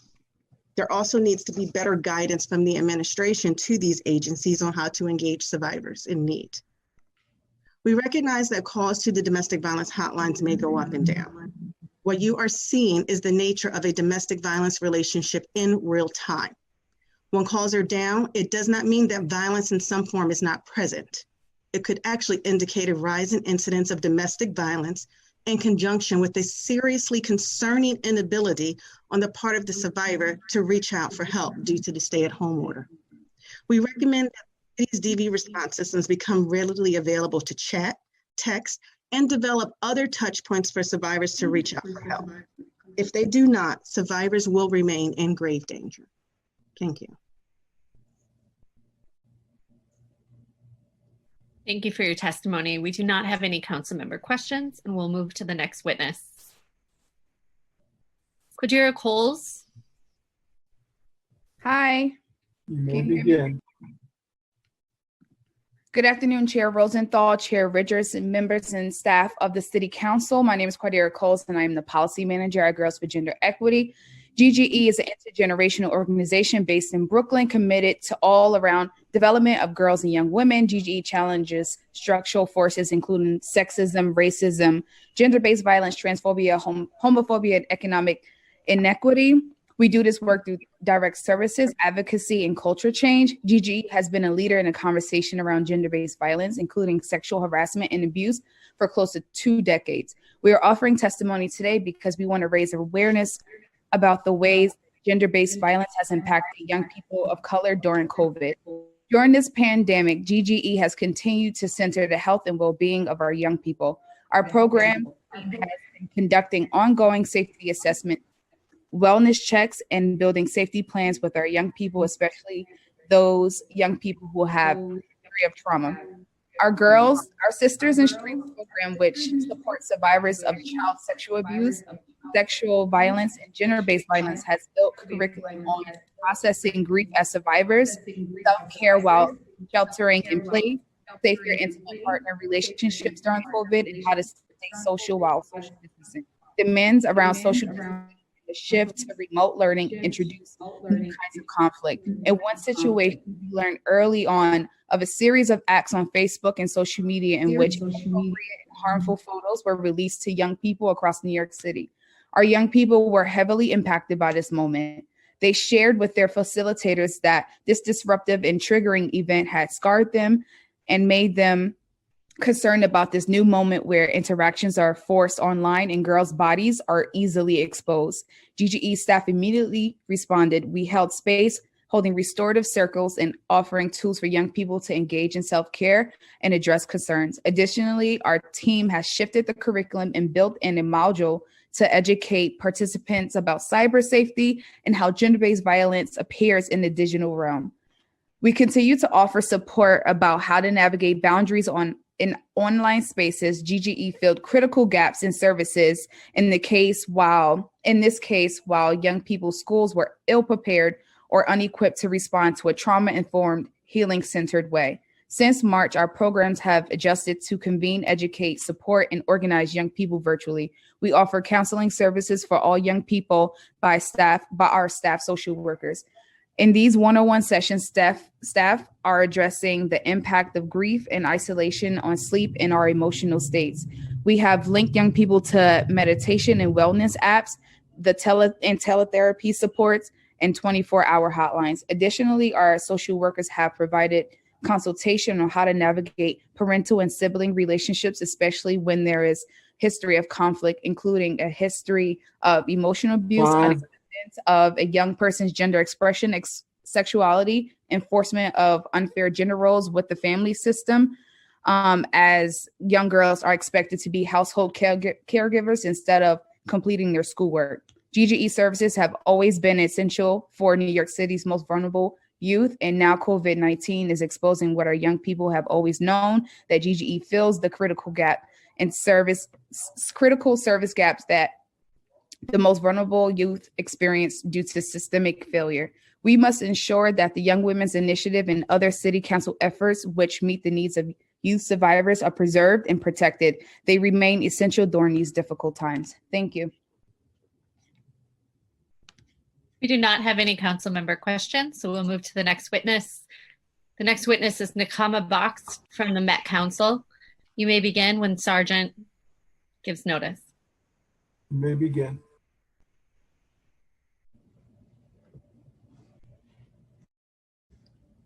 Ms. Box, I think you're on mute. Oh.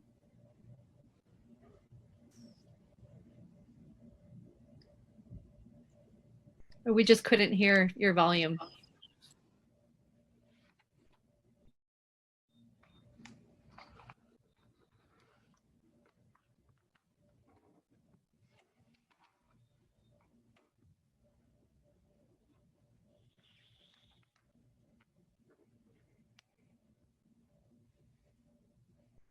No, we don't hear you. Please unmute yourself.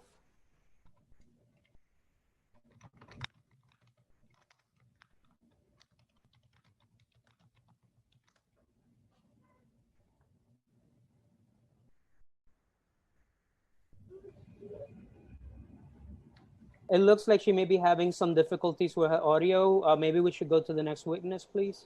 Okay, Ms. Box from the Met Council, we can't hear you, so we'll go to the next witness. Please let us know if you need help. Morgan Siegel. Go ahead. Okay, Hi. Yes, I'm here. please begin with the sergeant's notice. Go ahead. You may begin.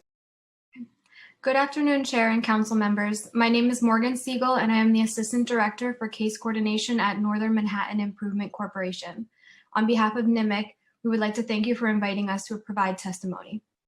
NMIC has served survivors of domestic violence since 1998 through its community-based domestic violence project. We serve primarily immigrant survivors of Latin America who live below the poverty line, speak limited to no English, and have deep fears due to immigration status. DVP at NMIC is comprised of a team of bilingual and bicultural counselors, attorneys, and advocates who provide holistic support and expertise. All services are trauma-informed, no-cost, confidential, and long-term. DVP at NMIC has been responsive and adapted services to continue to provide access to support for survivors via platforms such as WhatsApp, text, email, and other safe forums.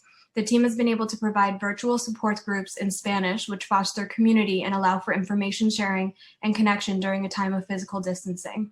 Staff provide virtual trauma-focused therapy via telephone and video, work closely with community partners to conduct outreach, and provide crisis intervention. Since survivor safety and dependence is directly related and linked to having access to essential basic needs, DVP at NMIC continues to address economic empowerment, linking survivors to benefits, emergency grants, food pantries, and other resources. Survivors of domestic violence are vulnerable to experiencing additional life-threatening risks related to coronavirus. Isolation, increased risk for abuse, and susceptibility to contracting COVID are impacting survivors increasingly as time goes by. Not only are immigrant survivors coping with ongoing and past trauma often triggered by the current pandemic, but they are faced with a multitude of systemic and contextual barriers that place them in the eye of the storm within the epicenter of the pandemic. Social distancing practices can often keep survivors in a home that is unsafe and further perpetuate a batterer's ability to isolate and control victims. I would like to share with you a story of one of our clients who we will call Maria. This name and other identifying information has been changed for privacy. Maria is an undocumented immigrant with her 4 children living in the Bronx, a short walk over the bridge to Washington Heights. A victim of strangulation, verbal abuse, and coercive control, she had decided this past winter to separate from her abusive partner after many years of abuse. She found new employment and felt emotionally stronger to cope with being a single parent. Shortly after New York on pause quarantine began, her abusive partner returned to the home after he lost his job. Their children insisted that he be allowed to return temporarily, and Maria felt a sense of compassion and obligation. They met in Colombia as teenagers, and as the father of her children, she felt compelled to let him return during this time. Life during quarantine has been tense, painful, and frightening for Maria. Her abuser forced her to quit her job out of jealousy, also making her feel guilty for potentially placing the family at risk. He controls all of the finances and has begun to drink heavily. He is extremely jealous and berates her for being on her telephone, accusing her of speaking to other men. As a father, he constantly undermines her authority and disparages her in front of her children. Maria has decided against entering shelter, fearing that her children's health and removing them from the only home they have known. Maria and her counselor at DVP at NMIC have arranged for code words and safe times to call to provide safety planning, counseling, and support. Maria has reached out in crisis during escalating arguments, and her counselor stayed on the phone as she waited for the police to arrive. She is working with our family law attorneys. Oh, sorry. Okay. Sorry, I know I went over time. I'll just finish about Maria. She's working with our family law attorney to discuss seeking an order of protection and other legal rights. She's been assessed by our immigration attorney to explore U-Visa petition. We're also addressing economic concerns by linking her to public benefits that might support her during this time. She is learning how to mitigate the risk, coping with feelings, and safely plan for a new beginning. Once again, thank you for the opportunity to submit testimony and wish you and your families much health and safety. Thank you for your testimony. We do not have any council member questions at this time. We're going to call Ms. Box from the Met Council again. Go ahead.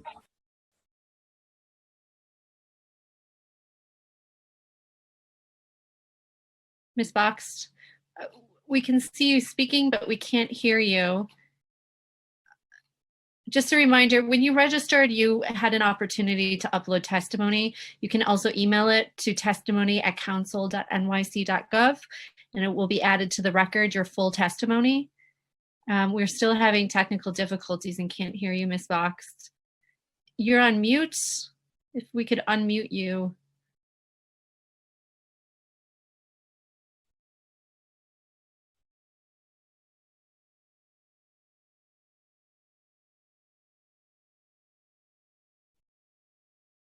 Unfortunately, Ms. Box, we still can't hear you. I'm going to move to the next witness. The next witness, excuse me, the next witness is Enrique Jarvis. Hi, I am here. Can you hear me? Yes, we can hear you. Hi, everyone. Good afternoon, Councilmember Drosdal and also Corey Johnson. Thank you for your time and thank you for letting me speak today. I will try to be as much concise as possible. I'm receiving some calls from clients. I am the Legal Victim Assistance Program Director at HANAC. I work in the program about 7 years already. I do the similar work that you do. I just want to let you know what we are doing to navigate the pandemic. We used to provide forums about human trafficking and domestic violence with attorney. So in that way, we can encourage and educate the community about what is available in New York City. Unfortunately, due to the funding, is always a problem with the funding. We had to switch or make changes with the work scope. So last January, I was invited to the radio for an interview. It was good. Actually, I had a chance to provide services in the radio on Saturdays. So we decided to do philanthropic work on Saturdays in the Bronx to provide information about divorce or deportations, custody rights, visitations, and also domestic violence resources. We used to love it, go every Saturday to the Bronx to provide this information, waking up 5 o'clock, like an entertainment for us. In that way, we can educate the community about it. Unfortunately, the COVID-19 came up and we cannot do that anymore. So what we did, I am going to switch my camera, see if that is possible. In 3 hours of work, with the recycled material that we had in the office, we created a HANAC community radio that we are providing podcasts, and also we are educating the community online. So we are inviting guests from different organizations, Safe Horizon, Middle of New York, psychologists, attorneys, to provide the available services for COVID-19 survivors and also domestic violence survivors. So pretty much that's what I do to outreach and also educate victims and domestic violence survivors. I think this is possible. I am not an expert. I am not an engineer. Actually, my field is management and also provide services, social services. But I learned this on YouTube. I had to learn it on YouTube. I had to put it in place so we educate the community. Our outreach right now is 2,000 followers per radio, and we are doing the same thing on Facebook. We are recording this at the platform and updating to Spotify, Pandora, and different things, so the followers can listen that later on. We put information about the social services and different things. So I am open for questions if you want to.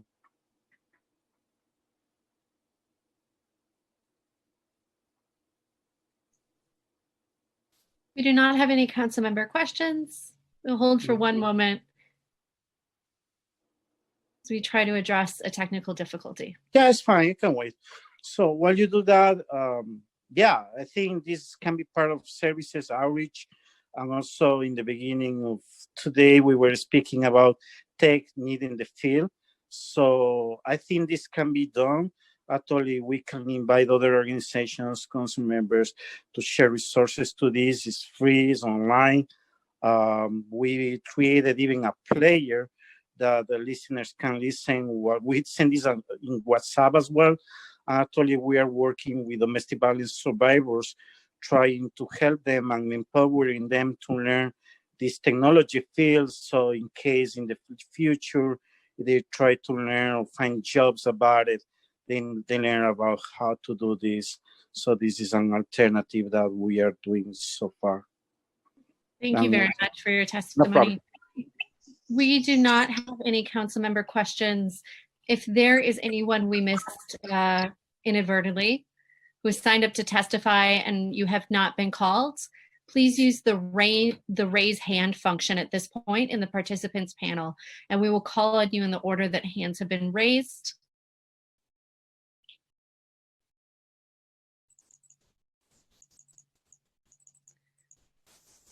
So this is the end of our list of witnesses who are present. If we have inadvertently missed you, please raise your hand through Zoom, the raise hand function.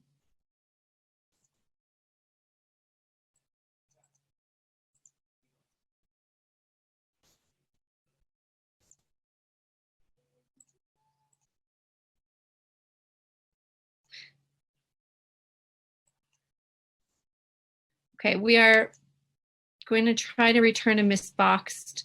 Councilmember Rosenthal, Chair Rosenthal, did you have a question? Oh, you're on mute, Councilmember. Chair Rosenthal.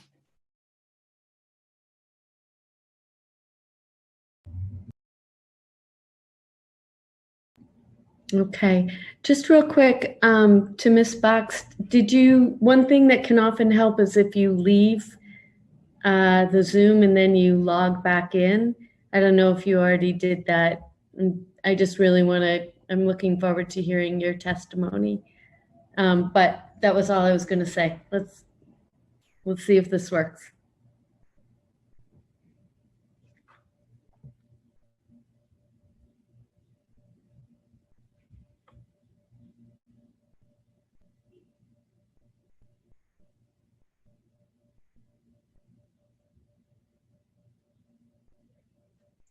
We'll just give it one moment. Several staff members are also working with her, so we'll try to work out the technical difficulty before we close the witness portion of the hearing. Again, if there is anyone that we inadvertently left off and who wish to testify, who's on the list and has not been called, please use the raise hand function in Zoom. Raise your hand now, and we will call on you in the order that you raised your hands.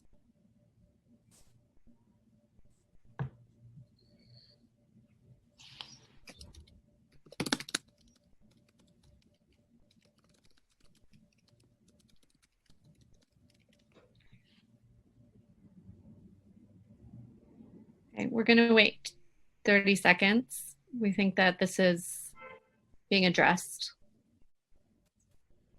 Please stand by. Ms. Boxed?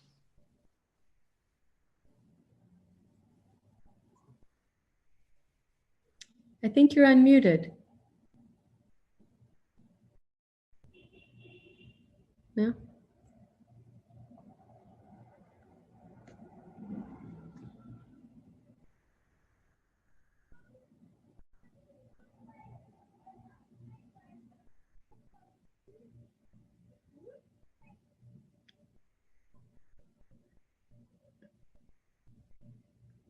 Ms. Boxed, can you hear us? Can you start your testimony? Yeah. No. We're going to close this. So, right. and Chairs Rosenthal and Richards. Chair Rosenthal, we'll move back to you. This concludes the witness portion of the hearing. Thank you so much to Committee Counsel Brenda McKinney. You handled that beautifully. I think it was 4.5 hours of testimony. Thank you for pulling through so smoothly. You really did a great job. I appreciate that. Councilmember Richards, would you like to make a closing statement? I have a very short one, but I defer to you. Sure, and I want to thank you, Councilmember Rosenthal, for your leadership on this issue, to Speaker Johnson, to my counsel, Daniel Adis, who oversees the Public Safety Committee, to Matthew Thompson, to Nevin Singh, and to my legislative director, Tiffany Easton. I just want to say thank you. There's a lot more work to be done around this. We want DV victims to know that they should report. If you feel silenced, if you feel scared at this moment, we are here for you. You should know that you can contact our offices, that you should call 911, and that we are here to work directly with you to ensure you're getting the services that you need. So don't be afraid. We are here for you. You have people who have your back 1,000%. And this is why we had this hearing today. And we look forward to following up with the NYPD specifically on a lot of the things discussed today. I want to thank Councilmember Rosenthal and the Women's and Gender Equity Committee for their leadership here, and look forward to our continued partnership. Thank you. Thank you so much, Chair Richards. It's always a pleasure sharing a hearing with you. You're just have been extraordinary in making sure that oversight on the NYPD is constant, and I really appreciate your work. I want to thank all the advocates we've spoken with and worked with, over 50 advocates over the last few weeks in preparation for this hearing. But we really want to thank you for the good work that you are doing. Councilmember Richards, thank you for reminding people, if you need help now, all of the city's hotlines and the nonprofit hotlines, they are up and running. The shelters are available to you. Medical treatment is available to you. The city's hotline, the citywide hotline, 24-hour hotline is 1-800-621-HOPE, HOPE. And then they can refer you to other hotlines and other services, particularly in a language that is not in English. VIP is in Spanish. There are many hotlines out there in multiple languages. And I really want to, of course, thank all the City Council staff for your hard work in pulling this together. This was a terrific hearing. The two pieces of information that I find very concerning that I want to reiterate is, number one, there's a real disconnect between the real drop in the number of complaints, DV complaints issued, reports taken, whether they be on rape, felony, or misdemeanor. All DV reports, complaints are down to a meaningful extent, and arrests are down as well. And I'm looking forward to hearing from the PD as they look into looking at the body cam or whatever other metrics they're using to assure themselves that something is not amiss here. And to the administration, I was really disappointed to hear that the COVID text line 652-652, they have only put out 4 DV related texts in the 7 weeks that we've been in this pandemic. The first one it took until April 7th. We heard from provider after provider today about the need for more robust and culturally competent messaging. I think the city needs to step up its game. There's no time like the present to do that. And lastly, I don't hear from the administration about a thoughtful plan with meaningful resources behind it for when the pause is lifted and we see people coming out really needing help, counseling, legal services, shelter, whatever it may be, we want to let survivors know those services will be available to them, but we don't want to see the city scrambling to make sure they're available. That type of preparation can be happening right now. So we look forward to hearing a lot more from the administration on this. Lastly, I'll say that the council, due to Speaker Johnson's very good leadership, council members now have social media tools. We'll be getting those out all next week going forward to try to get the word out to all of our constituents that that resources are absolutely available to DV survivors. I hope everyone is staying safe and staying well and getting the help that they need. They know they can come forward. And with that, I'm calling this hearing to a close. Thank you.